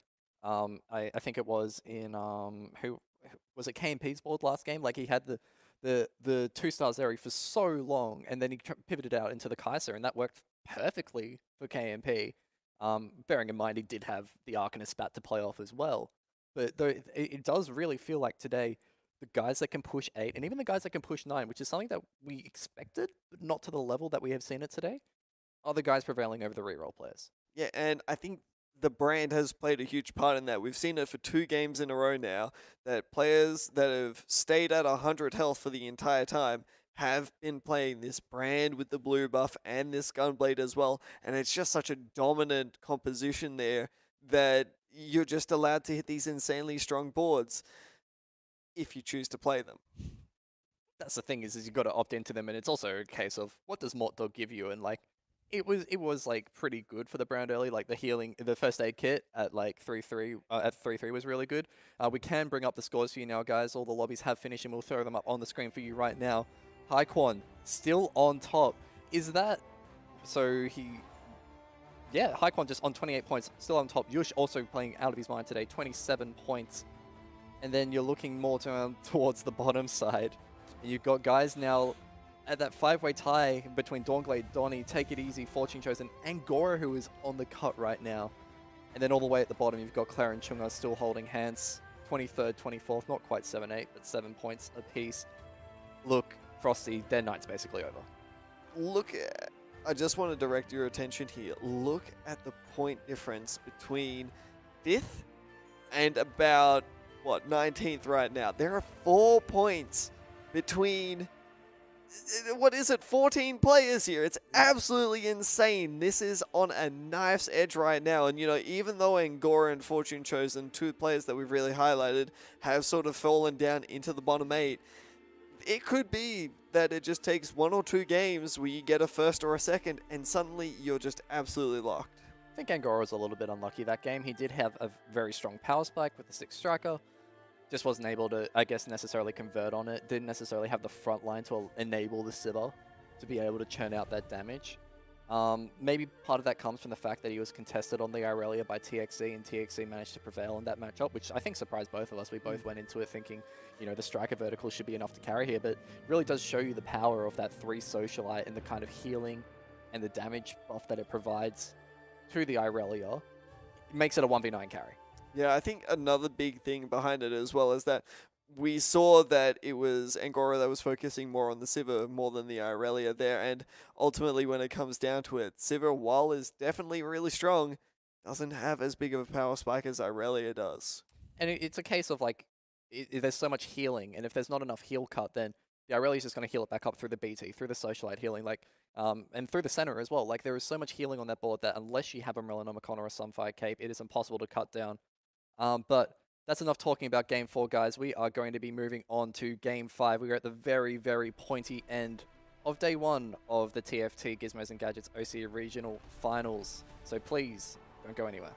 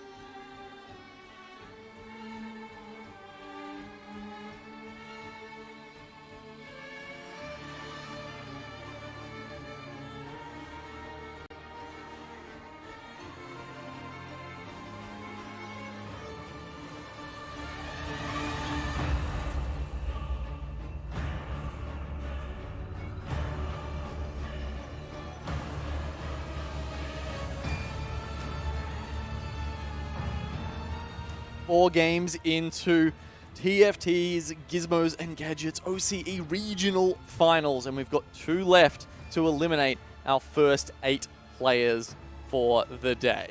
Look, Sleppy, we've had some fun stuff here tonight. There's been strikers coming out on top a lot. I think we'll get a look soon at the 3 winning compositions from our last lobby. But yeah, look, I mean, look, despite the prevalence of strikers so far, and we see actually that it's been a little bit of a mix-up here. We've only got, again, only 1 out of the 3 lobbies has managed to make it on top. What do you make out of these? I think that, you know, we started off with like 2 to 3 striker boards. And you know, something a little bit different about this striker board. I think we were saying that, you know, we won't really see a 3-star of it, but you underestimate Gizmos and his, you know, Merc cash outs. Surely that's where it came from, right? I mean, I think so. You know, it wasn't the lobby we were in, right? But yeah, it just seems like with how many people are taking on striker boards at the moment, that's like almost the only way you could get. Maybe if you were so high rolling and then just like, you know, got to level 9 with 50 gold or something and then rolled after you'd already knocked everyone else out. I think it's pretty unlikely because it will still be held by a lot of people. But I think, you know, we can really appreciate how as the night's gone on, the top comps have kind of changed a little bit, and I think that's like kind of like the nice thing about this set is you get these augments, you get this like, you know, syndicate, actually what do you scholar heart, enchanter heart. You can build all these like really different and, you know, strong comps, and it's really not repeated every game. We had a, you know, 5 syndicate, 5 enchanter board. Someone had another, you know, twin shot level 3 GP at level 9 board just then. I think it was Yush. So yeah, you know, even though we are seeing a lot of the same comps come up, we're also seeing a lot of new comps and different comps come up as well. So well, let's hope we see some more new and interesting things here as we go into Game 5. Once again, it's going to be Ducky and Frosty taking you through this one. It's esports gamer post time, Frosty. It's esports, baby. It is time. It is the pointy end of today, day 1 of the TFT Gizmos and Gadgets OCE Regional Finals, and we are at the pointy bottom end for this game, where we'll be watching our bottom 8 players who are really fighting for survival right now. Like we said it before the break, you can probably cross through Chunga and Claire. They're off to play some Lost Ark, I think, pretty sure from here on out. Like that's pretty much what's happening. But you know, for the rest of them, there's still quite a lot to fight for. Like we've got players like Angora, who is in the bottom 8 for what feels like the first time this entire set. Yeah, and Fortune Chosen as well. You know, perhaps a little bit less of a known of a name there, but Obu as well.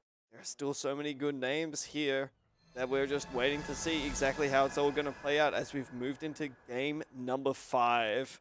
We're going to be spectating Angora here, who is, I would probably say, our star player of this lobby. I've been saying it in the break for basically all of today, and like, it's because he's been in the middle of the pack for most of the day. We're very accustomed to seeing Angora in the top half of the lobby all day, but it will be an insanely disappointing end to Angora's campaign in Gizmos and Gadgets if A, he fails to qualify for Worlds, and B, if he gets knocked out on day 1. I think, you know, talking about Worlds there, if anything, these things happen, right? You know, you can just, on the day, just have a really bad day.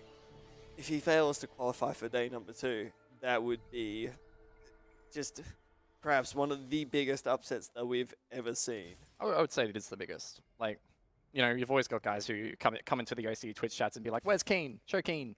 But like, Keen has never historically been a good tournament player in OCE. Like, he's always gone out first day or second day. He's never really made it to last day. He's never really qualified for any of these big regional major qualifiers. I think he was maybe here in Reckoning. But he certainly fell off short here. Angora is the tournament player right now. He is the on-form player, and I think it would be a bit of disappointment to see him go out. He is starting, though, with that Innovator start. This has been what he has forced basically all of today.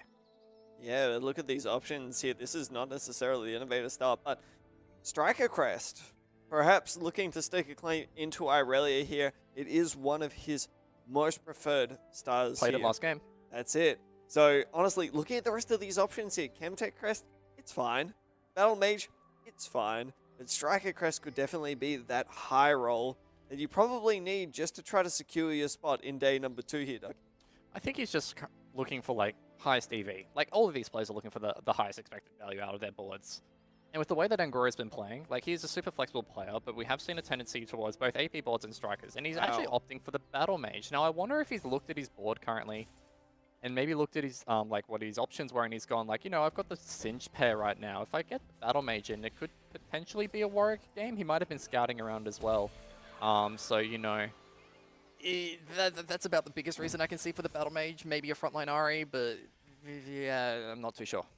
You know, maybe it's a different sort of mindset that Angora's coming into this game where, you know, Angora does like the striker playstyle, but it's kind of bit him in the backside for the past few games, you know, landing him in the bottom 4. So, honestly, I think that he's switching it up a little bit now, you know, trying to find a little bit of a different way through it here. And Battle Mage is a little bit more of that consistency, you know, you do typically end up getting a little bit more power out of it there. Does require a little bit of awkward positioning every now and again, but easily worked around.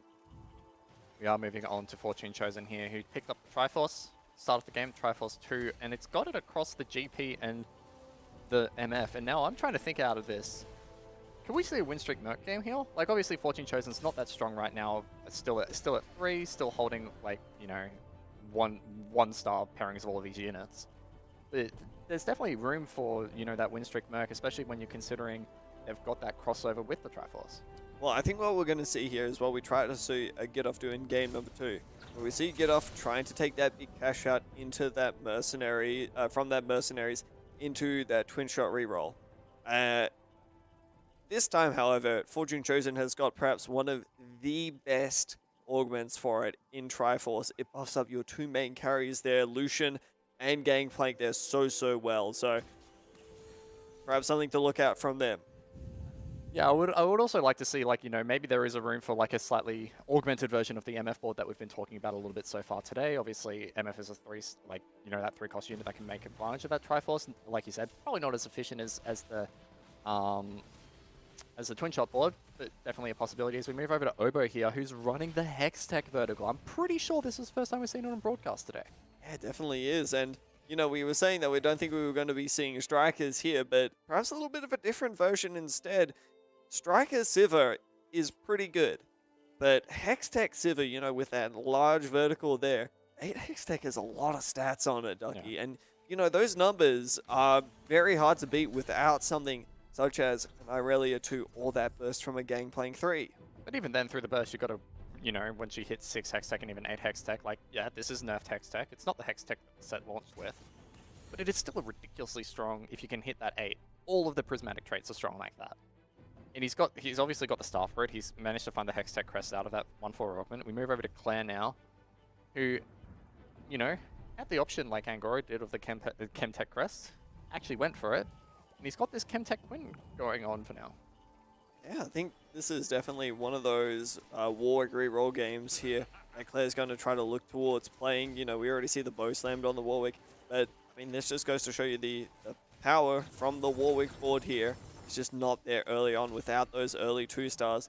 Ends up getting farmed by Fortune Chosen there, taking an unfortunate loss after getting those 2 wins in early. And it's, well, going to be a fairly decent opening from Claire. Still at 20 gold.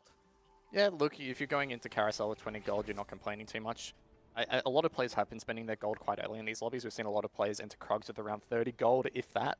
You know, it's not the same as like earlier sets where you'd be like, yes, must hard econ all the way through. People are playing with a fast tempo, especially in these tournament settings. So, you know, there's definitely some room for Claire to play around there. He can maybe throw in a cheeky reroll if he wants to. Obviously, he's running that reroll Warwick, so that will probably come later on.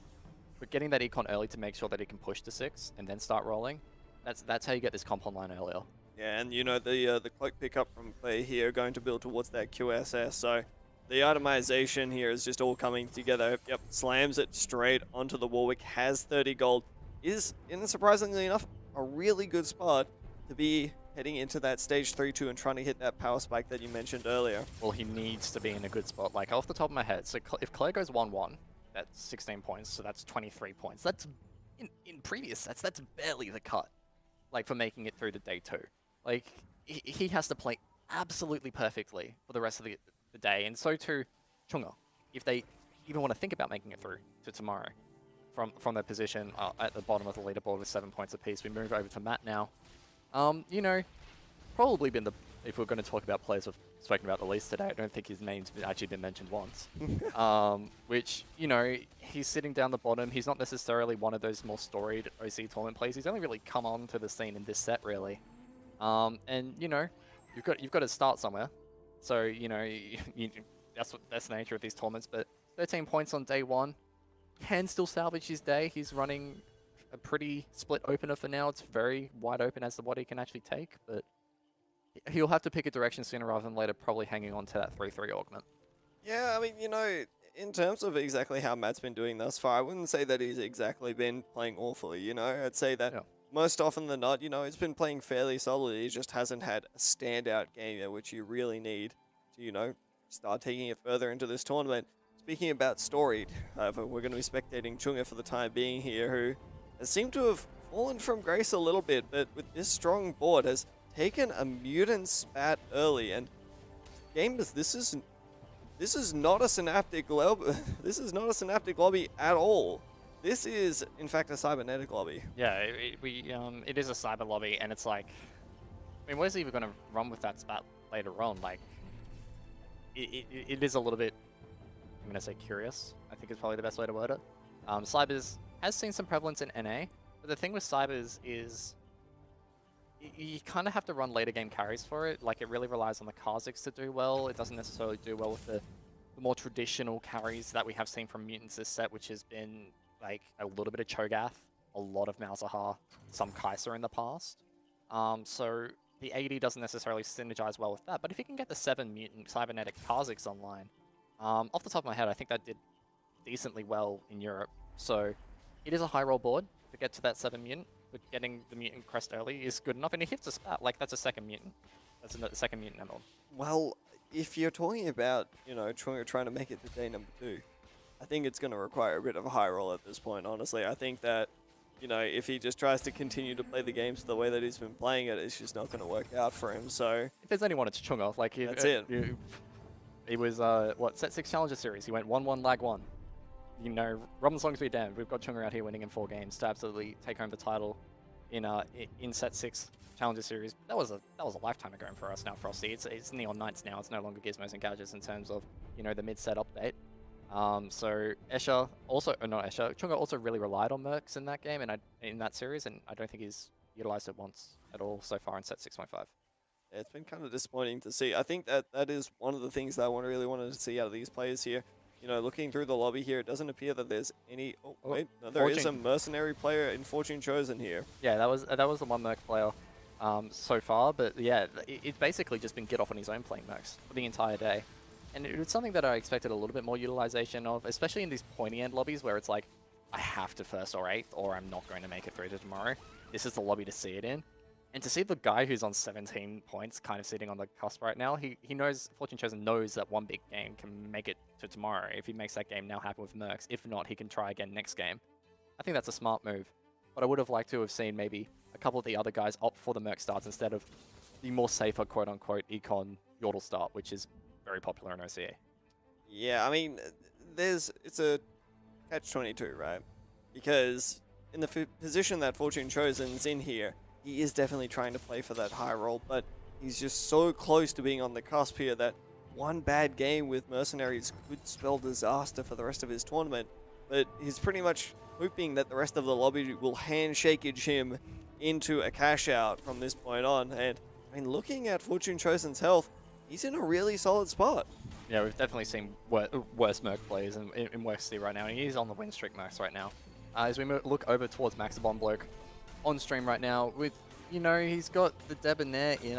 Is there a VIP right now? I don't think there is on the board, but he's building up towards that, you know, that Talon carry, which was very popular in 12.4 Frosty. But the reroll stuff was obviously nerfed in 12.5 and 12.5B. Yeah, and I think that, honestly, it's something that is fine. right? I don't think it's something that you're necessarily going to try to go for as we go into augments here. There's a few decent choices I love here. the Jeweled Lotus here. I really do. Doesn't agree with you. Raid sector? Doesn't agree with you. I don't mind trade sector here. You know, you are trying to go for this talent, right? You are trying to hit this insanely big power spike, but Jeweled Gauntlet is... it's something else, right? Yeah, I think Jeweled Lotus is just so powerful in terms of like what kind of power like you have in the later game. You know, Soju's Twit Longer has taught basically the entire TF community that, you know, getting Econ Augments past 1-4 is a little bit grief. And like if you're presented the options like that, like sure, Soju's Twit Longer definitely does miss that nuance, and it definitely a lot of the community sentiments where like, you know, Econ Augments can actually have their place. We've seen a couple of Windfalls taken at 4-6, which is definitely a very powerful gold injection if you're able to convert that into unit strength. But absolutely. A trade sector at 3-3? I feel like you're losing basically half of its value in the early game. Yeah, and realistically, you know, you're going to get a decent amount of value out of it, you know, assuming that the game goes on for 8 more rounds. If it goes on for 8 more rounds, that's an extra 16 gold worth of rolling that you've got there. But looking at the health totals here, it's only going to start to get worse, and can you realistically say that you're going to have so much time? Well, he has enough time. He just managed to take down Obo, who was the win-streaking player, 100 HP, now down to 94. We do have a second win-streaking player in Matt, who we were talking about a bit earlier. Obo's still rocking this Hex Tech board, is basically locked into it, and Chunga taking away his spat. That's a second mutant. Okay, now I'm actually starting to feel a little bit better about Chunga's place in this lobby. That's 2 mutant emblems. It's very easy to transition to a 7 mutant board from there. It's now just a matter of hitting the strong Kha'Zix. That's it. Angora getting a little bit busy here, trying to find an item here. Picks up the belt there. He picks up a sword. It manages to go a little bit late there. Not something that you'll exactly expect, especially since we've seen so much prioritization on the AD boards here. We're still managing to rock this 4 Hex Tech going into the game. It's going to be interesting to see exactly how they try to continue to go through it here, simply because more often than not, 4 Hex Tech tends to fall off fairly quickly. Yeah, but he is pushing the levels in now, and he's put in the 4 Bruiser for now, so like he's still keeping up sword strength. Like Bruiser typically doesn't really fall off until about midway through stage 4. It's still just generically a strong opener. It transitions to a strong mid game because the units have a great crossover. They can run a lot of different verticals, partly and thanks to Sejuani and Rek'Sai just being 3 trait 2 costs. But you know, he's gonna be struggling to hit this 6 Hex Tech board for now because it's the roll odds for Sivir aren't great until you hit level 7, until you hit level 8, and he just needs to kind of ride out the wave between this mid game. Takes a heavy loss to Matt there, but if there's anyone that has the HP to ride out this mid game, it's Obo. It's kind of a thing that we'll have to check in probably at the next carousel and see where his HP values are at, and that will be a better determiner of how he's actually going up in this lobby. Well, speaking of determining how the lobby is going here health-wise, we see it's a story of 2 halves here, where we've got Matt to Obo above 80 health, and the rest of the lobby here is below 60 health here. Chunga being our bottom feeder at the moment, you know, getting in that 3 mutant here with that cybernetic enhancements on it. This board though, 1-star Ezreal, 1-star Seraphine here. These are not the item carriers that you want to be seeing at this stage of the game. It just doesn't make sense. Like it is like illogical, and like when you look at his bench as well, like that is a Draven that could be utilizing cybernetic enhancement right now. Like, you know, the 2 Socialite doesn't necessarily give you that much, especially since the Socialite unit isn't necessarily that important right now. That is a cybernetic Draven that you are missing out on with a huge amount of AD. You're looking at something like Kha'Zix as well in the later, like he's holding on to these mutants because he's obviously looking for that. But it's lost for now. I think the biggest problem that I have is that Chunga is more than likely trying to play for a lost streak right now and is trying to maintain it. He's a Cho'Gath too, and I gotta say, Cho'Gath too, not really a unit that you want to be utilizing here.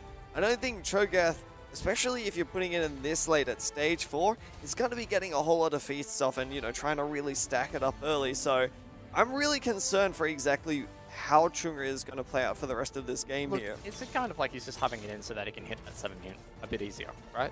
Like, so, you know, we'll check back in Chunga later, see how he actually goes with that mutant, but with 35 HP, he's really got to roll down fast and try and find that Kha'Zix. But, you know, we are moving on towards Angora, back to Angora, who... I don't even know how to really describe this board, Frosty. It's kind of like a Renata Bruiser board, but more with the Chemtech vertical than the Bruiser. I gotta say, it's looking like, you know, some sort of Renata boards trying to come together. But this itemization, though, is, I mean, it's decent. It's getting there. Like, Yeah. you know, he's working towards it. He's got the Morello, which is one of Renata's best in slot items. But as you see there, like, you know, the Renata can get focused down. But the good thing is for now, he's got the double threat. This Zac is actually pumping out a ton of damage. The Warwick as well, you know, it's a tank Warwick, which is, you know, not something that we've seen for quite some time. It's just an item holder for now. But, you know, it's not actually the worst. It's actually got a lot of threat throughout this mid-game, but just because of the star levels on these major units. There's another upgrade. Yeah, I think that the big thing is that Warwick just makes use of stats. Warwick is just a great stat holder. Warwick loves AD, loves AP, loves any sort of health, MR, armor gain.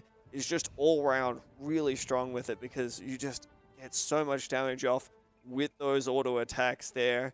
And Chunga's managed to hit a 3-star Cho'Gath. So, you know, if there was a chance, this has got to be it. Look, it's something, you know, we'll keep an eye on it. From the position that he was in, you know, it's not necessarily the most healthy looking mutant board, even if he has the 3-star Cho'Gath.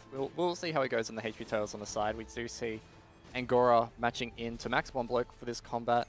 The trade sector, you can see, has managed to get him a few like upgrades on his bench here. He's rolling towards all of those Debonaires that he was prioritizing a little bit earlier.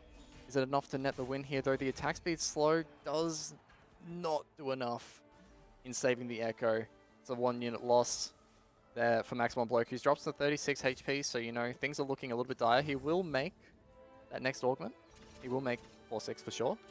But, you know, it's a matter of time in terms of he needs to really make use of this trade sector free reroll per round. And it looks like it seems like Fortune Chosen managed to get the cash out last turn there and is probably going to be playing towards a really big power spike moving through the game there. But, I mean, this Talon with this Gizmos has just got so much value for Matt here that it's actually kind of crazy. Maximon's managed to hit an Echo 3 as well. A huge spike for this early on in the game. Alright, we were talking about the Kha'Zix with Chunga's board, but now he's actually using the Cybers to get the AD bonus. And we were talking about, who was it earlier today? It was Yush, who had the 6 striker with Stand United 3. Now, he's basically just running a similar vertical where he can maybe get the 4 striker in. But the thing is, he's going to be so weak until he actually gets proper items onto those carries. So, you know, it is a case of, you know, for Chunga it's sad, but we just saw the Fortune Chosen cash out. Yeah, and I mean, my bad. Looked like Fortune Chosen cashed out a little bit Yeah, earlier there. I think he rolled down a little bit just to try and hit some upgrades and heading into that combat. Now I guess we'll see what are in those orbs. That's it. This is a fairly spicy carousel as well. We've seen, what is it, a Jace in there with a sword, a Jace with a bow, and then we've seen a Tia Jinx in there as well, and Angora's managed to pick that up. So that's going to be a fairly decent spike for Angora in there, getting that blue buff Renata down. And here we go. We're going to see a lot of gold coming out there. Unfortunately, doesn't manage to get the sell off there. But, I mean, we were mentioning some MF before. Fortune Chosen's one away from an MF3. I want to give him the benefit of the doubt that he actually ran over those by accident. I want to know if there was actually going to be any units in those instead of just gold. Alas, the gold is still handy here. He's got 7, and he's really trying to roll at 7 to hit these 3-star upgrades, and he's really playing this Triforce board quite well, I think. Like, he's got a triple threat carry proposition right here with this Triforce board that if he can get these 3-star upgrades, maybe throw in a sniper for MF. He's got the 3 twin shot already, which is a pretty big power spike. The Triforce from there can actually give Fortune Chosen a very solid, you know, 3rd or 4th place board, but that's all he really needs. Yeah, and, you know, you just see the damage that it deals to Maximon, who hasn't hit that Talon 3, is 2 away for the time being. So, you know, again, the folly of trying to play 2-cost reroll and not hitting earlier on in the game really coming back. But this is massive. And he got the twin shot soul. This is absolutely gigantic here. Twin shot soul. No way. Coming in for Fortune Chosen here. And I mean, this has just got to be the dream, right? You've got Triforce, you've got Twin Shot Soul. If you can manage to hit the 3 stars here, the game is all but won for Fortune Chosen. And you see he's rolling so hard. He wants to hit this right now. He's one Gangplank away. And He he hits gets the it. big spike. Now this is massive. This is Mort Dog looking down on Fortune Chosen and saying, I want you to go to day 2. I mean, this is the sort of thing. This is the playstyle that you want to see in terms of trying to play for these big mercenary cash outs, right?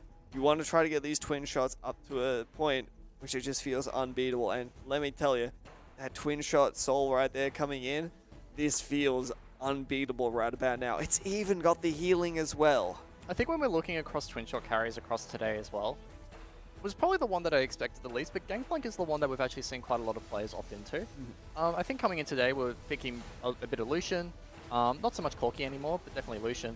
But I feel like the majority of successful twin shot reroll players today have been utilizing that Gangplank, and you can see why. This 3-star Gangplank, A, can farm gold, but also, like, it just does so much damage based on itself. It doesn't even have an IE yet to maximize it out with the Last Whisper combo, and he's got Bloodthirster as well for a decent amount of healing on top of the Socialite. That's it. Unfortunately, Chunga is pretty much guaranteed his tournament life will be over here. I think Has it is gone over. out in 8th. I mean, when you do the math, he's on 8 points. The cut this game was 17. He can't get more than 8. He's out. Well, that's just that now, isn't it? We see the twin shot coming into play here. That 100% chance for the double shot with Gangplank there means that you're going to be farming that extra gold so much more often. And that's not a minuscule amount of damage either being pumped out from the other twin shots. That's going to hurt a heck of a lot. I think the only thing that Fortune Chosen really looking for at this point, getting a Jinx. I think he does take the DB there. Yeah, no, he does land the DB there, and that's we're talking about the IE, but you definitely take the DB there. That is just so much raw AD through the twin shot power spike as well. We are moving over to Claire now, who has this Chemtech board. He picked up the Band of Thieves at 4-6, and he's rolling so deep to try and find this Warwick 3. He does manage to hit it. He very nicely takes the Warwick with the Thieves Gloves off, just to be sure that the Warwick that needed to be built got the right items, and he can throw it onto that second Double Trouble Warwick now. That first Warwick is going to be absolutely turbocharged with this Double Trouble Cross. Oh, but I mean, talk about turbocharged. That's it, turbocharged Gangplank right there, and they took your advice. The Gangplank's going straight onto the Warwick, and the Warwick's health is absolutely eviscerated there. The Warwick 3 pretty much just disappeared, and this is just the power of the twin shot soul. When it gets going, it feels nigh unstoppable. And that was just one big swipe from Gangplank's Saber, just straight through the Quinn there at the end. You know, the Quinn was probably the saving grace of that combat. Like, if the Quinn could, you know, dish out enough blinds maybe, but the Gangplank just walked straight for that carry Warwick, and, you know, that's just the combat over from there. That's it. So, you know, Claire, he can feel a little bit better now. These are some wonderful Warwick items to buff up, or Warwick 2 items to buff up the primary carry Warwick. You got the Zeke's Herald there, but, like, you know, he's still a long way from safety. Like, he's still a very long way away from safety. He needs to actually find some way to get in some levels after rolling down that deep. We are moving over to Colorful. Again, another player that we haven't talked about so much this week. And here we go, another AP board. Yeah, I mean, AP boards are actually being quite successful here, and they've played it correct as well, trying to utilize that early advantage that you get by hitting your power spikes through the Yordles here. Just showing to full effect as this Malzahar goes to work. You know, being untouched with this Runic Shield add-on as well. Malzahar trying to pump out a whole bunch of damage here, and you know, even though it may look like you're winning the fight against the Malzahar board, just give it a few seconds there and suddenly your entire team is deleted. Going up against Matt there, and he's on now a 4-win streak, looking like they're probably going to go for that Fast 9 style. I like this a little bit of an optimization here from Colorful. He's got the blue battery too here, so he's getting the 20 mana per cast off. So he's gone for the triple offensive item here onto this Malzahar, which I think is okay. Like, the Malzahar mana is still 60. It is still patch 12.5b. So he can, you know, he doesn't necessarily need that mana item on top of it like a Shojin or a blue buff. If he has that blue battery to just constantly generate that mana for him, so he can itemize that Shiv, which is probably the difference maker here, because that will probably be the first one cut if he was, like, have to force to build a blue buff here. well. Let's see how this does into the board of Claire here, who has got that stacked Warwick that we saw before. Malzahar 3 going to work, but the Warwick is starting to take effect here. The Challenger resets coming in clutch. Colorful going to lose out on that win streak for the time being there. And, you know, I think this really goes to show you, you know, Claire's board, even up against, you know, someone like Fortune Chosen, still incredibly powerful, right? But it's hard to say that Fortune Chosen, up until about stage 6, may even consider, you know, taking a loss. Yeah, look, Fortune Chosen here has first pick of Carousel, opts for the Giant Slayer. Like it a lot, especially with the way that this game is going. He's definitely on the track to potentially push a 9. What he puts in there, don't know. Looking on the right hand side as well, Obo out in 6th, Maximum Bloke out in 7th. They're going to have an uphill battle to climb for the rest of today. Frosty, if they can make it a miracle happen in Game 6, maybe they can make it through to tomorrow, but we'll have to see how the scores stack up at the end of today. We'll move back over to the top of the lobby, Matt, with the Kazakhs. Yeah, not necessarily a board that we've been featuring all too often here, but is starting to make use of that Cybernetic board. Has managed to pick up the Kai'Sa as well, which is a really nice secondary carry. Kazakhs not exactly the most reliable of units. We've known Kazakhs to be a little bit cheeky sometimes. You know, sometimes it'll kill your backline carry. Sometimes it'll jump into the front line and just die. He's no Irelia. Yeah, well, I mean, sometimes, you know. Yeah, maybe you can IRNG your way to a win. What's that, Teamfight Tactics? Never heard of it. Not me. As we do see the Kazakhs, basically, he's trying to jump around, but he's not getting onto this Warwick, which is a major talking point. The Warwick gets to 25 Titans Resolve stacks, and, you know, you can't necessarily carve through the Bramble Vest either of that Tryndamere, which is a wonderful item to roll into when you're playing against that Kazakhs. It was basically wrapped up from the TG roll. Yeah, I think, funnily enough, for an assassin, Kazakhs just works a little bit too slow in the current meta, where you just have a whole bunch of teams just mowing through your front line, and your Kazakhs is just jumping one by one by one by one. By the time that it's gone through about 2 or 3 of the units, the rest of your team is already down. Yeah, and that's the thing. Like, pace of combat has been the biggest talking point, I think, of Neon Knights so far. These combats are lightning quick. Like, in terms of how fast we're seeing boards eviscerated, like you said, like, you know, you've got these Irelias jumping around. You've got things like these Gangplanks just looking at your carry's general direction and getting a twin shot bounce and killing them. Like, this Kazakhs will basically just be wiped out by this Gangplank eventually, but, like, it doesn't matter. Like, this GP is just doing so much, and it's just, boom, gets the parlay up, shoots then out another one. Another gold generated. Fortune Chosen is just collecting gold like nobody's business with this Gangplank. And you got to remember, Fortune Chosen was level 70 gold. Has managed to go level 8 now, and is prepared to pretty much go level 9 from this spot. You know, look at how many units he's holding on bench here. He could sell off his entire bench and go level 9 if he wanted to. But with Triforce, has got another option as well, where you could just end up rolling it down to the 3-star units here in Morgana, in Lucian, in Gnar as well. Even though you're a little bit far off the Gnar, it's still a choice. He's got the 2-star Gnars on board, so he's actually only 2 off Gnar. Oh, true that. Yeah, so he's only 2 off the Gnar here, and like, you can build out a pretty comfortable board with, like, you know, other 3-cost units like Zac. Zac is one of those units that is just pretty much strong in every comp. We look over to Angora, who is running a wonderful mixed board, I think, here. He's got the Renata Glass, he's got like a nice triple threat going on here. He's got the Renata, he's got the Ari, he's got the Victor. All of these can build up into great things. None of these are really, like, I guess, too much of a carry threat. It's not like these massive crit glove Aries, but like, it's a slow enough DPS that, you know, he actually gets enough effective value out of it, and he plays a second Renata here. I love this decision making here. Identifies the fact that Angora is just trying to play for strength right about now. You know, Angora recognizes that they're probably not going to win the lobby. You know, everyone else is high rolling a little bit too hard. You'll never have a chance in heck at beating Fortune Chosen. But if you end up just trying to play the strongest board possible, maybe you can end up trying to bleed out into something like a 4th and try to salvage your last game. I mean, that's the thing, is like, Angora and Fortune Chosen, both of these guys here, only really need top 4s to kind of stabilize themselves and get back into that more safe middle bracket, I guess, get above the cut. Both of them have just secured that colorful, going out in 5th with the Arcanist board now going down.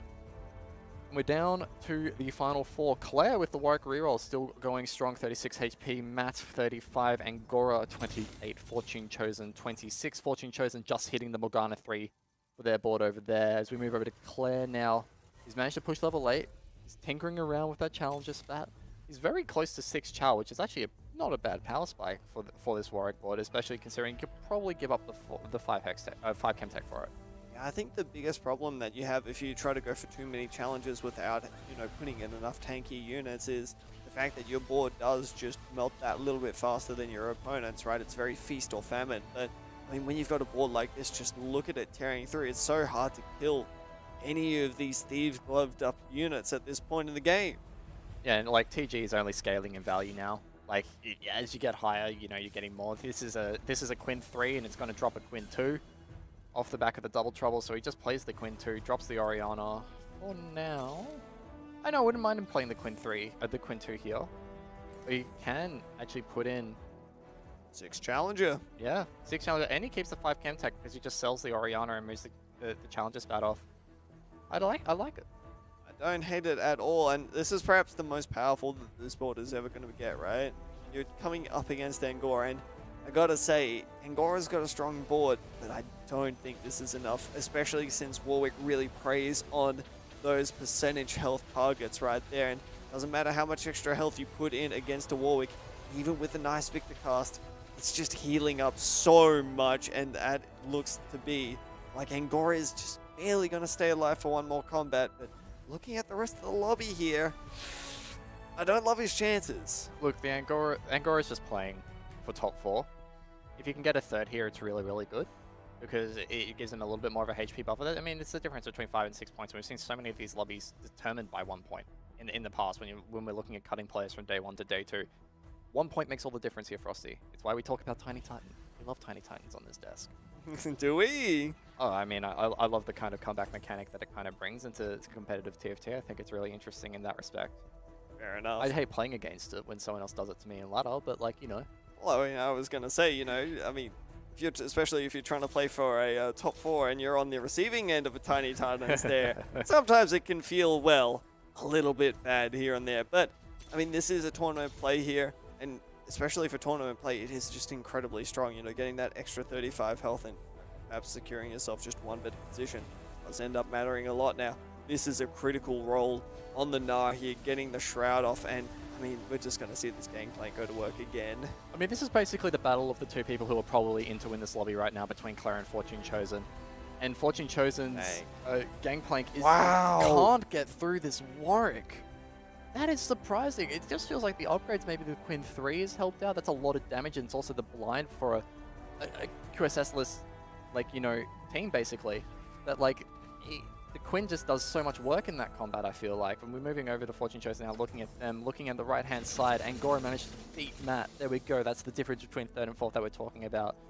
I don't know if there's a world where Angora beats Fortune Chosen to maybe eke out a 2nd. It would be pretty revolutionary if he did.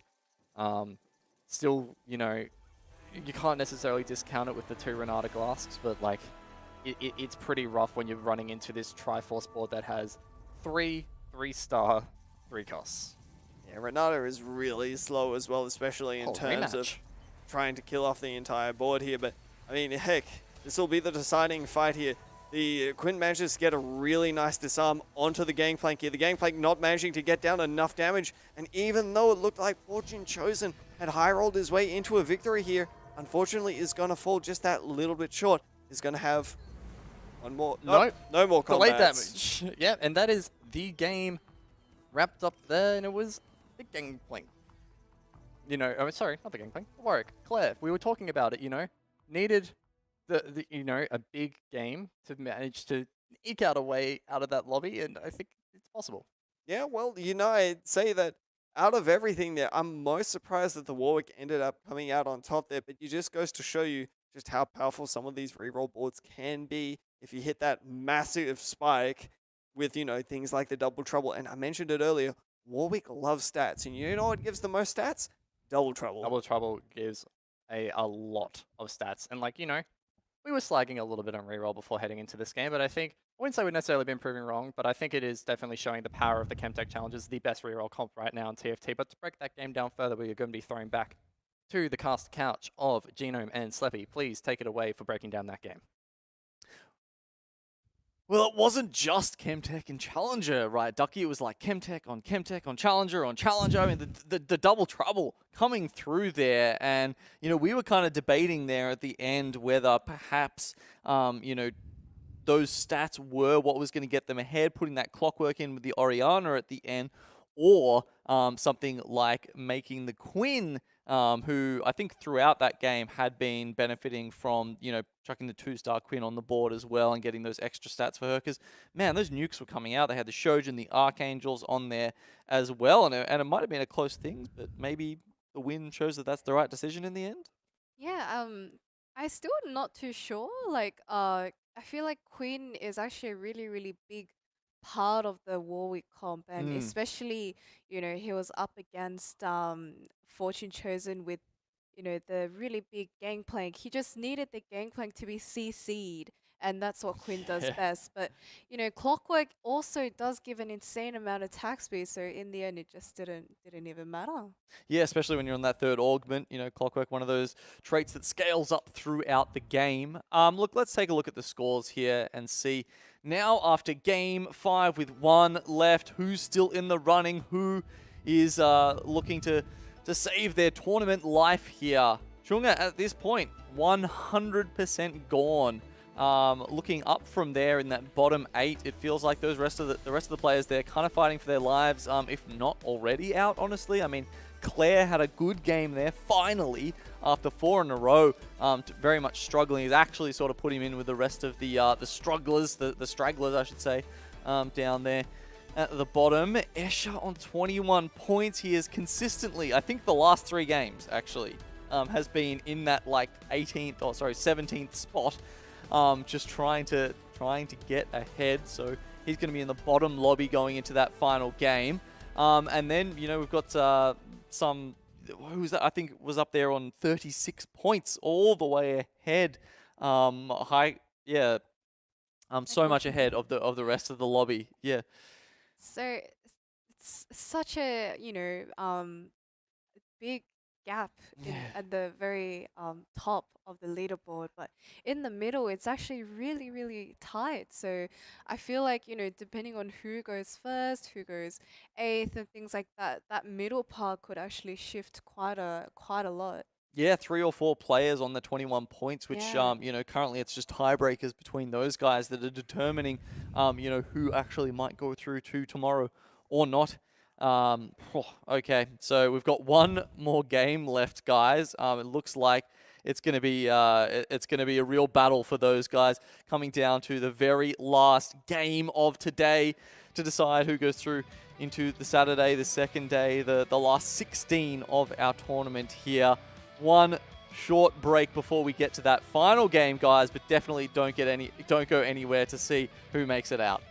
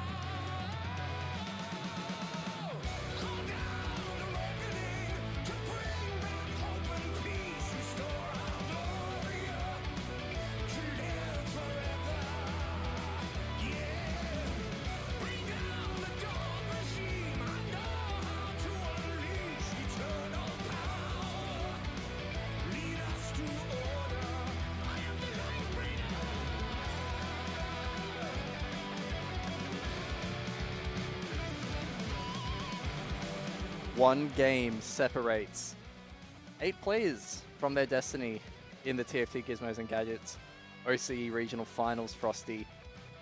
We will be cutting down to 16 after this game, and yeah, it's time to rub the hands together. A, it's a bit cold, B, it's getting spicy.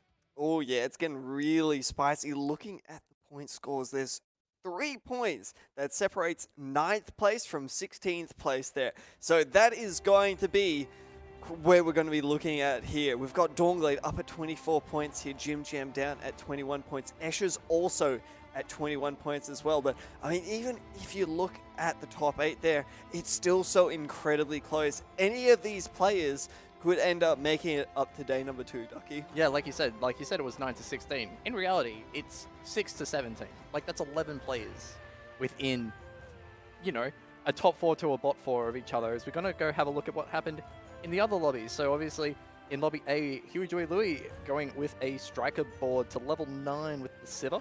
Pretty standard. Haikwan, Senna reroll. Not something we've spoken about.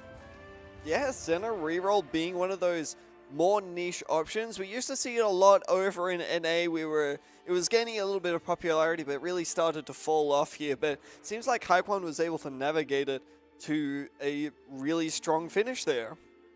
Yeah, I would really love to see the VOD on that. Like, Haikwan, I think, has probably been our best player today. If we're going to, like, obviously, I think they're, like, one of the highest points of today, which probably led itself to, like, being the best player today.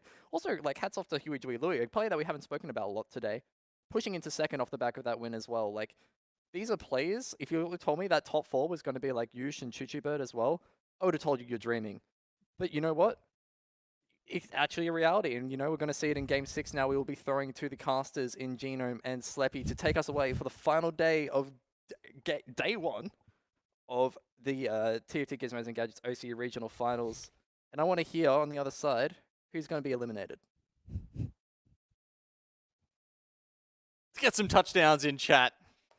We've got Escher coming into the final game. He's fighting for his life. We know who you're all here to see. Just joking. Look, we're here to see the best TFT.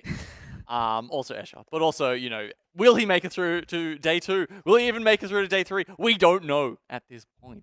There's just so much TFT, you know, that we've played so far, but only one more game, Sleppy. Only one more chance to prove yourself. Only one more chance to make it through to the next day. That's why we're going to be having a look at a lobby that's going to be, it's going to have a lot of, you know, it's got a lot of those players that are sitting there on the cusp. They're trying to, just trying to get through. And of course, yes, Escher is one of those.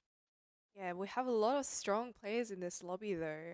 It's going to be a very fierce battle to see who is going to fall under the cover, who will advance to the next day. We have an offensive start on the carousel.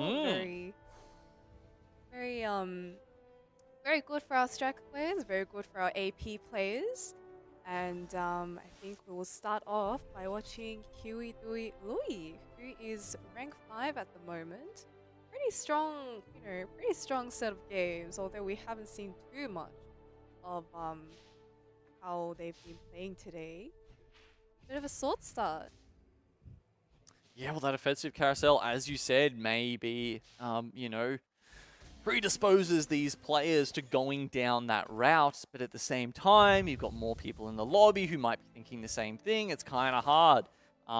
If you've got players who get offered an augment that maybe, you know, wants, you know, something, an Arcanist sort of route, something like that, something to put you down the AP tree, it might be a little bit harder for those guys to make their way out of this. I mean, you know, that said, obviously there are a couple of rods in that first carousel as well. So either way, oh, you have a nice 6 gold orb there.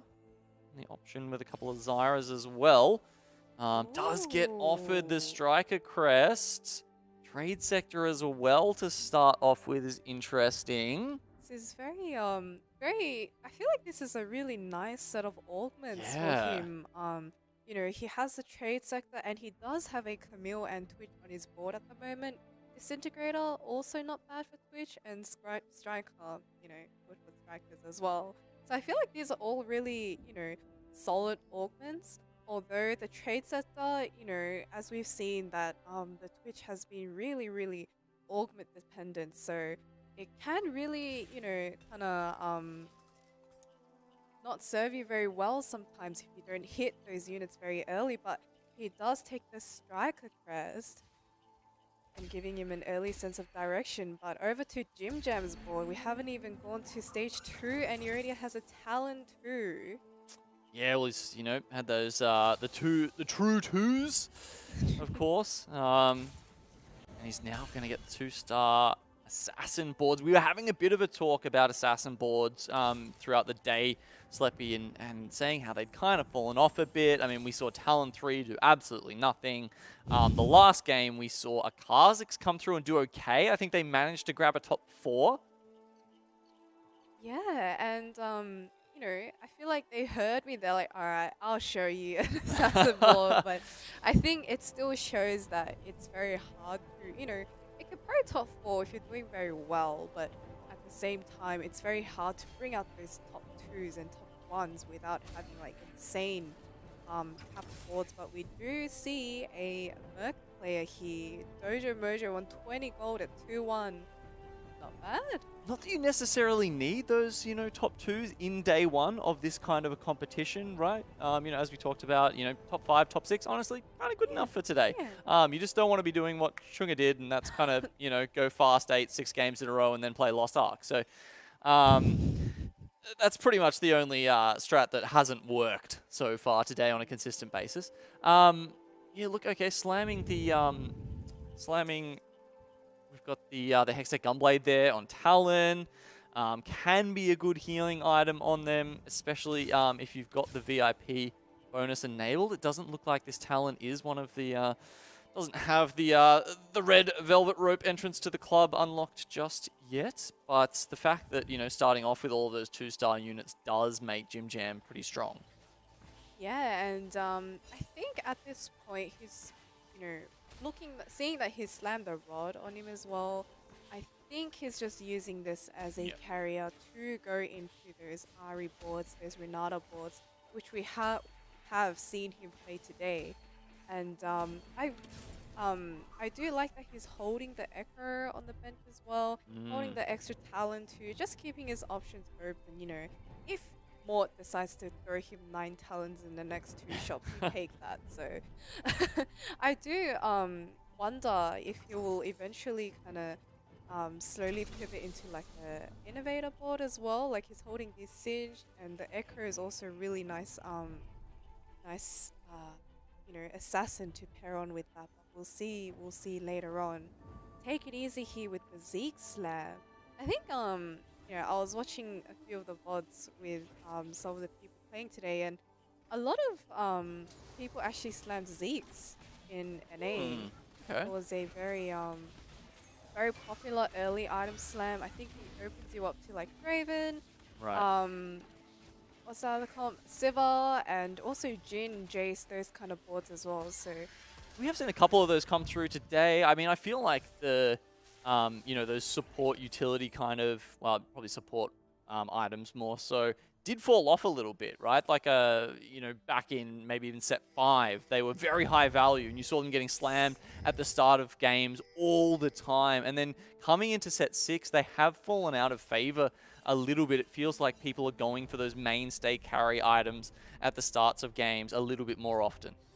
yeah, I think it's because the carries that we've had in set 6 and set 6.5, they're just so reliant on having those items. I feel like, you know, if you slam, you know, if you use too many of those important components early and you slam all these other items, if you don't get those items later on, like you just don't do that. You don't do damage, as opposed to the people who lost streak or, you know, greeded those items more. Once they hit those units, they hit you much harder, and you can tank them or, you know, try and Yeah, so if you've got to Alpha, guarantee something, you have to guarantee those main carry damage items. That's Okay. right. Yeah, well, looking at Dojo Mojo, we saw he actually went for the Mercenary Crest, so he's been rocking the loss streak here since 2-1. We were criticizing Gitoff for perhaps going a little bit too hard on this on one of the earlier games and starting, I think it was maybe only 2-5 or something that he, maybe it was 2-3 that he started with that mercenary loss streak, but this time Dojo Mojo got it all in that chest, ready to open the goodies up at some point. This has so much potential. If he's just able to find one more unit, Gets that MF. at MF, he can pretty much streak like, 3, 4, like 5, if you're really greedy, rounds of 5 Merc loss on stage 3. And as long as you don't pull a Cosmic Sloth from, I think it was Challenger Series, I think we can guarantee a really insane cash out. I think that might have been, I think I actually remember that game. Might have been from MSI, Was where it he MSI? was at the Fast 8, where he went level 8 and thought that he could roll with about 10 gold, and that was enough to stabilize him for the Mercs. Yeah, look, not really the play. Let's hope that Dojo Mojo has learned from others' mistakes in the past and can do a little bit better than that. But yeah, as you say, I mean, okay, so take me through how you might be playing 5 Merc a little bit differently than 3 Merc now that he has access to that Merc emblem, doesn't have to worry about getting the Kench early, just has to pick up this MF. How would that change? Oh, and there it is, right on cue, 2-7. He's going to be going into stage 3 with a 5 loss streak, and it's only getting better from here. So now, okay, we've got it. We've got the 5 Mercs. How do you play this out, and how is it different to the 3 Mercs? Like, are you playing 5 Mercs for just a couple of rounds and then switching back to try and increase your chances of pulling off that cash out, or? I think the safest way to play this here is to maybe go for like the 3 more losses with the 5 Merc in. Maybe 4 if you're extra greedy and you think you can get those really, juicy 1 unit, 2 unit losses.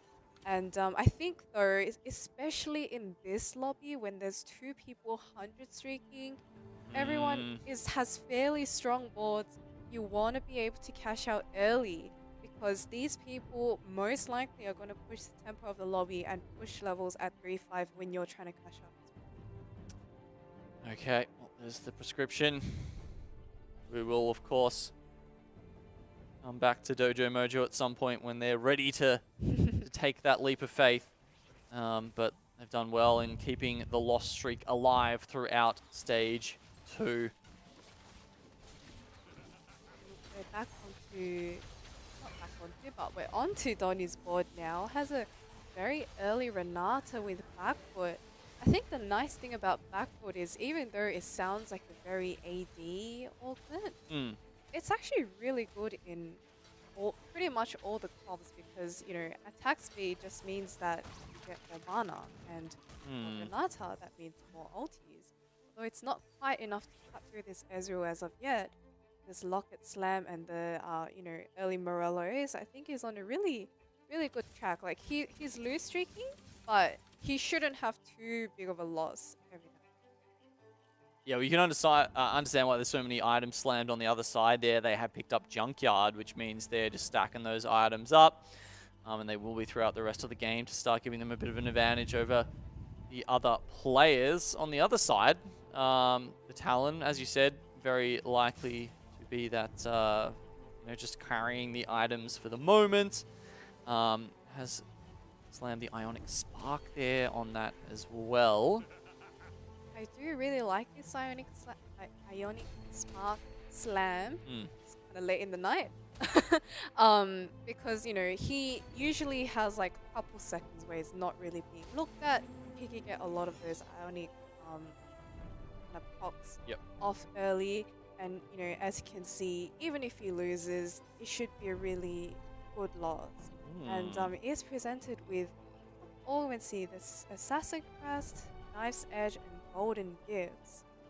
I think Golden Gifts is a little bit difficult to take unless he's 100% sure of what kind of path he wants to take, because it's very common to get a spatula from the Golden Gifts, and sometimes Tome I think as well. So he does opt to take the Synchro, so maybe he is committing to.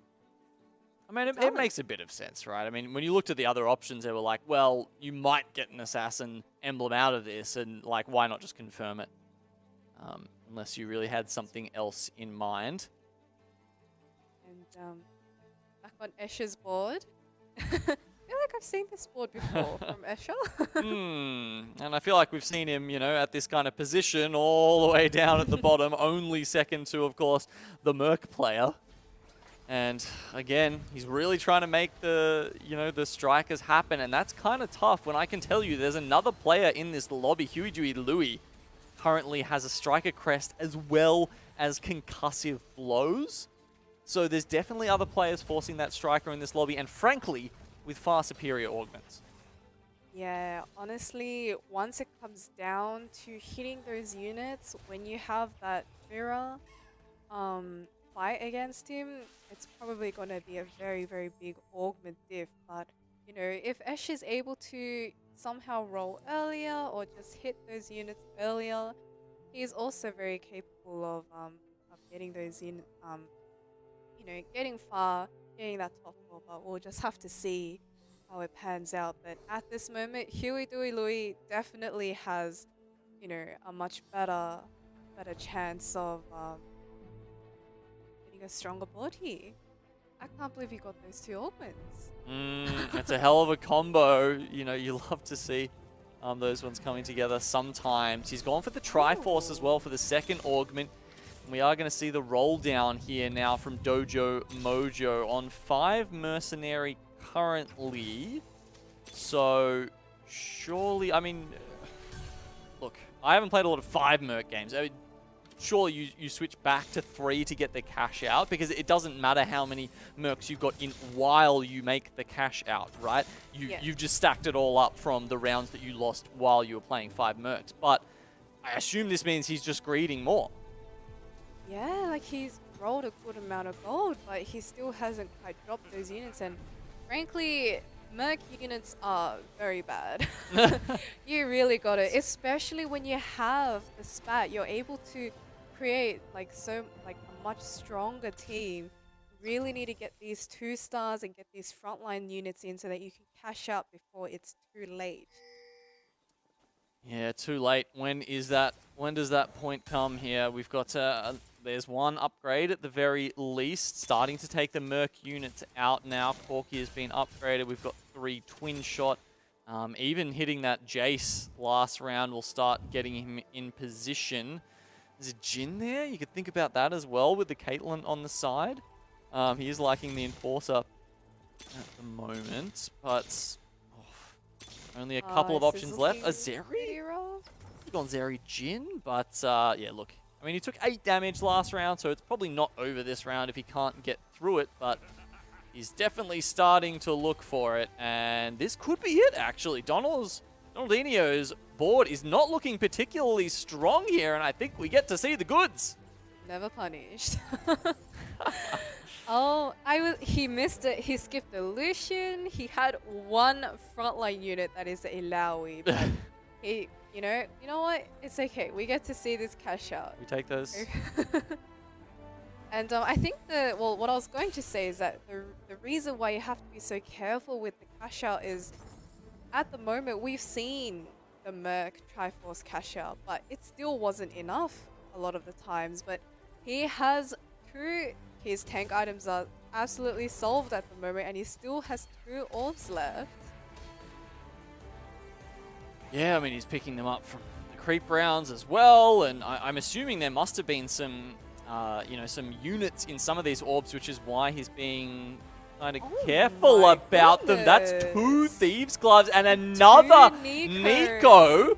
So we could just, I mean, you could have a 2-star Jace right now. You could have, you could upgrade that Jhin there. You've got the Bramble Vest on top of the Vi. So you could have a 2-star Vi if that's the way you want it to go. With Zeri's in the shop. So many options right now. So many options. And 22 health. And he's not even, all the way down. He's not all the way done here. He's got a couple of rounds to sort of think this through and play with. Let's see if he's strong enough at the moment. I mean, the Gangplank, I like the RFC. It's I don't think it's as good as the Bloodthirster, because once you get into the later rounds, you do kind of need the Bloodthirster, especially that shield helps if he gets CC'd when you get down to lower health. But the RFC, on top of the IE Last Whisper combo is also a good option. And I mean, look, he's playing for Enforcer at this point. You know, could this be, considering he's got the Jins, he's already got Caitlyn there, could be this be that switch to the 4-4-4 comp that we were talking about at the start of today? Or is there something else in mind, do you think? Possibly. I feel like there's just so many options. You look here. like you're getting like, dizzy, Slappy, and he probably is too, frankly. Yeah, I'm dizzy just watching this. Like, do you like? I feel like this is really TK? greedy Not bad. at the Not same bad. time. Like, I think he is also very dizzy. Like, do you Nico the Jace? Do you Nico this Seri? Do you wait for a Jinx? Do you Nico this Tahm Kench right now?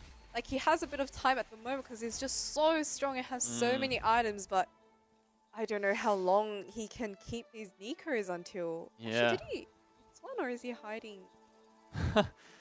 Is there one hiding under him? He's tossing the pizza above it there. Oh, with yeah, that, yeah. with his I hat. was going to say. I mean, look, we've got Huey, Dewey, Louie. I mean, I brought him up before saying, oh my god, he's got the most, you know, ridiculous augment combo in the world here with concussive blows and the striker crest. But currently, he's on the bottom of the lobby. He's sitting there with 11 health left. He can't quite make that 6 striker. It looks like he's what's he missing? Oh, he just has. Oh no, okay, there. He's put the last one into. He's on 6 striker. But anyway, look, going back to Dojo Mojo, he is. In case you missed, he just natural Zeri too. Oh yeah. Why do you? Yeah, go Nico.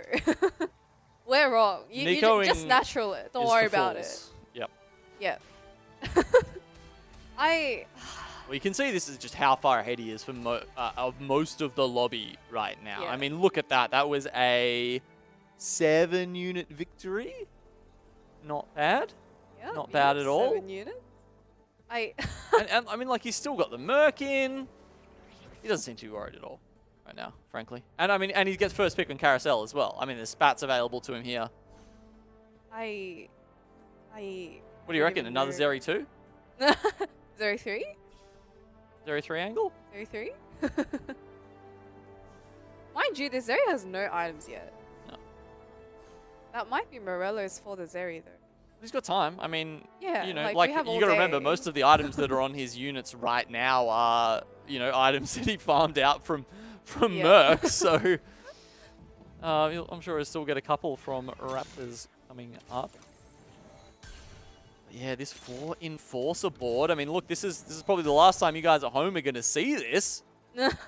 Well, apart from Saturday and Sunday. It is the 4.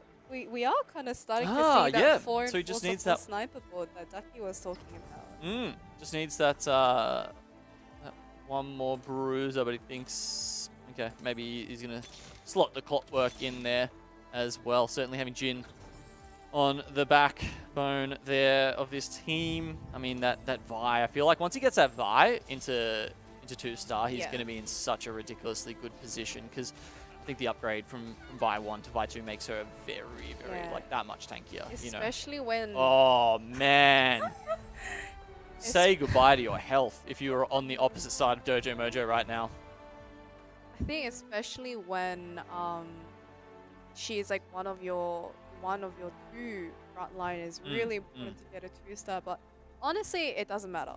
Like it literally doesn't matter. And I would, you know, as long as we have a fairly safe option up, I want to see, you know, maybe a Zeri 3-star. Well, okay. We got, level up is the choice here. But take it easy. That makes a lot of sense.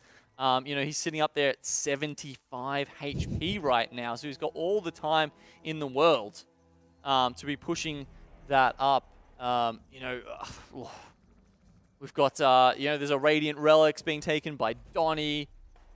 New recruit has been, I think that was a sniper crest we actually saw on Dojo Mojo. So he's up to 6 sniper now. That's 30% bonus damage per hex that that his enemies are away from him. Loaded dice. Okay. Escher, just gonna roll it all down. Just gonna gamble.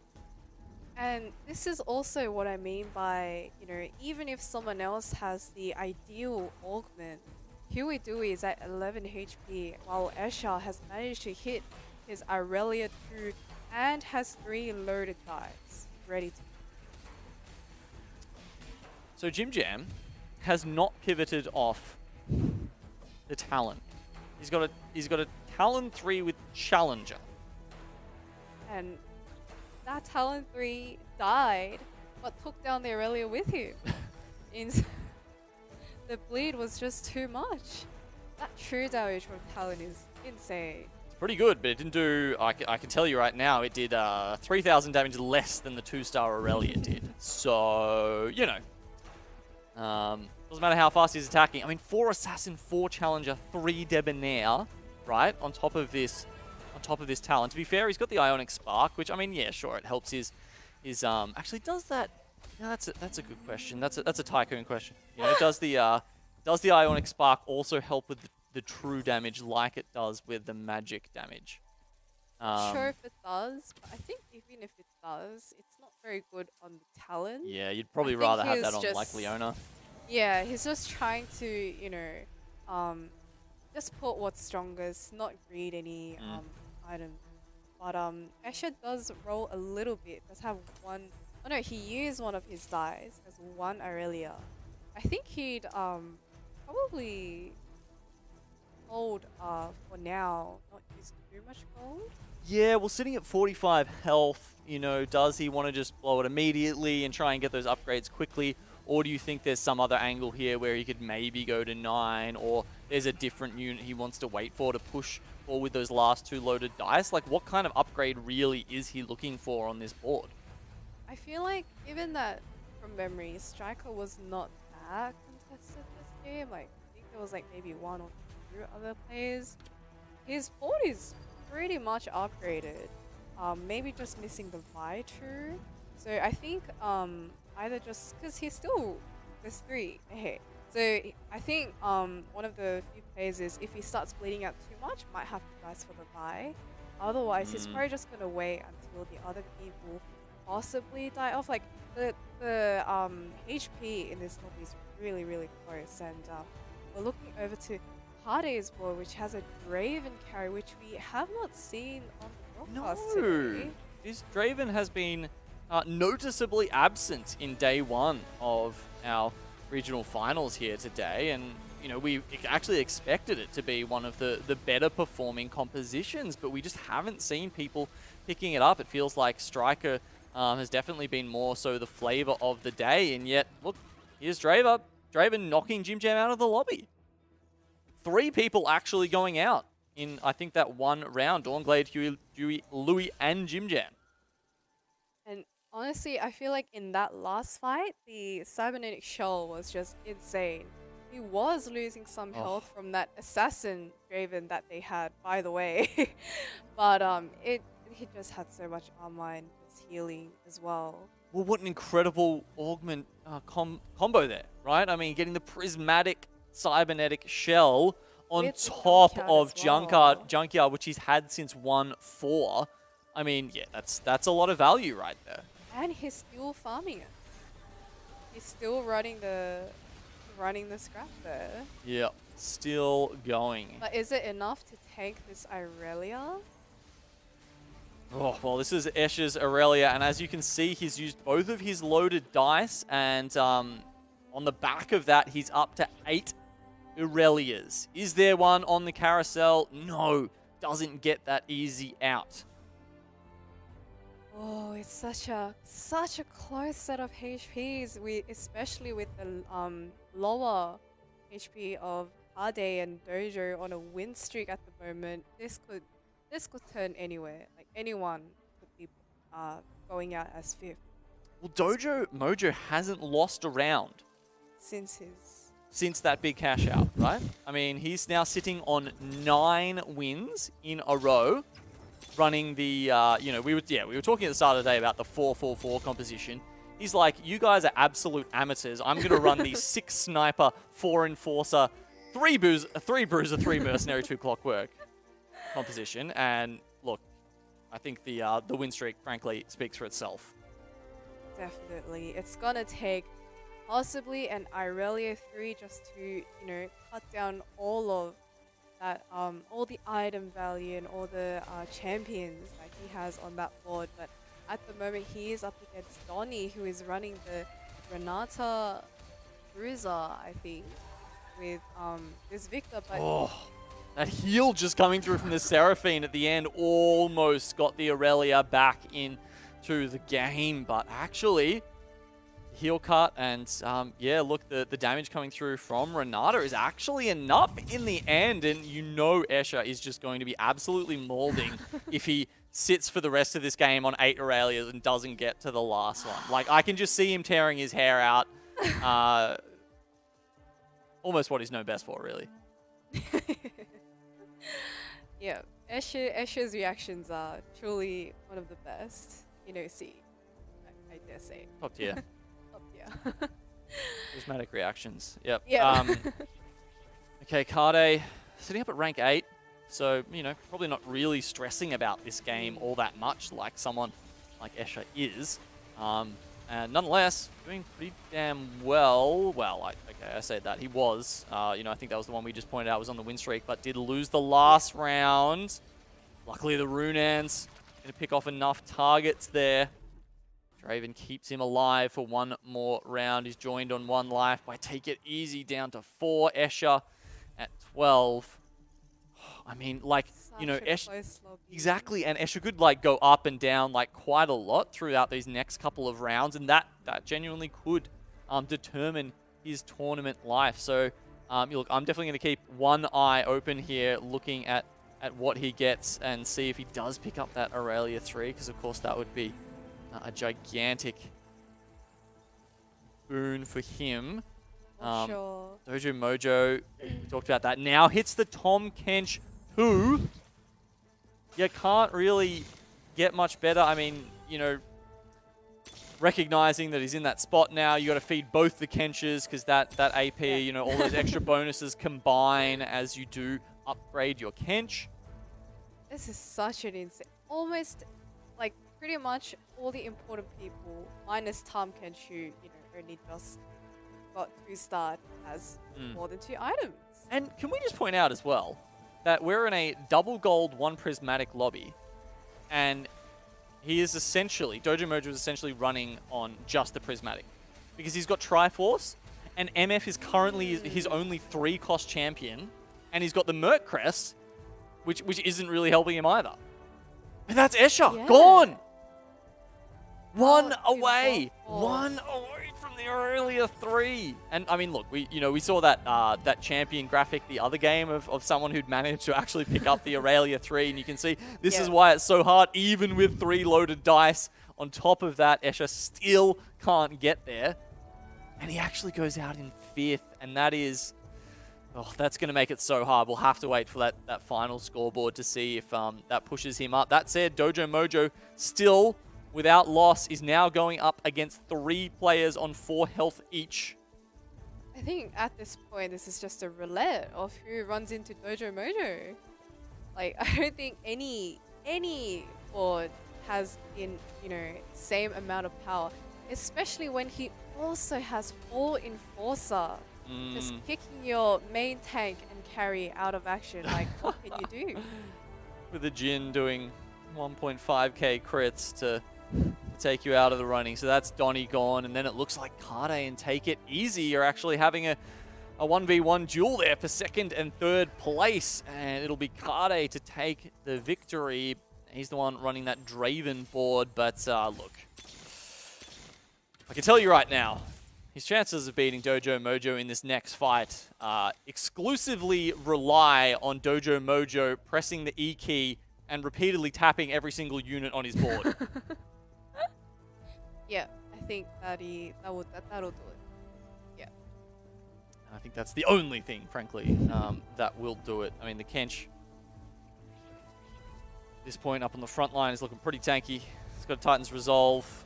I mean, yeah, look, sure, there's some Enforcers on both sides coming out, but 6 Sniper. I mean, how often do you see that? As we said, 30% extra damage per Hex, which means that Draven on the back line, who is literally as far away as you can possibly be from the Zeri, is taking, what is that, like a 7 hex difference, so that's probably like, you know, an extra 200% damage or something that we're seeing come out from one carry to another there. But that's the thing about that board, right? It wasn't a 1 carry board, it was like a It's like a 6 6 carry and carry. 8 carry board. I don't know, it's like every unit on there was doing their part. They were all chipping in.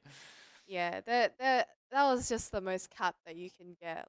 Like, yeah, there's no way he could have beat that with that team. Like, I don't think. I think even if you had a Draven 3, that would be really difficult because the Draven 3 has to cut through, you know, each one of the front line, Yeah. all their items. But by that time, the 6 snipers have just ramped up, and that's Yeah, you've got, you know, curtain calls running through you, the lightning crash going probably on the opposite way. It doesn't matter which end you position on. You've got MF in the middle just raining down boulder size, you know, rocks, bullets, whatever they are on your entire team. Oh, man. That was, yeah, look, that was a pretty epic game there. The 5 Fortune start, really seeing a massive victory there in our final game for today. But to take you through the final scoreboard and see who's going to make it in to day 2, let's throw it over to Ducky and Frosty on the couch. I honestly don't know what we've witnessed, Frosty. That is the most bonkers game we've had all day. That was just wild from Dojo. The like 5 Merc we've been talking about. You know, we've been wanting a couple of Merc players so far today. And we finally hit one. And it was a 5 Merc cash out to for the ages up in the clouds, and that's what dreams are made of for Dojo. He was on the cut and he needed that kind of game. Analysis be damned. Yeah. I mean, we see exactly what we wanted to see there, and you know, I think Dojo pretty much executed it flawlessly, right? Dojo took the perfect amount of losses there, took out those extra mercenaries just to go down to 3, took a really good cash out there, and from that point, didn't take a single loss because they were just so strong. I want to give a little additional shout out to, you know, 6 Sniper there as well, because we don't really see 6 Sniper all that often, but you see the power of it, especially with a Jace 2. It just gives such insane buffs to the rest of your board. Jin just one-shotting the entire team. We were joking that like midway through that game, it was kind of like the MF reroll that we were like maybe hoping an OCE player would play, and it's like, yeah, that's MF reroll, but your reroll isn't MF. Your reroll is just the most Bill Gates comp that you could ever make, with just so many like power picks in terms of getting the Zeri, in terms of getting the Jin, the Jace, and Sniper Jace is so strong in terms of the amount of damage he provides. So hats off to Dojo for doing that. Small golf clap to Donnie for cashing him out there. You know, bit of handshakeage. Yeah, a bit of a handshakeage from Donnie there. But Donnie as well played a really nice game of his own, I think, as well, to be able to push through to that top 4. But enough talking about that. We need to find out the big business here. Who will be making it to tomorrow? Who will be going home? Here is the scoreboard.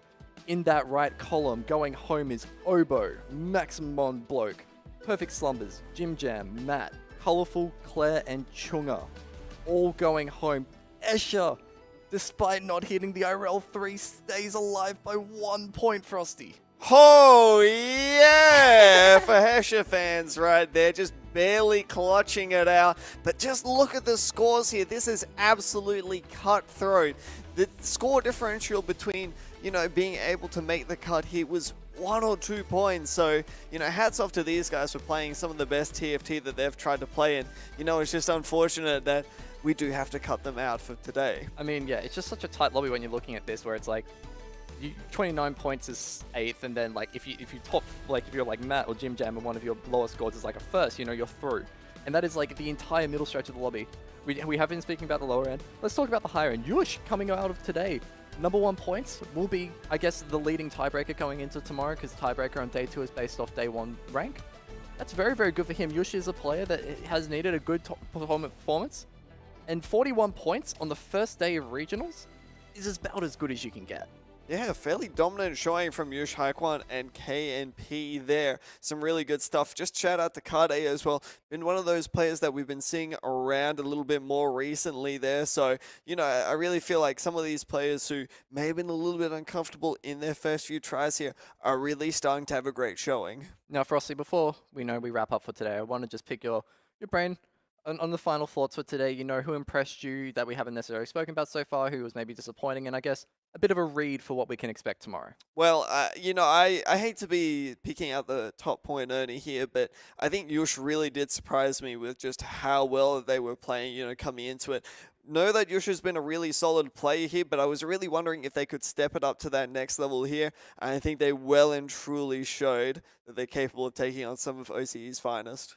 Yeah, I think Yush deserves a shout out. I also think KMP, like a player that basically we had no eyes on, but coming into today, came out first in the first game, first in the third game, played really strong boards across the day. And like those are the kinds of like performances, like he was consistently up there and he was winning games, which is, it's not checkmate format, but winning gives you more points. So, it's always a good thing to do. And it's a lot of hope, like, I guess, that, as these later games push on and the days get a bit harder, if he's getting first in these earlier lobbies, that spells a bit better for at least top 4ing later on. Well, I mean, it's a huge confidence builder. We don't talk a lot about momentum here on the Decaster desk simply because, TFT happens sometimes, more dog happens. Sometimes your Dojo Mojo, sometimes your Cosmic Sloths. That's it. And, I was wondering how long it was going to take until one of us brought it up here. But I think that more often than not, having a good first day, we've seen players really transition really well into going throughout the rest of the tournament there if they've been really dominant. So excited to see exactly what Yusha's got available. Hope we haven't caster cursed them. Yeah. And I guess a bit of a meta read as well. A lot of AP comps today, but I guess like things like strikers also were prevailing. Anything that kind of took your eye in the meta? What really surprised me was the fact that Strikers was winning, but I think more often than not, we saw a lot of Striker boards really failing to hit their full potential there. I think more often than not in Cam here, we've seen a lot of Irelia actually just not working out all that much there. Some of the more niche picks have really come to light. And I think the one thing to look out for here is that mercenary cash out, right? It was something on our radar earlier, and I think it's had a lot of success today. So be on the lookout for it in the next 2 days.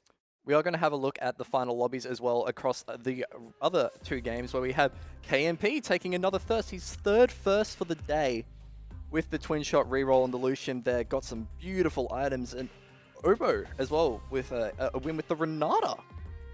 Again, a comp that we've seen a little bit of play on, but not necessarily like a huge amount. And that's a really well-fought win to be able to get the Renata going. Yeah, well-fought is definitely one way to say it there. I was coming into this, I was saying Renata probably about a C-tier composition, not something you'd really want to prioritize when fights are going so quickly here, but it seems like Obo managed to find the lobby that just managed to make it work there and has managed to clutch it out. Yeah, I mean, Renata, surprisingly has placed, decently high today. We saw Donnie as well, manages to pull it out a little bit, I feel like a little bit bad for Donnie because he had the Radiant Relics in that game and he got the decap, but he had a tier, so he couldn't slam the extra item onto the Renata. So it was a little bit sad in that department for Donnie, but he did manage to get a top 4. He is through to tomorrow, and we all know how good Donnie is. You can't, he's always going to have those chances, and being able to push forward, and you would hope he'd make the top 8 lobby. Well, that's just it. Looking through there, we managed to, prevent disaster a little bit. I wouldn't say we necessarily cast a cursed Angora there, but yeah, that's a big disaster preventer for Angora. We're very much I'm very glad that I think the most consistent player this set is making it through to day 2, but the fact that we're talking about the fact that he made it to day 2 as a relief really shows you that it was not Angora's day in the slightest. That's it. And I mean, this just goes to show you how cutthroat the competition is right about now. These players have shown up with their A game today, so I'm excited for some really big plays tomorrow, and yeah. Yeah, well, that is us done for tonight for the TFT Gizmos and Gadgets OCE Regional Finals. My name's Ducky. Thank you so much for tuning in tonight. A big shout out to the admin team in the background and all of our observers and other casters. Sleppy and Genome have done a wonderful job today. Broadcast staff, thank you so much. And also, San on the socials, OCE TFT on Twitter. Frosty, yes, you did a great job as well, mate. Great casting with you as always. Let's go. Another fist bump in there. We will be back again tomorrow, 6 p.m. AEDT, here on the official Teamfight Tactics Twitch channel. So please tune in tomorrow. Same time, same place, and hopefully we'll be able to get at least a little bit closer to seeing who our world's attendees are in OCE. But my name's Ducky. Have a good night.